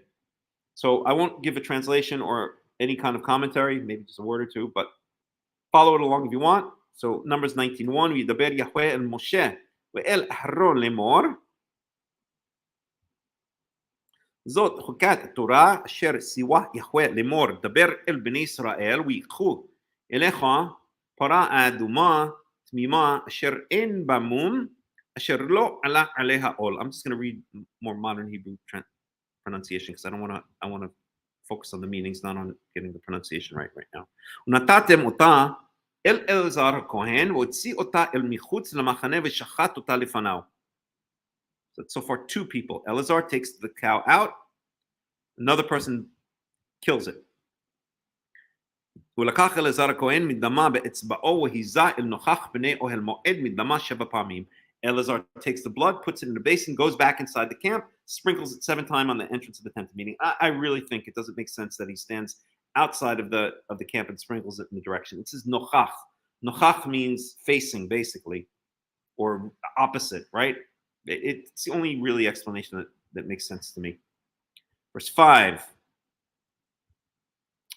ושרף את הפרה לעיניו, את אורה ואת בשרה ואת דמה אל פרשה ישרוף. Now the entire cow is burnt. Now a 3rd Kohen burns the cow. So Elazar, we have Elazar, brings the cow out. Kohen number 2 slaughters it. Elazar takes the blood, goes back in the camp, sprinkles it on the tent of meeting. Now a 3rd Kohen, I think, I want to count the Kohens.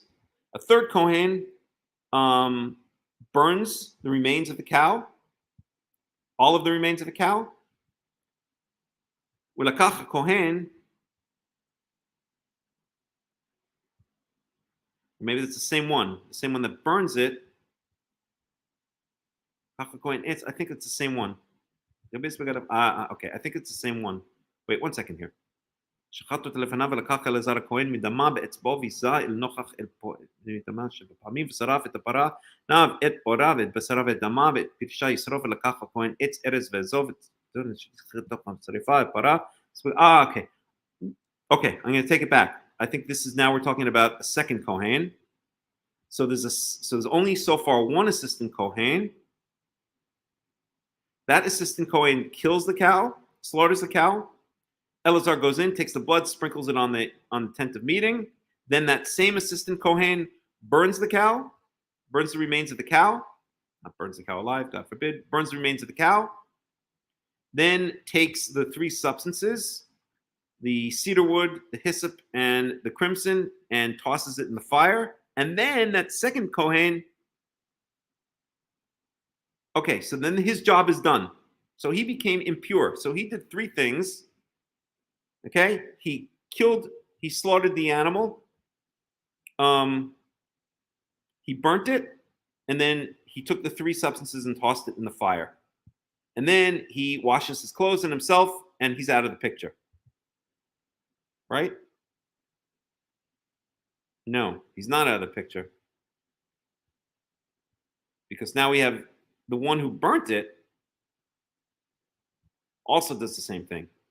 So I guess there are 2. So far there are 2. One who burned it and one who did the rest. I don't know. It's confusing. Asaf ish tahor, and then there's a third. So now we have a third. So now there's a third person who's in a state of ritual purity.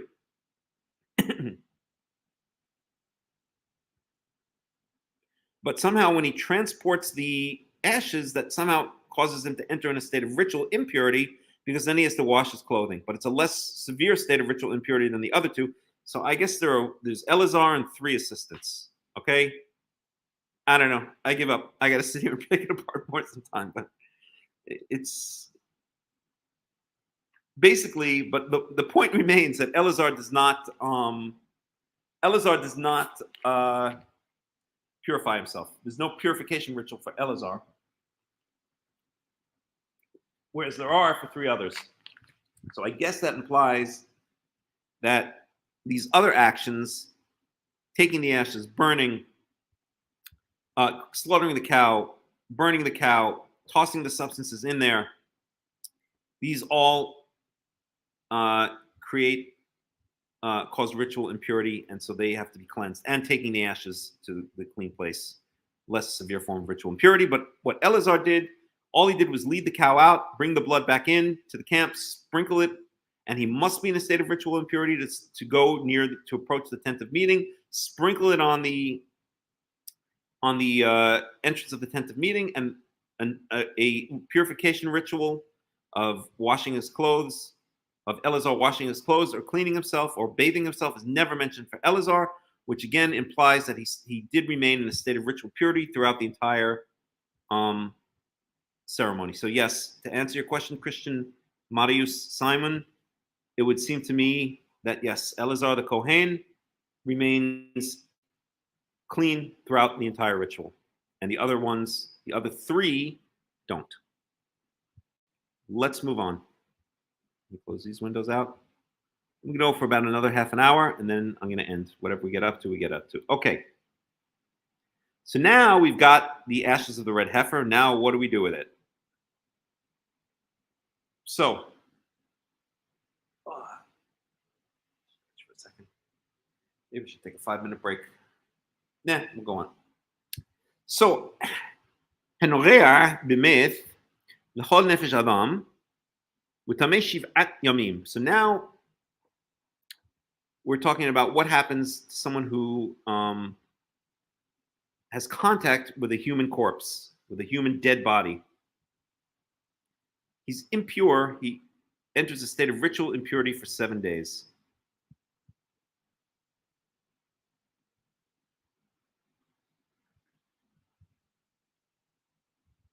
And this was already mentioned in Leviticus, right? Where, I don't remember, I'd have to go back. But it's just reiterated here because now we're going to talk about how he's purified. Okay? הוא יתחטא בו ביום השלישי או ביום השביעי יטהר.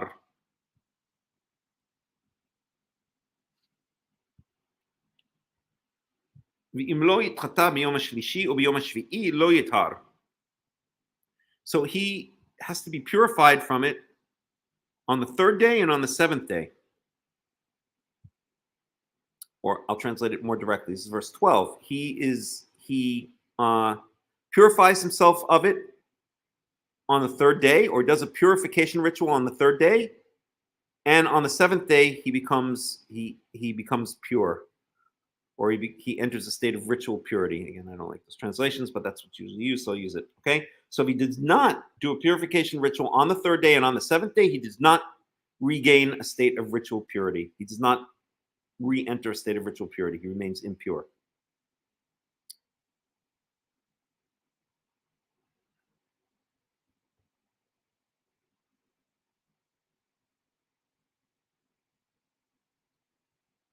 So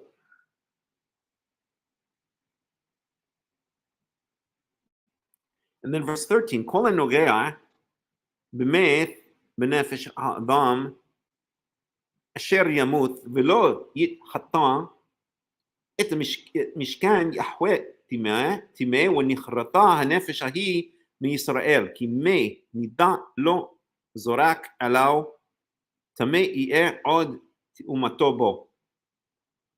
So anyone who has contact with a dead body, a dead human corpse, from any, or benefesh adam, any dead human body, shir yamut, who's died.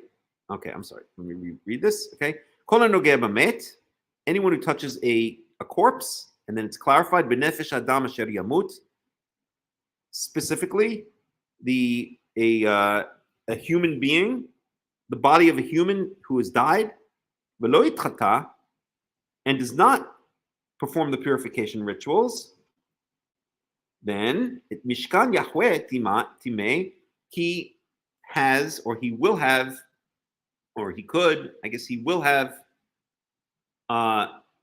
defiled, made impure my sanctuary, not my sanctuary, my dwelling place, mishkan. I want to be more precise with language. In fact, let me add that to my list.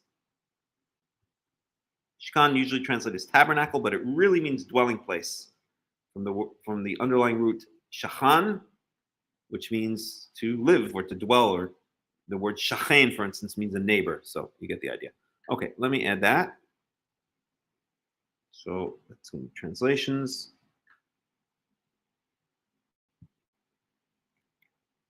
So Mishkan. Oh, I already have it. Dwelling tent. I think I'm actually going to change that to dwelling place. It's not necessarily a tent. Okay, we got it already. Okay.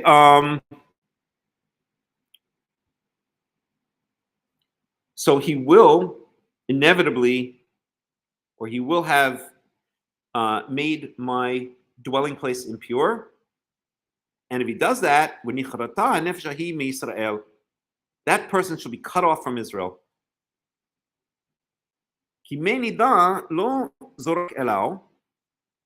Because the waters of purification have not been thrown upon him.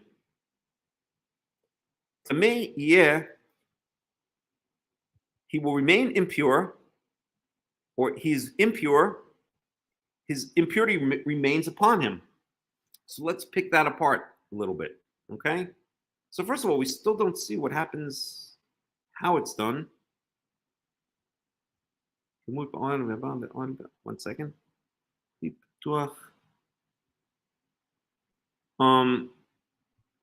It doesn't say what we do with the ashes yet. Maybe it says somewhere else. I'm trying to remember now. We may have to go back to Rabbi Wikipedia. Okay, so Shabbat Shalom, Shavuot Tov, Itten Avior. So, all right. Okay, let's just review this for a second. So I'll just translate, more or less. Anyone who touches a corpse, specifically a human corpse, becomes impure or gets the cooties for 7 days. Okay, remains codified for 7 days.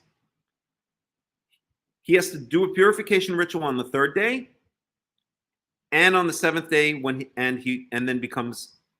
then loses the cooties, then becomes clean again, ritually pure. If he doesn't do the purification ritual on the 3rd day and on the 7th day, he doesn't become pure. He doesn't regain a state of ritual cleanliness. Anyone who touches a dead body, specifically the body of a dead human being, or the body of a human who has died, and who does not perform the proper purification rituals, will have defiled my dwelling place, and he will be cut off. That person will be cut off from Israel, because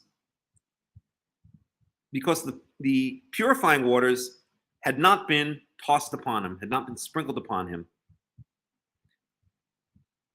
he was impure, he stayed impure, or he was impure, his impurity remained upon him. That's what it's saying. Okay? So now lots of questions arise. Okay? Lots of questions arise. So, okay, I gotta get this fly. Jesus, this is like one fly has been torturing me all day long. It's it, you die. Damn it. Stuck my thumb. And he got away. Little bastard. I'm gonna get you. I'm gonna get you. If it's the last thing I do, I'm gonna get that fly today. He will not get out of this house alive. Okay. So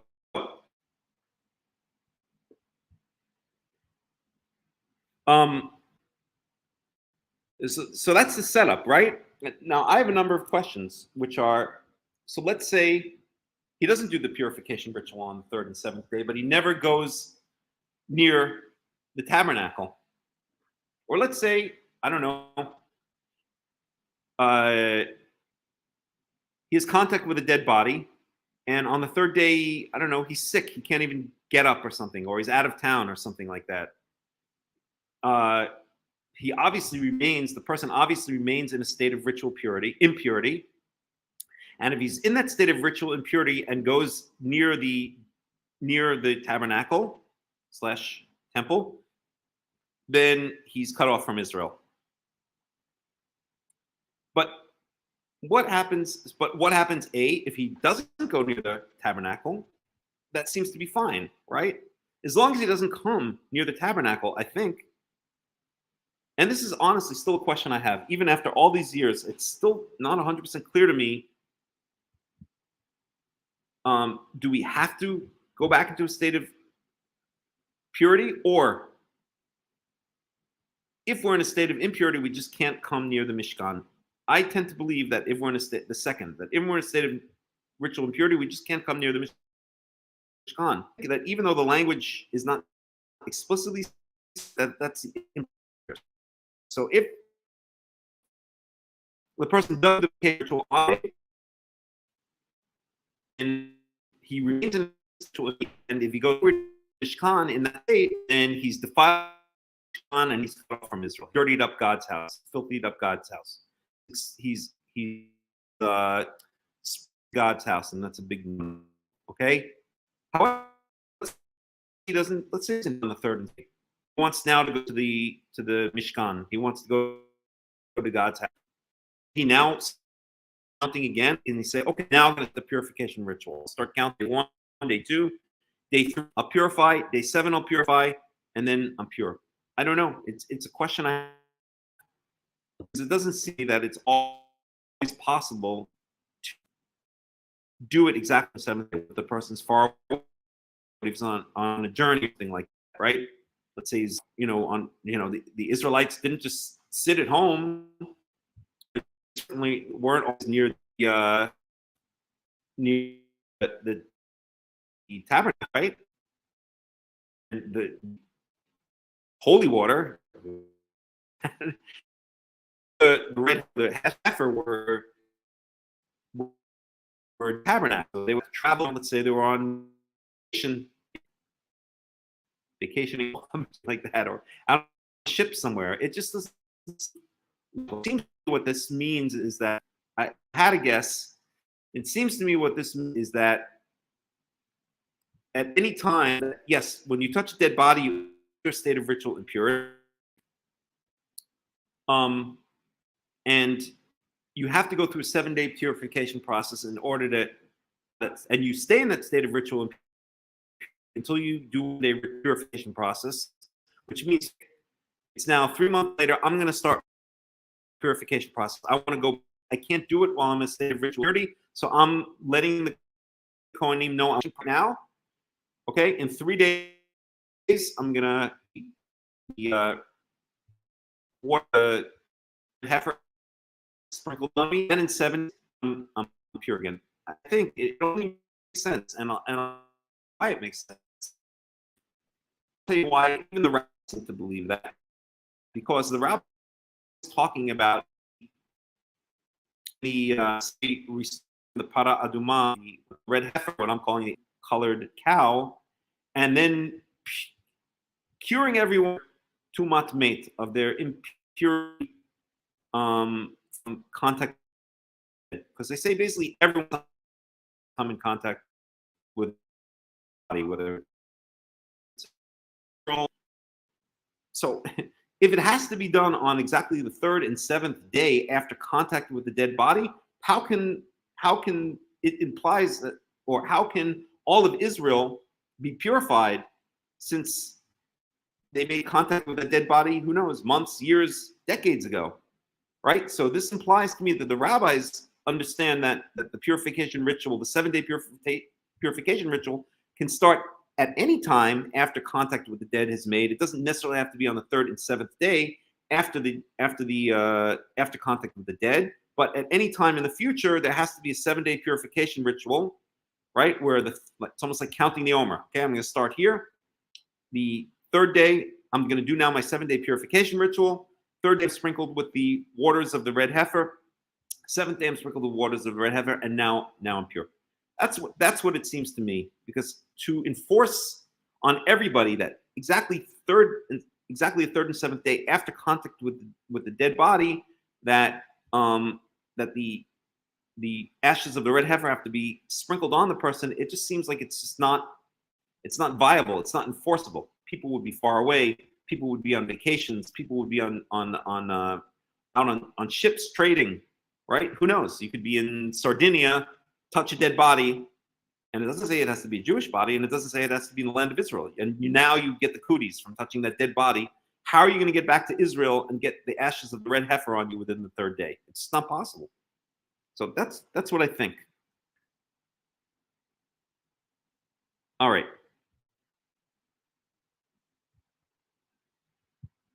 Can his family during his sickness time carry him through the 7 days? I don't know what that means. What do you mean by carry him?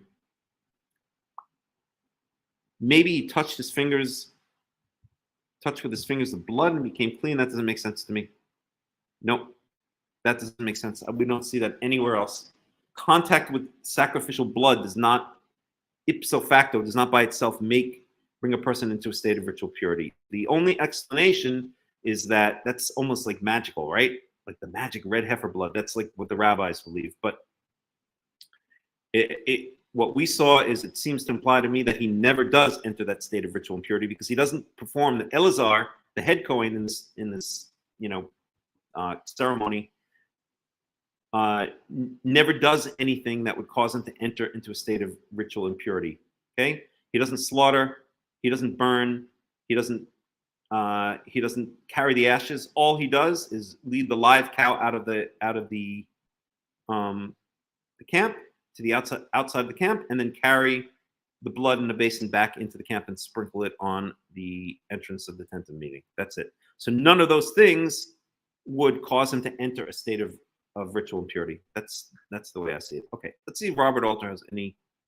I know we're always relying on Robert Alter, but he's just easy and accessible, so that's the way it is. I don't have time always to go through a zillion different commentaries. Although we've been doing some Ibn Ezra. When we want to get a good laugh, we look at Rashi, the worst commentator ever on the Torah. Horrible, horrible Torah commentator. Surprised they even call him a Torah commentator.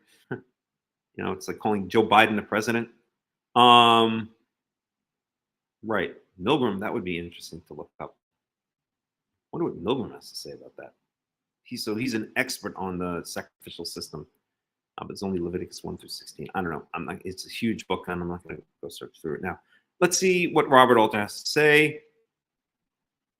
So 11, he who touches a dead body, Baruch Levine, whoever that is, has made a persuasive case that the hidden agenda of this whole section is an attempt to discourage the cult of the dead.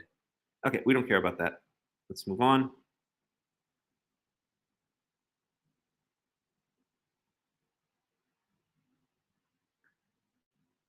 Fine. The ashes, the Hebrew says only it, but the end, okay, we don't need that. And then that's it. He doesn't say anything else. Who else can we use? I don't know. Ibn Ezra's kind of touch and go. I mean, he's usually pretty good, but without some other more modern commentary, he can kind of say things that are a little bit shaky, but you wouldn't know it unless you had some other commentary to compare it to. So I don't want to go straight to Ibn Ezra. Milgram would be good, but Milgram, all I have is Leviticus 1 through 16.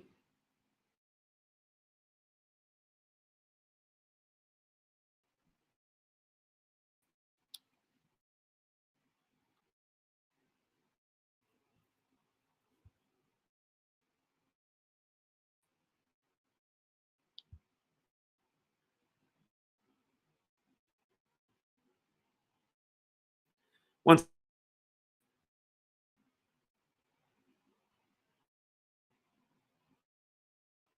yes, 18. Can get to that yet.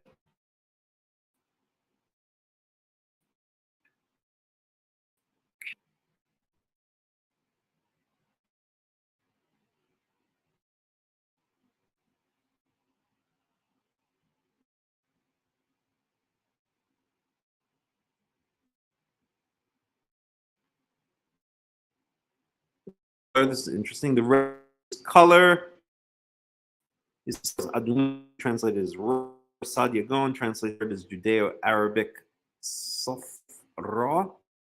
Safra, translated to English is the other way it's where we get saffron from. Because if you put, which is the stamen of crocus, is anyone who watches I did, I forgot her name, but I love her. She's her name again. Jewish lady in Hamptons who does shows. Any rate, forget it. In addition, the Quran is being commanded away. So in this discrepancy, he was a recent rabbi. In his Hebrew translation, Adia Gaon, the Bible requires the cow to have a ruddy light brown color. There we go. That's what I'm calling it, not the but the earthen colored cow. Says is the normal color of a cow. Agree 100%. Okay, nice. This color is in general described as a dome and yellow in Arabic, resulting in discrepancy in the color words. Excellent. Good. Good. He explains the biblical requirement to mean the entire color and not just have blotches or pieces of a different color. I agree. Not more than 2 hairs. I said about my black cat that has some white hairs, but is anyone cat would say, oh, that's a black. Okay. I think there's something here. Yeah, I know this guy is directly, but I won't get into it now.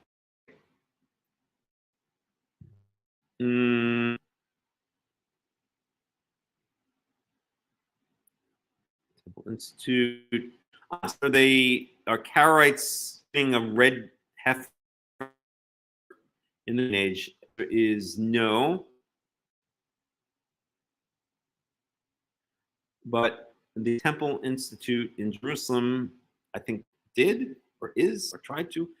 The Temple Institute, an organization dedicated to preparing the reconstruction of a third temple in Jerusalem, has been attempting, and you can see some of their videos online, by the way. You just type in Temple Institute of Jerusalem or Temple Institute. They're okay. They're pretty good. Has been, although definitely rabbinical, to identify red heifer candidates consistent with the requirements of Numbers 19:1 to 22 in Midrash. Good luck with that. In recent years, the Institute thought to have identified 2 candidates, one in 1997 and another in 2002. Again, it just shows how extreme the rabbis are with their ridiculous law that only 2 hairs can on the entire can be non-red. In order for it to Temple initially declared both kosher found each to be unsuitable. The Institute has been raising funds in order to use modern technology to produce a red heifer that is genetically based on the red Angus. Okay, that's a red cow. I don't see a huge white splotch on it. Enough. If you were to look at my cat, oh, that's a black cat. Yes, he has a little right here. He's growing out of his ear. He's a black cat. In September 2018, the Institute announced the red heifer was born, saying the heifer is currently a viable candidate will be examined to see whether it possesses the necessary qualifications for the red heifer in September 2002 from the United States and to a breeding farm in Israel. According to the rabbis who accompany the process, the cows are kosher for sacrifice. Okay.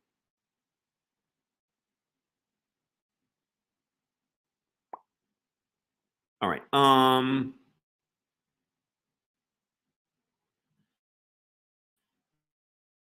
The red official mascot located in Waltham. That's interesting. All right. So let's go on. I'm gonna get to the end of this chapter. I'm gonna stop. Like I said, this parsha is packed with stuff. We can't get to it all. It's getting late, so I might just go into express mode. I think I'm gonna do that. I'm gonna go into express mode for about another 10-15 minutes, and then we're gonna end it because it's been a long study, fascinating, but along with a lot of questions answered. Some questions would still remain, but that's the way it is. Verse 14. So express mode, for those of you who haven't been with us before, means read in Hebrew. Give the express mode and the super express mode. Super express mode is when I just read in Hebrew with no translation and no interpretation or no commentary.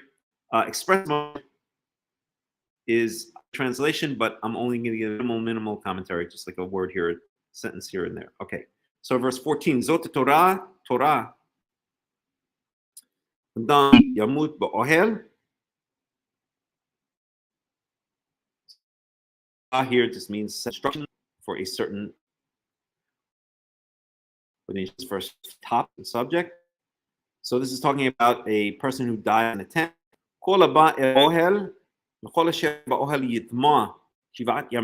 If a person dies inside a tent, then anyone in that tent also becomes impure or becomes impure for 7 days, as if, or the same as he had touched the dead body correctly, right? So think of it again. I always say that ritual purity, and impurity make sense. They make like common sense, right? If you were in the same room as a dead body, then like get the cooties, right?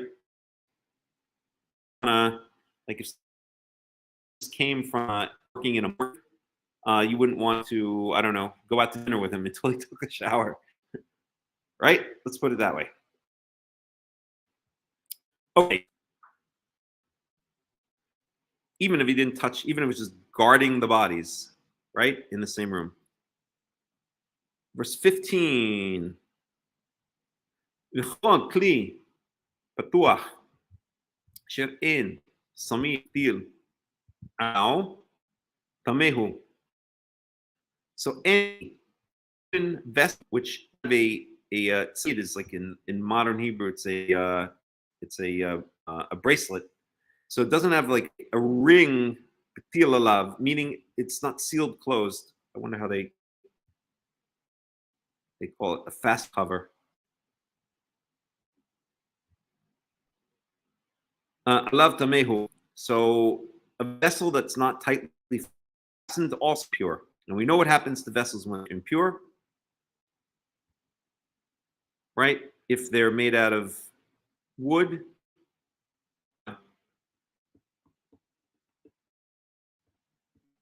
they're washed, and if they're made out of, they're destroyed, or pottery, they're destroyed. I'm sorry. If they're made out of pottery, they're destroyed because they're porous. If they're made of wood, I guess it's been, then can be washed. It's in Leviticus 11. Okay, verse 16. بحلال حرة أو بميت أو عتم أدم بقر يتمام يمين. So this is talking about someone who is out in the, and comes across someone who has been killed by the sword, or bone, or even the bone, a human, or even a grave, and it's Yiga. made actual contact, if you've had contact, if your body has touched any of these things, someone who's been killed, someone who died on his own, it's almost like a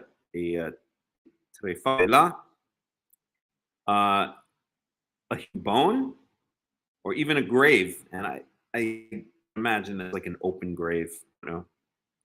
We'd have to look into that more. Also, that person enters a state of ritual for 7 days. So we have anyone who's in a tent with a dead body, any vessel that's not tightly sealed, and anyone who comes in contact out in the field, meaning not in the tent, not in the same room, but who actually touches a dead body, a bone, or I'm going to go with an open grave, enter a state of ritual impurity for 7 days. Okay, verse 17.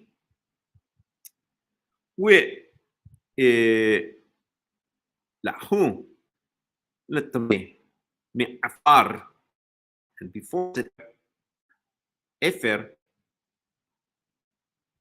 which is usually translated as ashes, and afar is usually translated as dust. We see that in Genesis chapter 3. From dust have you come, and to dust shall you return. We can even look at it for a second. Right, so we're not talking about her. Genesis 2. No, Genesis.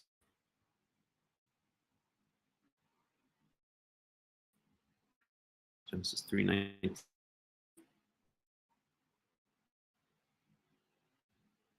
Right?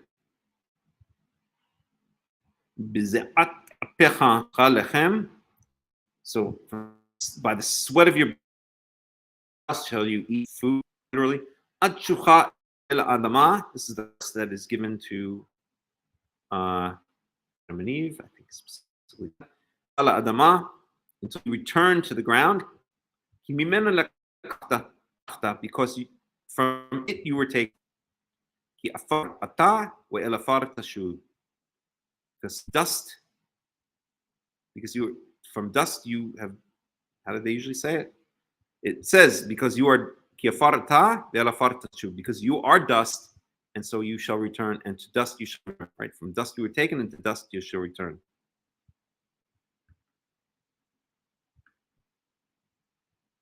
All we are is dust in the wind. Maybe I'll play that song afterwards as our goodbye song. Although I get blocked on YouTube, I do not the whole thing, just that. Shabbat Shalom, James O'Brien. Do you all see the whirlwind of fire appear on your Shabbat gatherings? I don't even know what that means. I don't even know if I want to know what that means. What is the whirlwind of fire?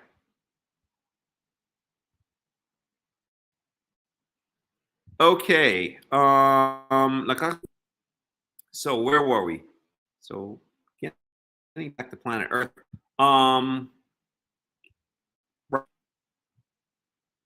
So afar is dust. From dust did ye come, and to dust shall ye return. Okay. So here it says the dust of the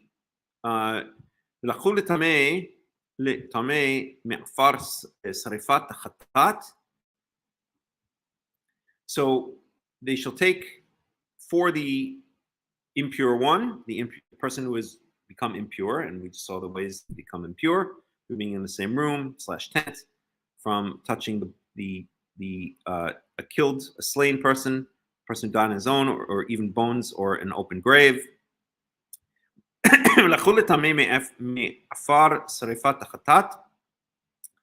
So it shall be taken, or they shall take for the impure person from the dust, which is distinct from what we saw here. Efer sounds the same. Maybe somehow, even though Aleph and Ayin are different phonemes, but sometimes this relationship. Hold on, I'm going to get this fly finally. Yeah, got away again. So from the dust of the burnt,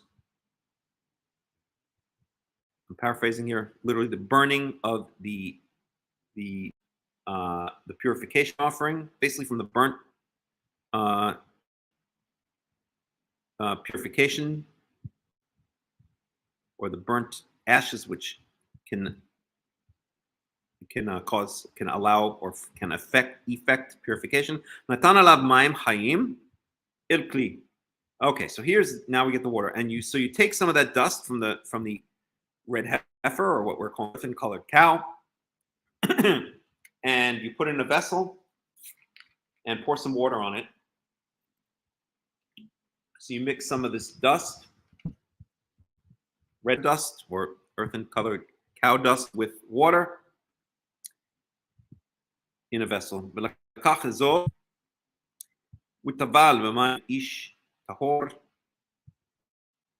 So now a person who's in a ritual state of purity takes hyssop, dips it in this water has this dust water, we'll call it.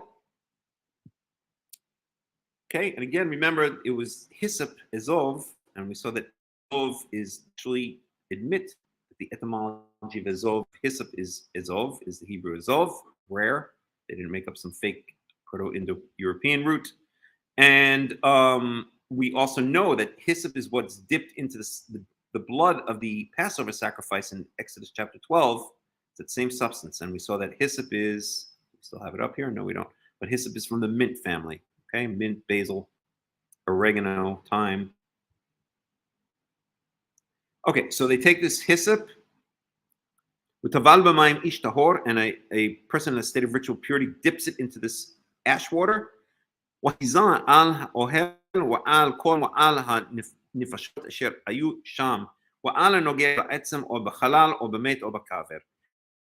it's sprinkled on the tent, on all of the vessels, on all of the people who were there, meaning within the tent, within that same room as the corpse, on that person who was out in the field who touched the bone, the slain body, or the slain human, or the human that died on his own, or who touched the open grave. In other words, all of the situations that we saw above, aside from direct contact, which we saw way up above.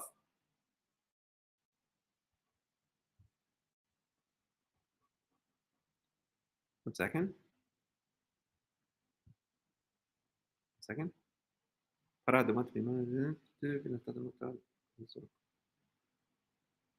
second. I just want to see one.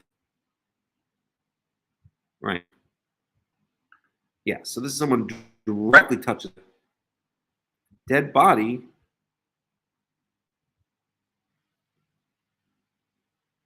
But this may just be kind of a general introductory paragraph for specific cases. I'm not sure, and I'll go back and think about it right now. I want to move ahead because I'm finishing the next 10 minutes or so. Okay. We read that already. We read that. Okay, so those are all the various situations that were mentioned just above. So this person who's in the state of, remember, this person is now there's another person that's involved, someone who's in the state of ritual purity. And again, it doesn't say a Kohen here, which is very interesting because we saw above that the Kohen, that there were Kohanim who were supposed to do certain things, like slaughter the animal. That was explicitly a Kohen. Burn the corpse of the animal, and what else? And one other thing which I can't. But remember, else came along, and the ashes from the burnt earthen-colored cow and moved it to a place in the camp. And it doesn't say a Kohen; it just says a person.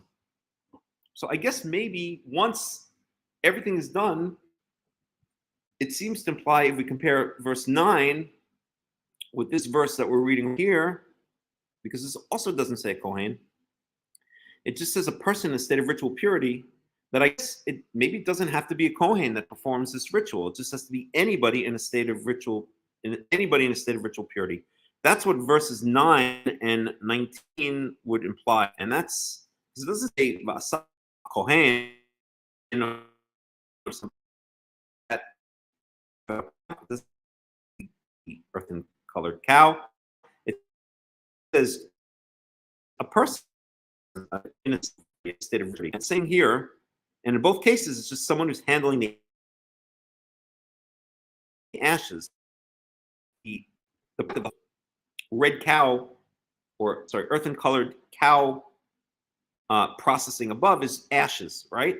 It's the ashes of the earthen-colored cow. And again, it doesn't say anything here about a Kohen having to do this. So I think it just means that anyone, even a non-Kohen who's in a state of ritual purity, can do this. Okay, sprinkle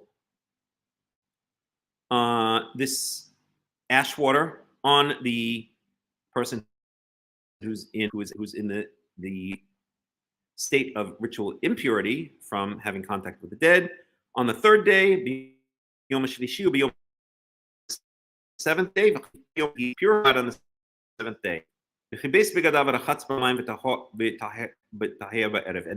seventh day, he washes his clothes, he washes himself in water, he bathes himself, and that evening, when the seventh day ends, he's back in a state of purity. So it seems to me the Kohen doesn't actually have to perform that ritual, which is very curious, interesting. Okay. And then in verse 20. So any questions, any comments so far?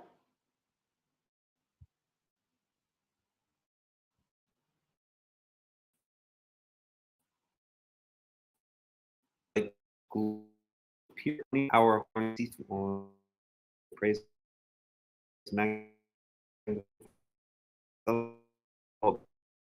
would appear in Shabbat when the Israelites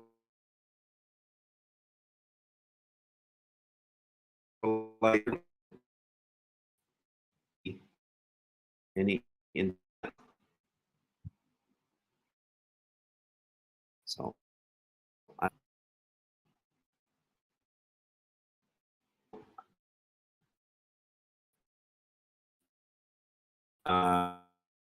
sorry, maybe someday I'll let you know if I do. Okay, verse 20. ואיש אשר יטמע ולא יתחטא ונכרתה נפש ההיא מתוך הקהל כי את מקדש יהוה טימא נידה לא זורק עליו טמא הוא. This is basically a not word not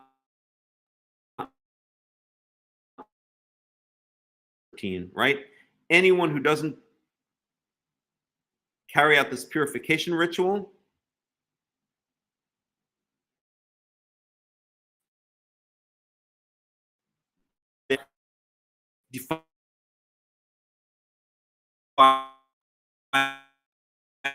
of the sanctuary or his holy place. In fact, it's not even sanctuary because no one even knows what these words mean anymore. I mean, yes, sanctuary comes from the word, sanctified, sancta related to saints, santo, right? Santa Claus. It is related to Santa Claus, Saint Claus, right? But nobody really knows what a sanctuary is. It's just like everyone thinks a sanctuary just means like a church or a synagogue or something like that. So let's use the more descriptive word. So Mikdash, so this is Numbers 19:20. I mean, it appears in many places, but Numbers 19:20. Copy and paste this one. And let's say, I need to freeze. So the usual translation is sanctuary. And I'm going to go with holy place. Or holy area, maybe? Holy place.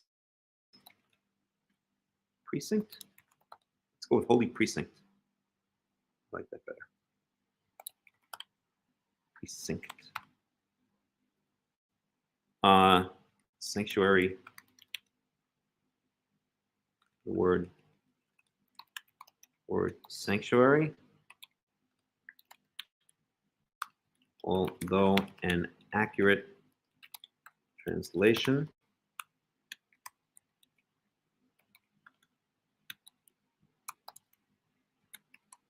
holy is so overused as to have become devoid of any meaning. Okay, fine.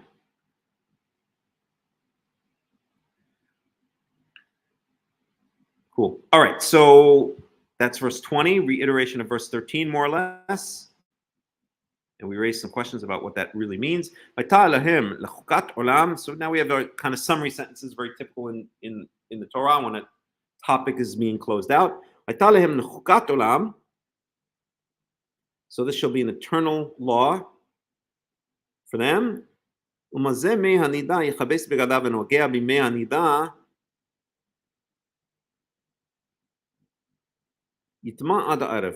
the person who was in a state of ritual purity. So, okay, let me read what it actually says here. And the one who is sprinkled the waters of purification, the purifying waters, in other words, this person here, okay, the person who is in a state of ritual purity, Yichabes begadao, when he has to close,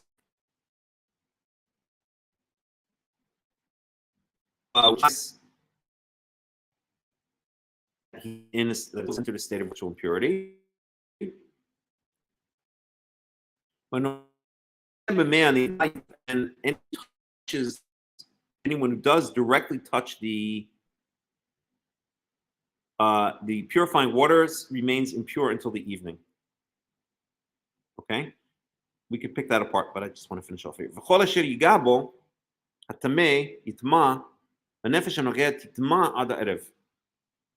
So anything that the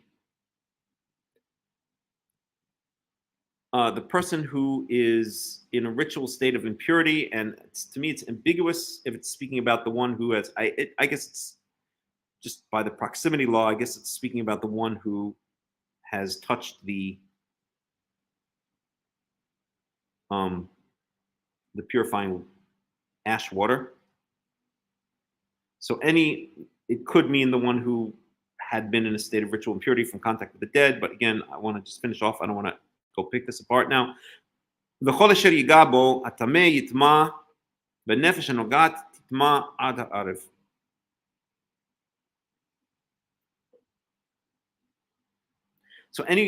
this person who's in the state of ritual impurity, I guess the one who touches the purifying ash waters, he becomes impure, right? So the impurity is transferred. And anyone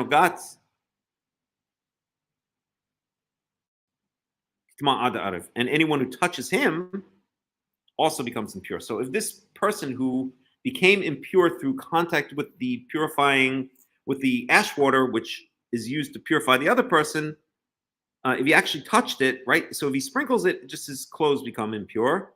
This is the way I'm understanding it. If he actually touches the water, makes actual contact with the water with his body, then he becomes impure, and that impurity can be transferred if there's contact with another person.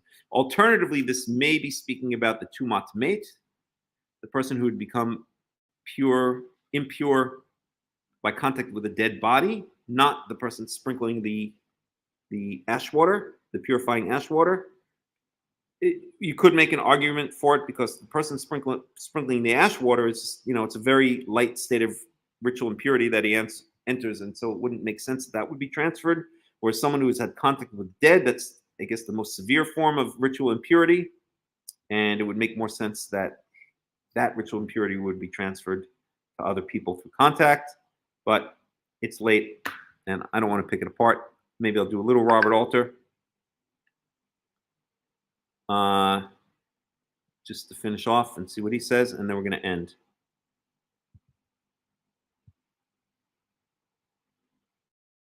Even more religious. Of course, they had camp meeting and slept at night. High Cohen, other Cohen, and all Levites in rotational service can all do animal sacrifice. I don't want to disrupt you. Carry on a holy place. So he has to leave the whole thing. I don't know what you're talking about. Okay.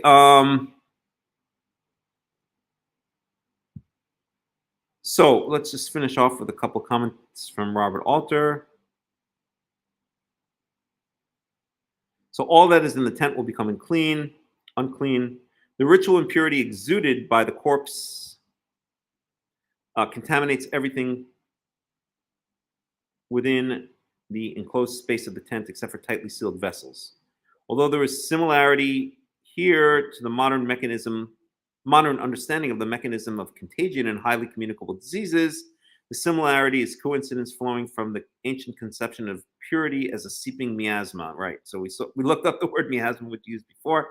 It basically means, what he's basically saying is it's the cooties. It's basically what he's saying, right? It's not like something physical. It's like the cooties. You spread the cooties, right? Like I said, we had this one kid in junior high school named John. I won't say his last name. Actually, yeah, I do remember his last name, but I won't say it. And he he was like nasty. He had like scabs on his body, and he would like take nails and stick them in electrical circuits to like electrocute himself momentarily. I mean, the guy was nuts. And so I felt sorry for him, actually. But you know, the whole class like would distance themselves from him because in our eyes he had the cooties, right? That's what we're talking about here, like creepy, nasty stuff. We gave examples early on in the talk. All right. A corpse slain by sword or dead body or human bone. Any dead body, whether a victim of the sword or of natural causes or any remnant of a dead body, is equally contaminant. The stress on human, as some of the medieval commentators note, indicates that no distinction is intended between Israelite and non-Israelite corpses. And I alluded to that above, right?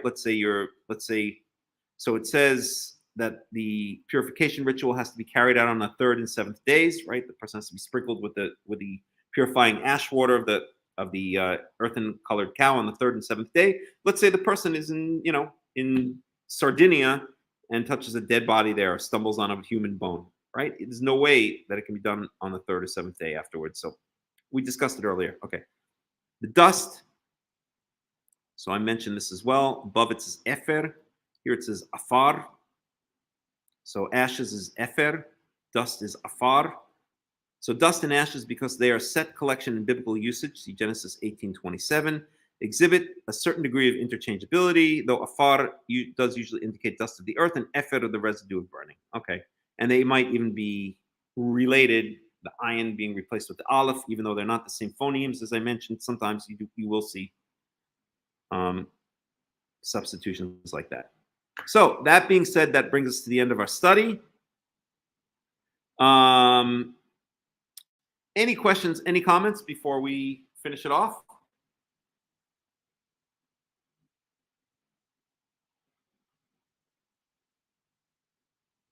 No? Going once, going twice, going thrice. All right, then I guess we're going to end it here. As I mentioned at the beginning, this is a huge parsha. This is like 6 chapters. We didn't get to so many other things: the death of the rock, of Miriam, the water from the rock, Edom refusing passage to the Israelites, the death of Aaron. I mean, these are all huge things and more narrative than law, but sometimes I like to focus on the law over the narrative, because the narrative is always what's focused on, right? That draws the big audiences. So sometimes it's better to focus on the laws rather than the narrative. Victory over the Canaanites, the bronze serpent, that's a big one. The journey to Moab.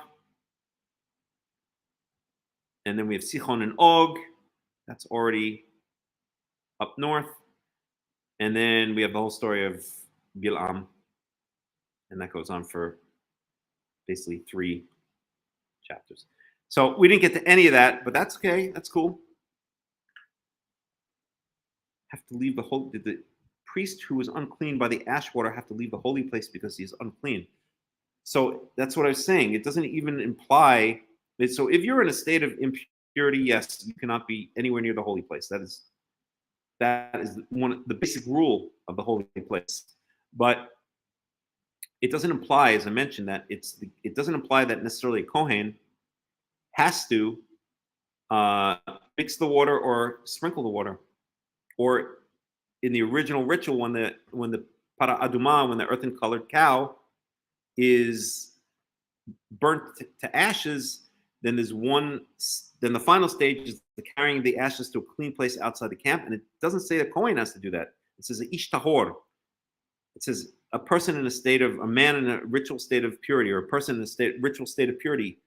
So we saw two verses where it seems to imply that it doesn't, that the actual handling of the ashes of the earthen-colored cow, quote unquote, the red heifer, do not even have to be done by a Kohen. It might just be able to be done by anyone, any Israelite who's in a state of ritual purity.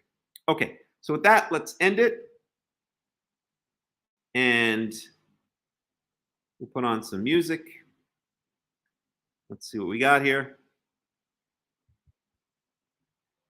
How are we going to do this?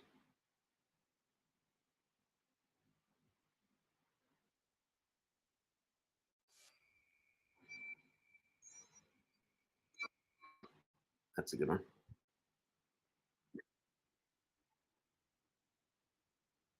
All right, everyone. So thank you for joining us. And we will see you again next week.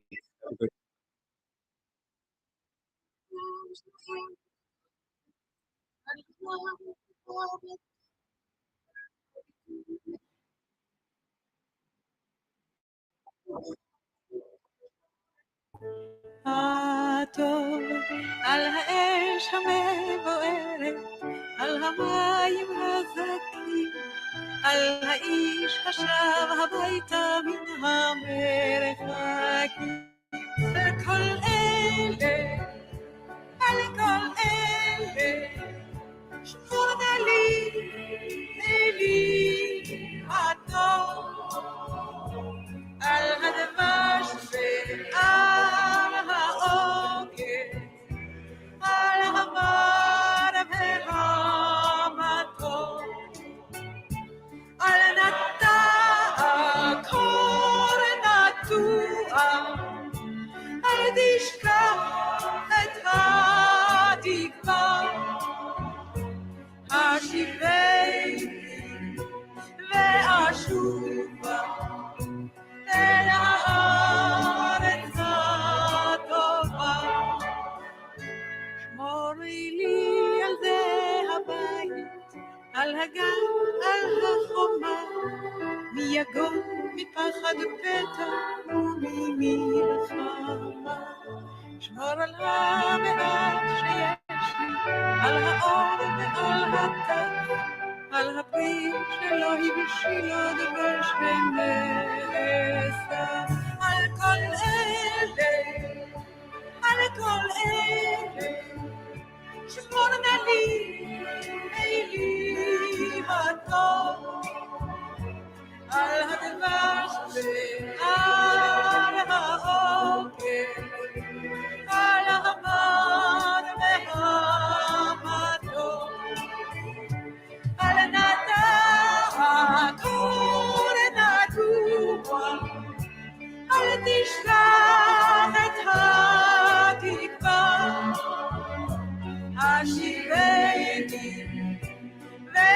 ואשובה אל הארץ הטובה.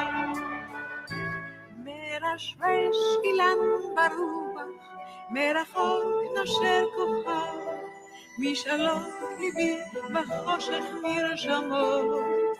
עכשיו אנא שמור לי על כל אלה ועל אהובי נפשי, על השקט, על הבכי ועל זה השיר.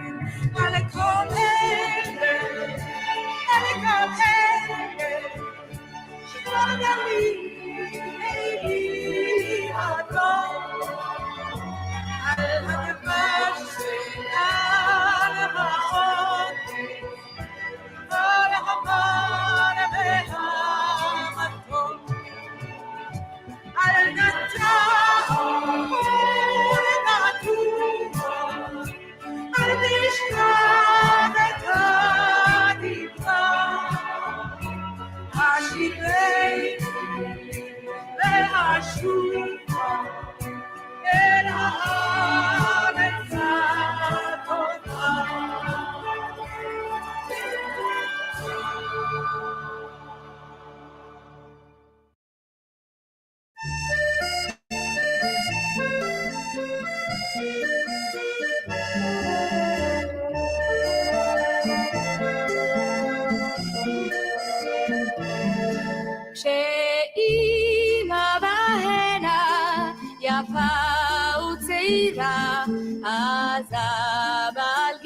בנה לבית.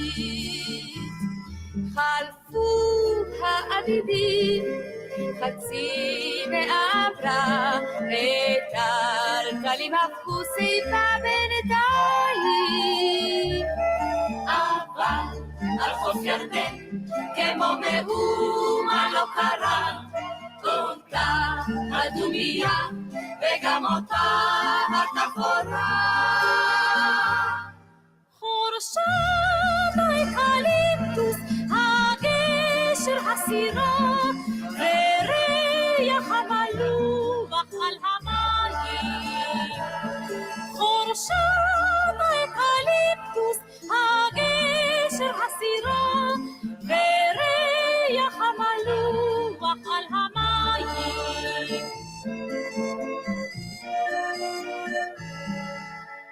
בשביל הנה יורדת ענת התינוקות, הם בירדן ישכשכו רגליים.